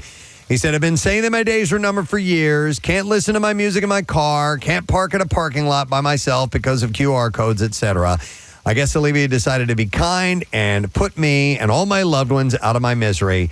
I thought if I could make it to 50 years old, at least without ever having one, that I could be proud of myself, and I am, he said. Wow. It is quite an achievement, I think, of all of the... Now, he obviously has... I don't know if he has what you call a full entourage, but he has people who are looking out for him, and they might take care of, or had been taking care of that stuff. Could you imagine?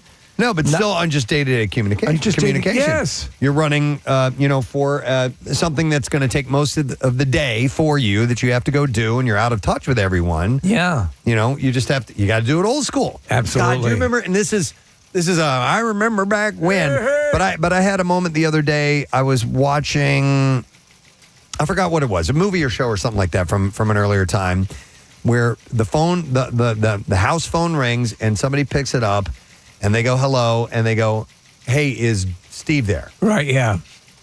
There was a time when you had to ask for someone specifically at the household. Right. We haven't had to do that in forever. And how long? Yeah. Except for maybe if you call a business. Right. And you're looking for somebody who works there and you're using their business phone. But how long has it been since you've had to call somewhere and ask if someone is there? Yeah. I did it yesterday. That little thing. Did you really? Yeah, but it was a business. Okay, well, that's a business. Yeah. Marissa? I just looked at all of our assistants and interns, and they were like, nope, never did that.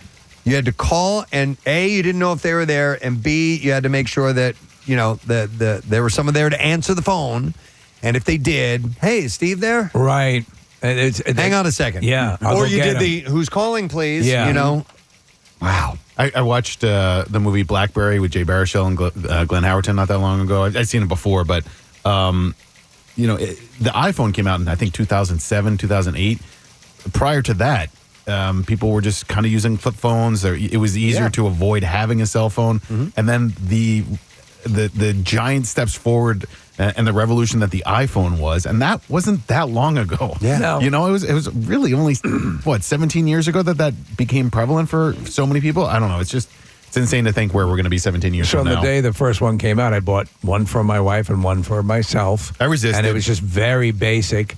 Of course, as a Mac fanatic, I was adopting all that stuff earlier.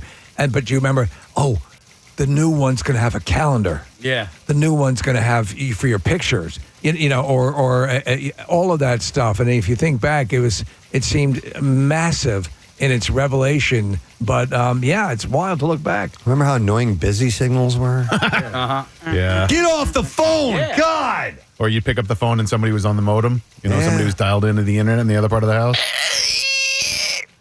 That's Steve's impression of a modem. All right, one last music news story. And I sent this to all of you guys. Federal Donuts released a new limited edition donut Monday in collaboration with Souderton chocolatier Asher's Chocolate and the band Fish.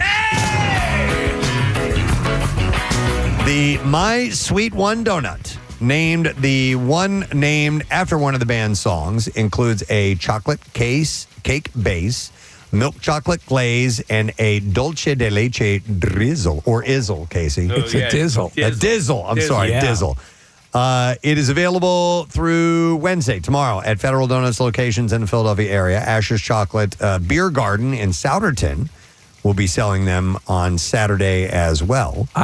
I guess they did. Maybe they did it this past Saturday. I'm not sure. I think they look good. I'd like to try one. Yeah. The release of Donut coincides with Fish's concerts at the Mann Center, which are tonight and tomorrow. Of Yes. course, Casey's going to be at those. Oh, did you know that, Casey? They're in I had town. no idea. Yeah. That's crazy.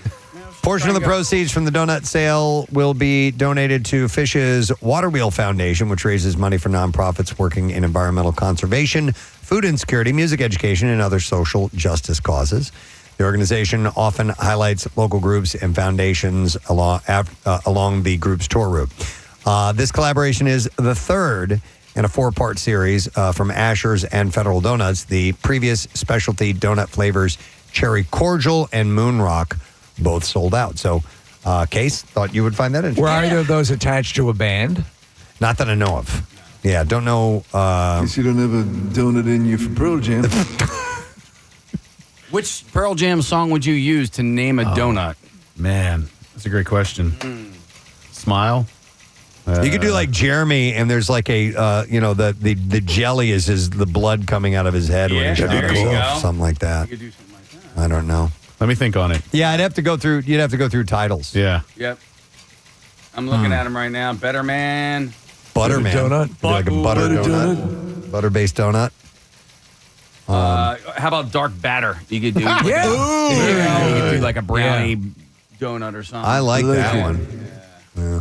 Okay. Eddie likes it. I'm looking at Dissident. Dissidonut? What is that? Dissidonut. There you go. There's your winner. Done. That's it. We're All right, yeah. we named it. Problem solved.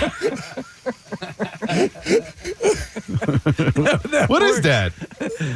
This Dissidonut.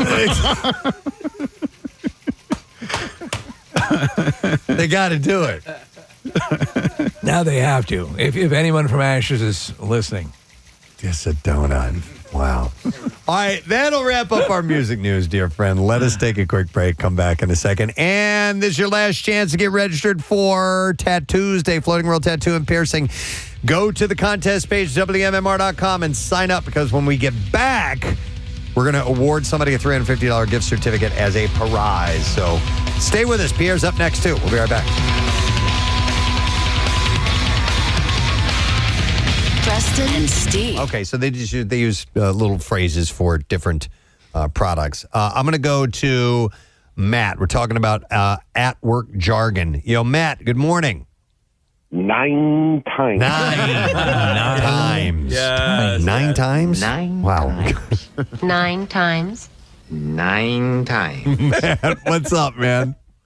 All right, so I'm a union electrician, right? And when we're on a job, if we got a foreman that'll spend like every second of every work day just staring at you while we work, we call him a bird dog. A bird dog. Yeah. That's great. Yep.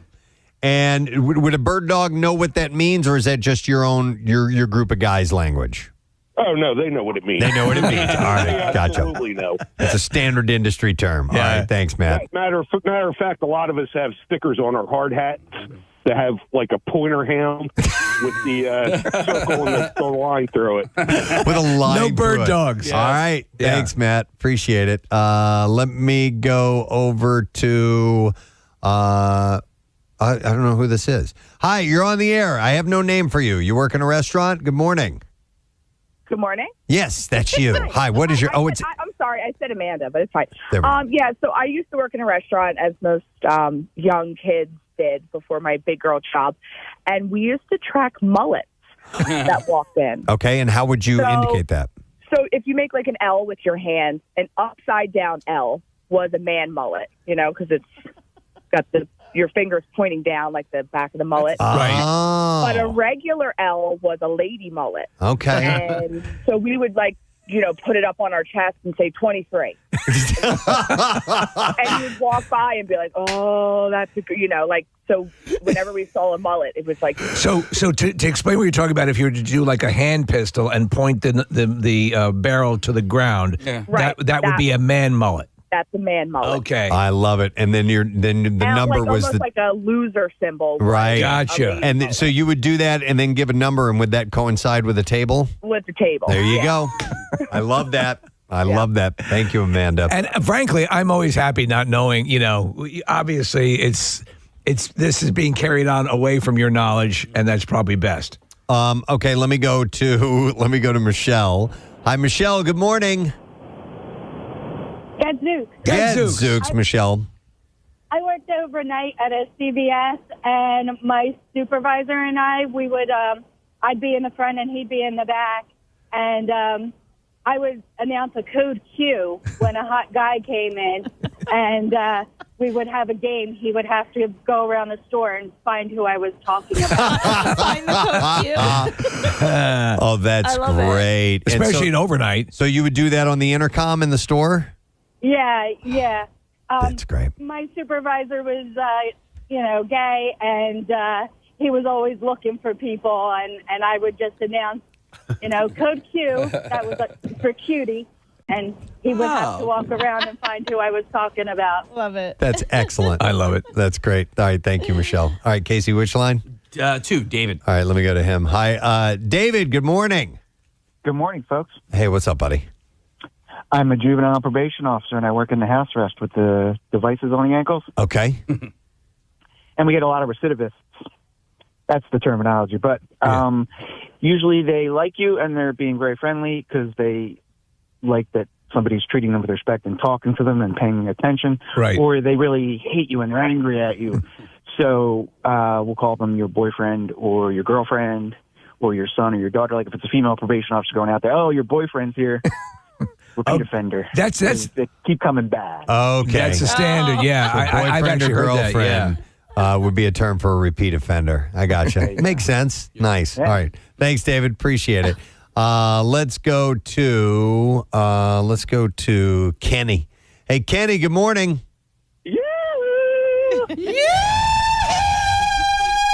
That's what we do when an attractive person comes into the office. We're really discreet. Yeah, very discreet about it. What's up, Kenny? How's everybody? Yeah, Good. I used to work at a big logistics plant, warehouse type of deal. It was a 100,000 square foot building. Wow. And a lot of guys working, packing boxes. And the bosses were tough. They wanted to make sure you were working 1,000,000 miles a minute. And they would walk around at each department. And we had a code. It was 10, like the number 10 when they were coming. All right. And we were getting close because the head manager was a tall, slender guy. And the owner was a short, fat guy. So next to each other, they looked like the number 10. That was our code. That's excellent. That's excellent, yes. Oh, my God. It's like hot dog and hamburger, right? Totally. And you call it out, and they would know they'd be on the way. Nice. All right. How about military jargon? We're going to go to Jeremy. Hey, Jeremy, good morning. Hey, good morning, Gadzooks. Gadzooks, buddy. I'm listener, first-time caller. Excellent. Appreciate it, man. All right. You were military, Jeremy? Yeah, so I was in the military for 6 years, and whenever we did guard duty, we would, somebody who just didn't have any of their stuff together, we'd be like, oh, that's an ID-10 Tango right there. ID-10 Tango, and what does that mean? So that's idiots in the phonetical alphabet. Yeah, because when you write it out. Yeah, ID-10 Tango. Yeah, I got it. I think I might use that one. That's great. Sounds so official. Yeah. ID-10 Tango. Nice. All right. Thanks, That's Jeremy. great. Appreciate it, man. Let's go over here to Justin. Hi, Justin. Good morning. Hey, good morning, Gadzooks. Gadzooks, buddy. All right. So we're talking about at work speak jargon, and what would you guys use, and what did you do? Well, basically, whenever any good-looking girl or whatever came in, we'd say, so-and-so, whatever the name is that was working next to me. Yep. We'd say line 6. Line 6. Line 6. We didn't have a line 6 on the phone or anything, so we kind of like knew, like, you know what I mean? Yep. Yeah, so and where was this you were working, Justin? I'm What an type auto of work? technician. Auto technician. Auto An technician? auto Okay, technician. all right, I got you. So, Yep. So line 6, and that was the phrase, and everybody knew it. Yes, sir. That seems to generate, obviously, identifying attractive people is definitely a large part of code speak. Yep. We'll go over to Don next. Hey, Don, good morning. Good morning. What's up, buddy? Hey, so I used to work at Victoria's Secret, and around the holiday time, we would have a lot of people trying to steal stuff. So the code word, if someone was trying to steal something, was, I think we got a Susie. A Susie. A Susie. Now, what was that based on? Just a random selection of a name, or does it have any meaning beyond that? A Susie is just like someone that's probably going to steal something. Like around the holiday time, it's really big. Like a lot of people like steal perfumes and bras. I don't know. You're right. So in malls, if you ever had a mall job or a store job, where there's a lot of inventory, a lot of people coming in and out. There are a lot of code words for people they believe are shoplifting. So yeah, that makes sense. Yep, I like Susie. Thank you very much. Let me get one more. This is Dave. This should be interesting. Hey, Dave. I want to take his out back and punch his. All he is. Right now, I'll take his physically. That's very well done. Get away from me. So, I used to work at a theme park, Sesame Place in the area. All right. And I was in the parks department where we would clean up all the spills, and bathroom accidents. Well, any incident that had a correlation to one of the characters, we use that color. So if there was a blood incident, you have a code Elmo. Oh, my God. If there was a pee incident, it'd be a code Big Bird. And the greatest one that I still use to this day is if there was a brown incident, it would be called a code snuffy. Snuffy. Snuffleupagus. Was this like all the employees knew this, or this was just you and the guys you worked with? This was the actual codes that would go over the radio. Oh, my God, that's my really funny. Aunt Chris, who works at a hospital in the area, actually found them so hilarious that she took the codes into her hospital, and her staff now use those throughout the hospital. So P, Aunt Big Chris, I love you very much. P is Big Bird, Blood is Elmo, and Snuffleupagus is poop crap. Yeah. I love and if that, there was a Dave. Throw up would be Oscar. Oscar, I knew it. Yep. Well done. Excellent. Oh, All it's right, so thanks, magical Dave. here. They keep making announcements. By myself, I'll take you physically. I got to go to this one. Okay, so I don't know what Ben did, where he worked, but this is interesting. Hey, Ben, good morning. Hi, Ben. You're on the air, bud. 3-3 WMMR. Everything that rocks. Certainly feels like we're in Jamaica. The soaring temperatures and the high humidity. I remember when we were there, when we took our mystery trip to Jamaica. I mean, I knew it was going to be warm, but it was humid, too, if I recall, because Casey and I had thought about playing golf. While we were down there, we're like, dude, it's too damn hot to go play golf here.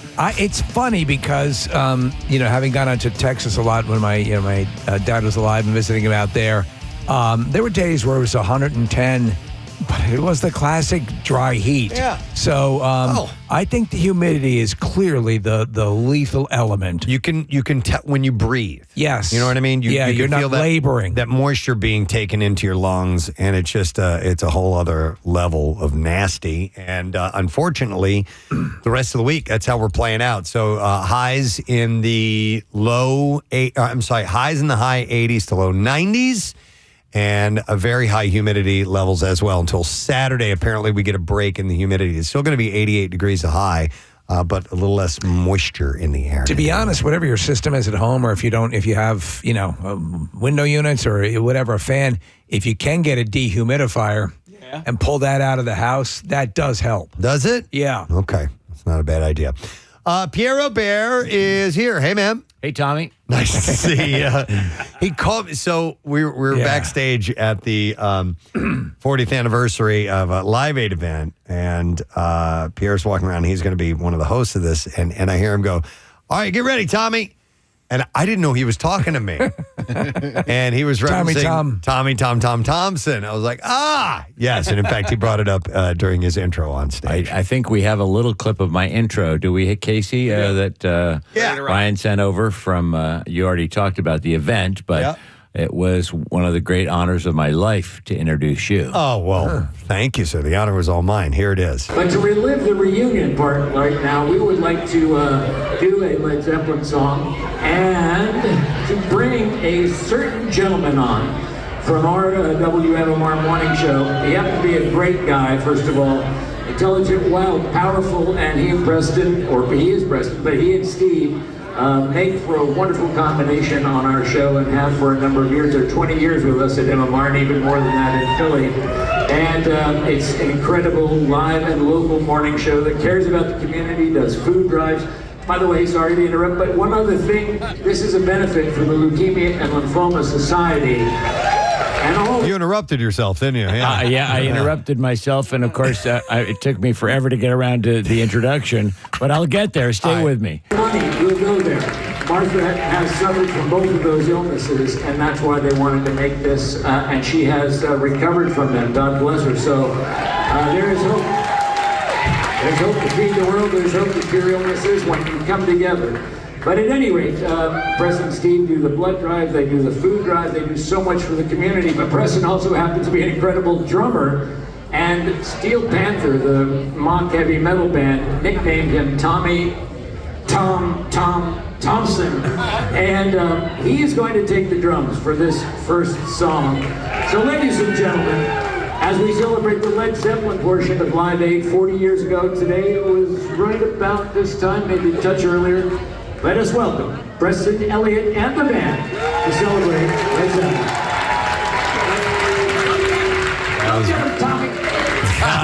Go get Get him, Tommy. Tommy. My big intro. And I got to plug PJ Brown, the singer. Oh, my God. How great was she? So, I mean, I think you played a little clip of the sound of it earlier because it was, you know the song Rock and Roll from Led Zeppelin 4. Yes. Everybody knows it. And that drum intro. But it was how would you describe it? So we did a blues shuffle. We slowed it down and we did a blues shuffle, which is more of a swing feel to it, but with a bluesy progression because that's the origin of a lot of Led Zeppelin and actually the European, the English explosion of rock music was R&B based, and we were backstage talking to PJ about that. Right. So we slowed it down. We brought it back to the roots. I'll play a little bit of it here real quick. So.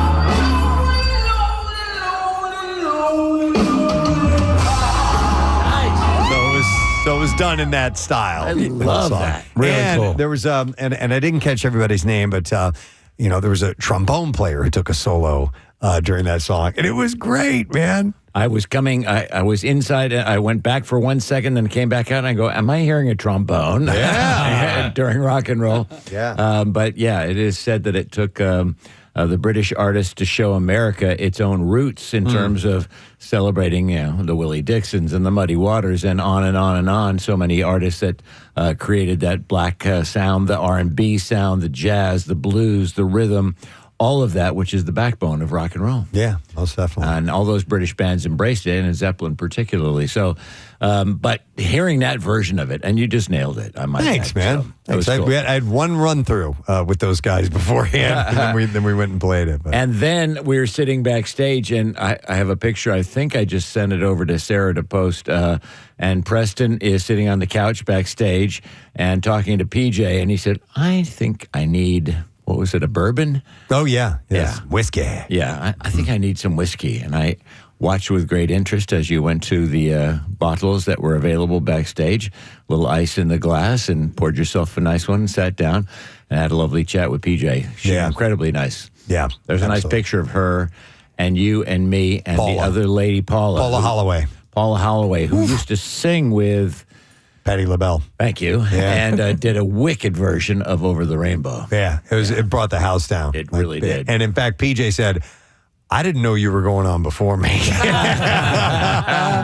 We're both amazing singers. So it was a great night. And I think over $25,000 raised for Leukemia Lymphoma Excellent. Society. Thank you to Victor Fiorello for putting that whole thing together. Unfortunately, he couldn't play because he was sick. Isn't that the wildest? Yeah. But, he did a great job. I was curious, would people come out? It was a lot of really cool and talented Philly musicians, but they were not known, in the community as much as some other local musicians. So I'm going, all right, will people come out? And it was packed. It was packed. I love to hear that. That's great. And it's like a small electric factory. And it's just a great place to see a show, too. Yeah, it's a good way to put it. It is like the old electric factory, but a little bit smaller. I love it. All right, should we do the letter of the day? I believe. Here we go. Preston and Steve on 93.3 WMMR. Now, the Daily Letter. The Preston and Steve show is brought to you today by the letter F as in fabulous. All right, and we will give away a 4-pack of rounds at the Big Little 9 golf course and a 4-pack of same-day combo passes for Maury's Piers. You can visit Big Little 9 to play a beautiful 9-hole par 3 golf course and challenge your wedge game across 89 acres of meadows and water carries. Family friendly, shoes optional, and BYOB encouraged. Visit the happiest golf course on earth, and you can book at biglittle9.com today. Before we find out what you have going on, Pierre, today is a Tuesday, and we need to get a winner for Tuesday. I would like to congratulate Mr. Adam Sayin of Quakertown, Pennsylvania. Adam is getting a $350 gift certificate to head over to Florida World Tattoo and Piercing and get his Preston and Steve Show theme tattoo at 1729 South Street in Philly. Check out their artwork. They're a phenomenal group of people. Visit floatingworldtattoos.com, or you can also go to Instagram at floatingworldtattoos. So what's up on the show today, man? Well, we're going to continue the Live Aid theme. I thought I would do it on the backside of the anniversary. So yesterday we started it, and we were going to do one block a day, and then it just became clear we may as well do all 3 blocks each day this week of Live Aid. There's so much material, and even then we won't scratch the surface of what we have in our own archives. MMR was there all day long broadcasting, as I've told you before, and it was such a phenomenal day. And, the people that we got to meet, the people that we interviewed, the fans, the experiences, and I had a wonderful lunch a week or so ago. I took a day off for 2 weeks ago, and Larry Magid, the local promoter, head of Electric Factory Concerts, was speaking, and he and I had a little chat in front of the broadcast pioneers, and we have the audio of that. We played some of it yesterday, but he was behind the scenes and tells some amazing stories, which I had never heard before, because he co-promoted the event with Bill Graham, the legendary San Francisco concert promoter. Right. And the two had been friends for years and years and years. So Bill brought his touches, Larry brought his abilities, and the two of them made for a superior production, as I think I said the other day, too. It started at 9 a.m. on the dot. It ended at 11 p.m. on the dot. And this kid, did I tell you the story of the opening guy? Yeah, you were telling me about it backstage, yeah. Bernard Watson, I think, is his name. And he had hitchhiked up, and we've got audio of this, too. I think he had hitchhiked up from Florida with a guitar in the hopes that he could play a song at Live Aid. Now, this is just impossible, right? Yeah. But he's camping out in FDR Park across Broad Street from the sports complex, and he gets in the local paper and some TV coverage. Bill Graham is reading the paper every day, and he goes, this kid is amazing. And then as it got closer and closer and closer, and finally goes, we could put him on at 10 minutes to 9. Oh, wow. And he could sing a song and not disrupt any of the flow of what we had planned. He said, somebody, go find that kid, bring him over. And that kid, I would love to find him. I don't know where he is or what, he could be a stockbroker for all I know at this point, but he got to, he's the unofficial opening act of Live Aid, and he got to go on, I think he played a Bird song. Or a Dylan song, but that's really amazing. Cool. Have you got Ryan searching for him? I do. Him? Yeah. Okay. We found some coverage of his station or of a TV station in Florida, which followed him down there and told his story, but we have not actually found him. Okay. There's another legendary story, and Larry talks about it, of a young guy who had come down from Boston and who was in need of a liver or a kidney transplant, and but couldn't stand the idea of missing the show. Chevy Chase in the afternoon announces that they have a kidney transplant waiting in Boston for this kid. Wow. Some 90,000 people, they go on stage, announce his name. The guy comes to wherever they tell him to meet him. They've got a helicopter. They fly him to Boston.